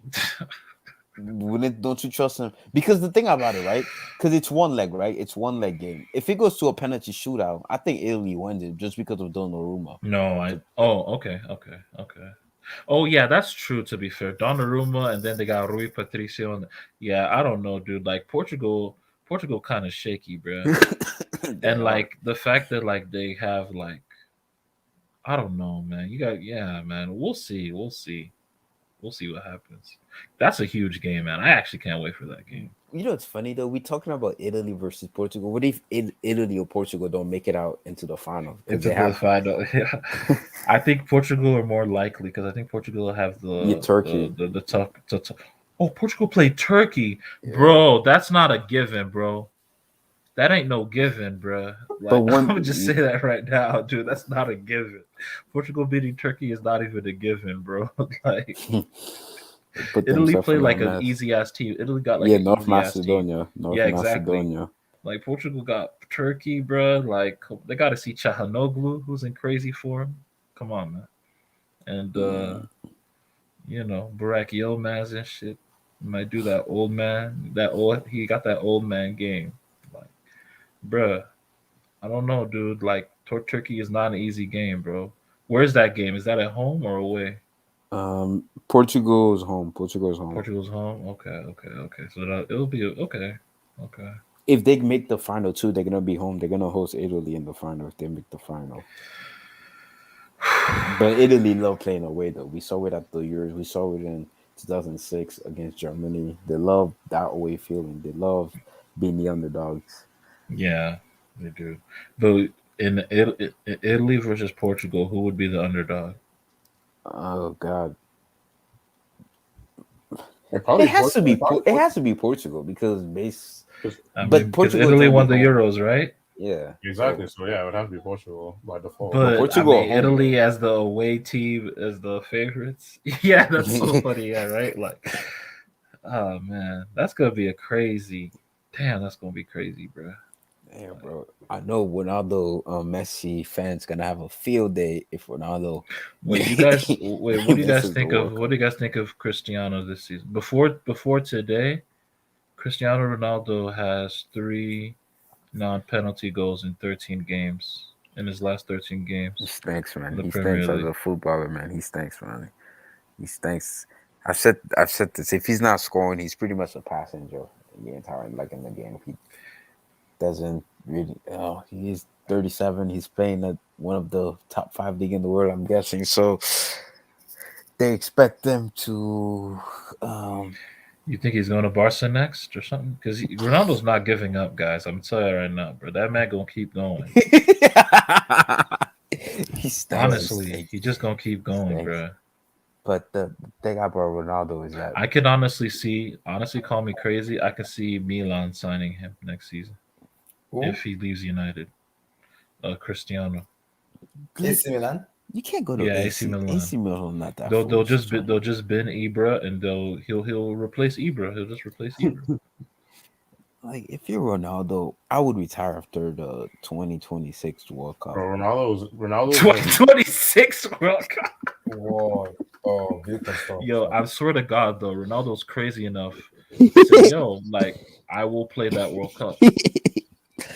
I mean, come on, man. Roger Miller played a World Cup at 43. 43. 43, yeah. So, yo, like, yeah, so I mean, it's Ronaldo, like, fuck it. I'm going to do it. If anybody can do it, I can do it. Yeah. Like, if anybody's going to do it, it's going to be me. Like, that's Ronaldo's mindset, bro. Now, Ronaldo's really just football Ric Flair, bro, at this point. Like, I don't know, dude. Like, especially with Messi still going hard, like he's just gonna keep playing it, bro. Ronaldo not gonna stop, bro.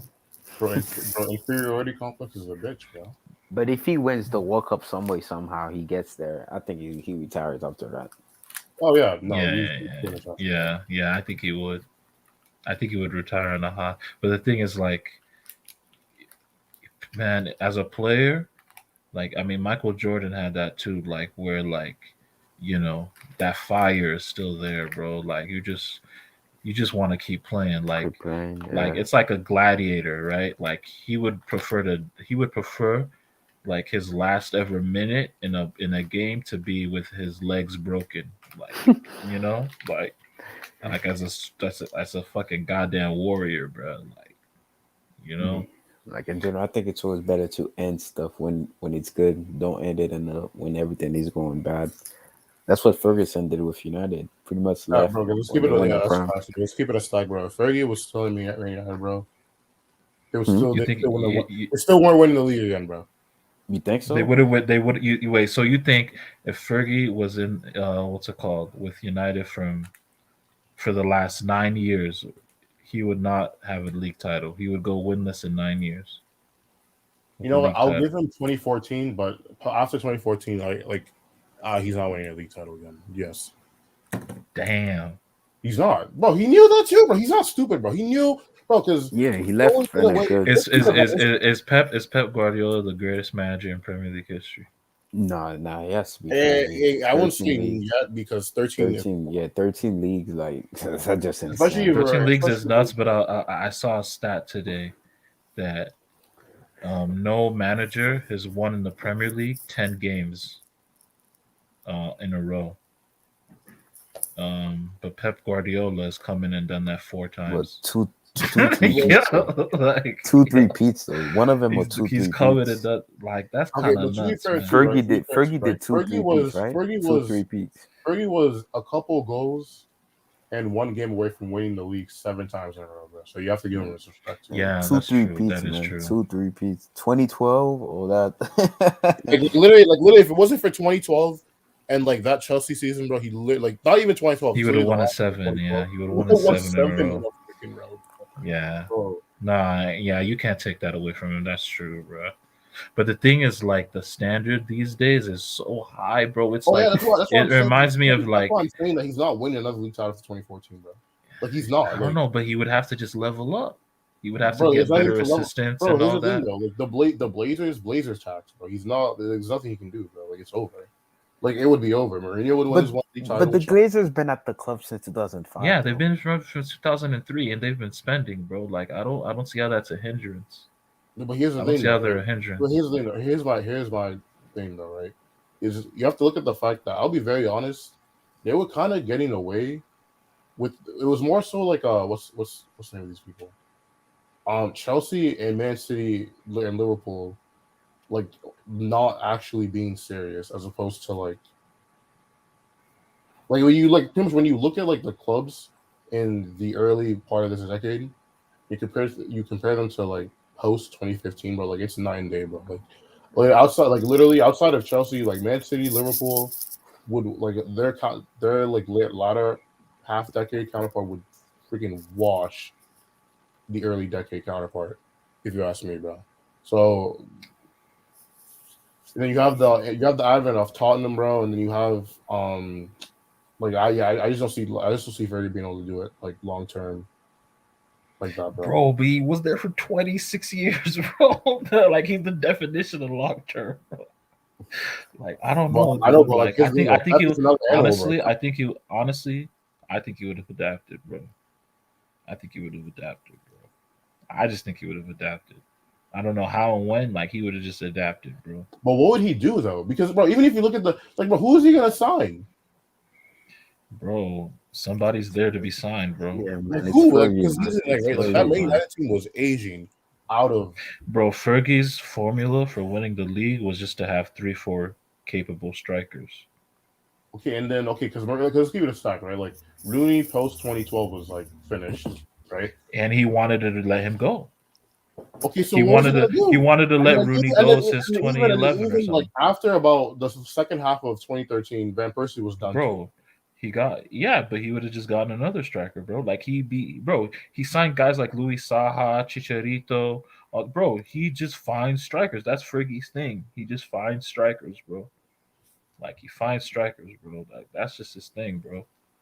Like I don't know, bro. Like I don't know. Like, but I will admit, bro. Like what City are doing is what early 2010s, Real Madrid, Barca were doing. Like if Barca were to lose 1 week, they would be like or Madrid were to lose 1 week, they'd just be like, yeah, the title is gone. Like just from losing one game, they're just like, yeah, the title is gone because at the end of the season, they go get 99, 96 points and shit, bro. Like that's literally what the fuck City are doing right now. Not literally, because I was looking at because I know I was looking at the title that Chelsea won in 2010, bro, right?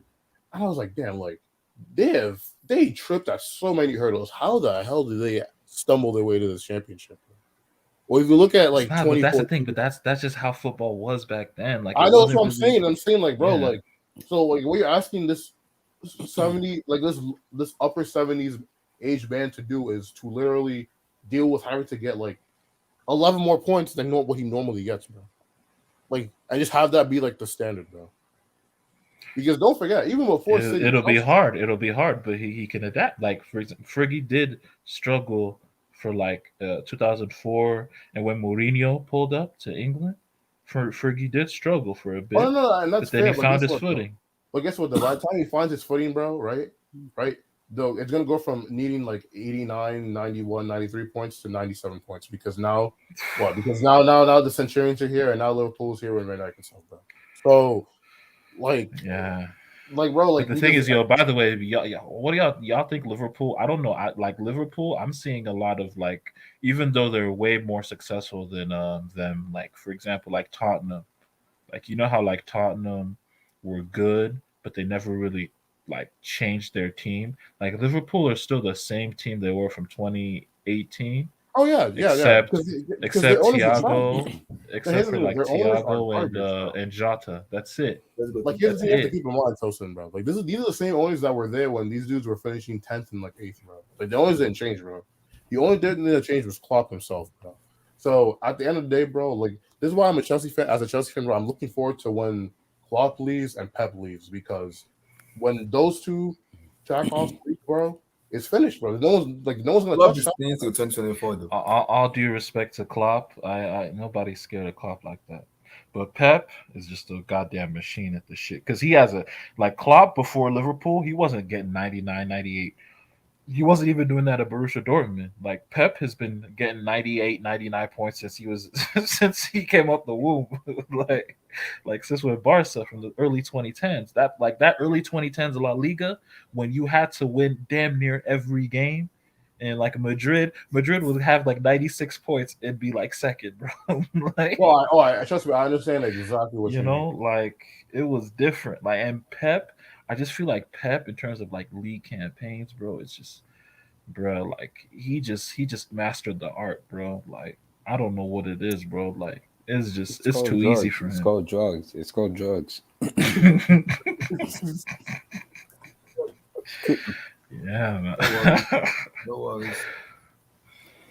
No, but in all honesty, though, when Pep leaves, though, as long as City fans are good managers, they're gonna be all right because they're they're gonna be all right. But like, I don't have to worry about City winning 4 and like they're not winning 4 in 5 years, bro. Like, it's not happening. I think they're still gonna be more successful than Chelsea, though. To be honest with you, because Chelsea, you guys, like I said, you guys are on and off. You guys would win a Premier League this year, and 2-3 years later, get back into the scene, and so that's just how Chelsea was. It's funny though because Chelsea are the most.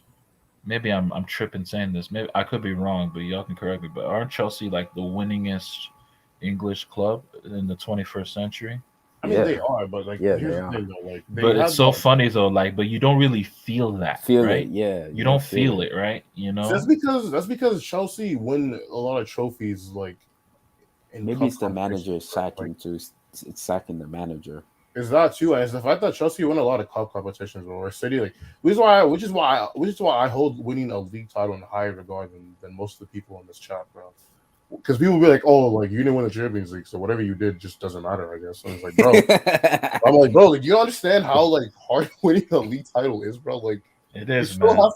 Especially if you have. Like, I don't care what anyone says, bro. Ronaldo having 2 league titles in 10 years is embarrassing. I don't care what anyone says, bro. Like you think Madridistas like that? You think Madridistas like that? No. But it makes up though. 4 and 5 years makes up for it though. It really does. Like no one else has done that. Nobody else has done that. Nobody else I has done guess. that. But like okay, the let's sweetest, put but the it this way, sweetest bro. of those, apart from La Decima, was huge because you guys really wanted La Decima. But like apart from La Decima, the sweetest Champions League win was clearly the one you won with Juve. Why? Because you juxtaposed that with winning the league, and you were unquestionably the best team in the world at that time. Because when you win the league and you win the Champions League, you are unquestionably the best team in Europe. Unquestionably, when you win the league and the Champions League together, that's when it's like, yeah, it's stamped. Exactly. You know, yeah, I agree. like when Bayern did it, 2020, stamped. You know what I mean? Like, what about you have to win 2018? both. Who'd you say was the best team in the world in 2018? The team that the Centurions, bro. You think they were better than us in 2018? Like in a head-to-head game, it would be tough. I won't even front. But like, actually, no. That 2018 Madrid team was ass, bro. Stop. Let's not even do that. Bro. Like, they would have slapped y'all. They would have worked y'all, bro. Toss it. Bro, Liverpool bro, slapped y'all them, were bro. not good that Liverpool year, bro. Slapped Don't do them, this. bro. Don't Liverpool do this. slapped them, bro. Liverpool slapped them. I'll admit this. From the beginning of the season till December, we were ass. But January, once we hit January, we clicked. Bro, stop, we bro. clicked. All the We Champions clicked League in ties were January. a struggle. Bro, we clicked in January. Nah, it wasn't. You didn't even win the league. You weren't even the best team in your country. You weren't even the best team in your country. Didn't they lose out the league by like 20 points? We outplayed yeah, PSG. like you literally lost the league by 20 points, bro. That was all referee tax. What are you saying, bro? Bro, think about it, right? You were not the best team in the world. We were, bro. You weren't. How does the best team in the world finish behind Atletico Madrid? Look at the way we started. Look at the way we started. How does the best team in the world finish behind Bro, we started. How do you not even get to 80 points? Oh my God, bro. Can I talk, bro? Please. We're the best team in the world that time, bro. You know why, bro? Look at the way we started. Look at the way we started the campaign. We destroyed Barca in the Super Cup, bro. We destroyed them. What happened, bro? Then what happened? Ronaldo got a record and he was banned. I'll even do you a favor, bro. I'll do you a favor. He was suspended for a couple games, bro. And that's what happened. Ronaldo didn't start scoring late until December. By that time, and they have Messi. Messi, one of the greatest players of all time in La Liga, bro. If you have, Messi, literally in 2019, without Messi, they don't win La Liga. I seriously think Atletico probably wins La Liga in 2019. Like, we see it, bro. Messi just a god. He mastered the league. I just don't know what it is about Messi, but Messi in league play has always been dangerous. It's always been like that. That's literally the only reason why Barca, like, were just better than us. But then again, I wouldn't even give Real Madrid crap for not winning the league if it wasn't the fact that, like, bro, 17 points, bro, is crazy, bro. Like, that is a lot. Bro. Like, y'all. Like, that's a lot. Like, if they lost the league by like but look what the team we beat in the Champions League though. We beat PSG. We beat Juve. We beat Bayern. PSG. You deservedly beat PSG, but all the deservedly Juve too. Juve was deservedly, and you deservedly beat Liverpool in the final. And Juve, we deservedly beat. Bro, Tosin, we outplayed them in the first leg. We just. Didn't. Oh my God, bro! You tell me we're not the better team in the first leg? You were not the better team in the first leg. Oh God, how were we not? Ronaldo had a great. He scored against the run of play. No, but I'm saying from the beginning, though, from beginning to the game, though, we were the best. You didn't create that much chances.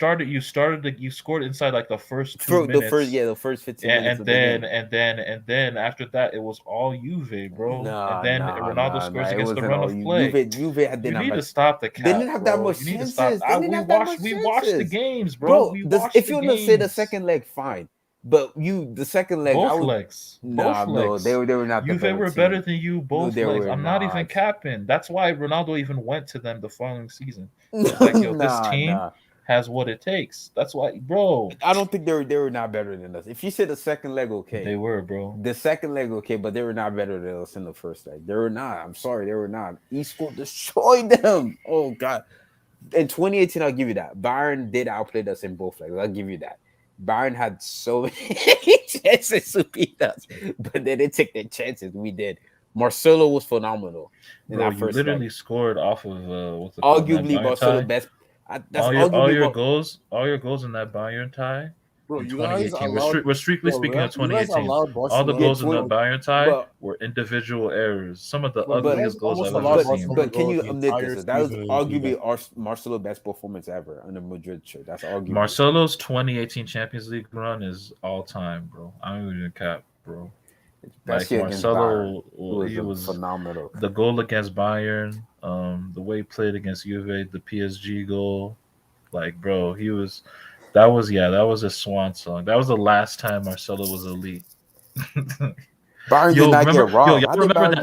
Y'all remember that Marcelo touch? Remember that Marcelo touch? Yeah, Marcelo was nuts. Marcelo was so good, but I'll give you that. First leg, Bayern they didn't take the chances. 28. Bro, the same thing happened. I'm gonna just keep it real with you, bro. You were not the best team in the world. I'm like, bro, like the best team in the world doesn't need the other team to not take their chances to beat them. I'm sorry, you can't say the Centurion were better than us when Liverpool absolutely battered them in the Champions League, destroyed them, bro. Styles make fights, bro. Liverpool destroyed them, bro. And Liverpool are a bad matchup for City.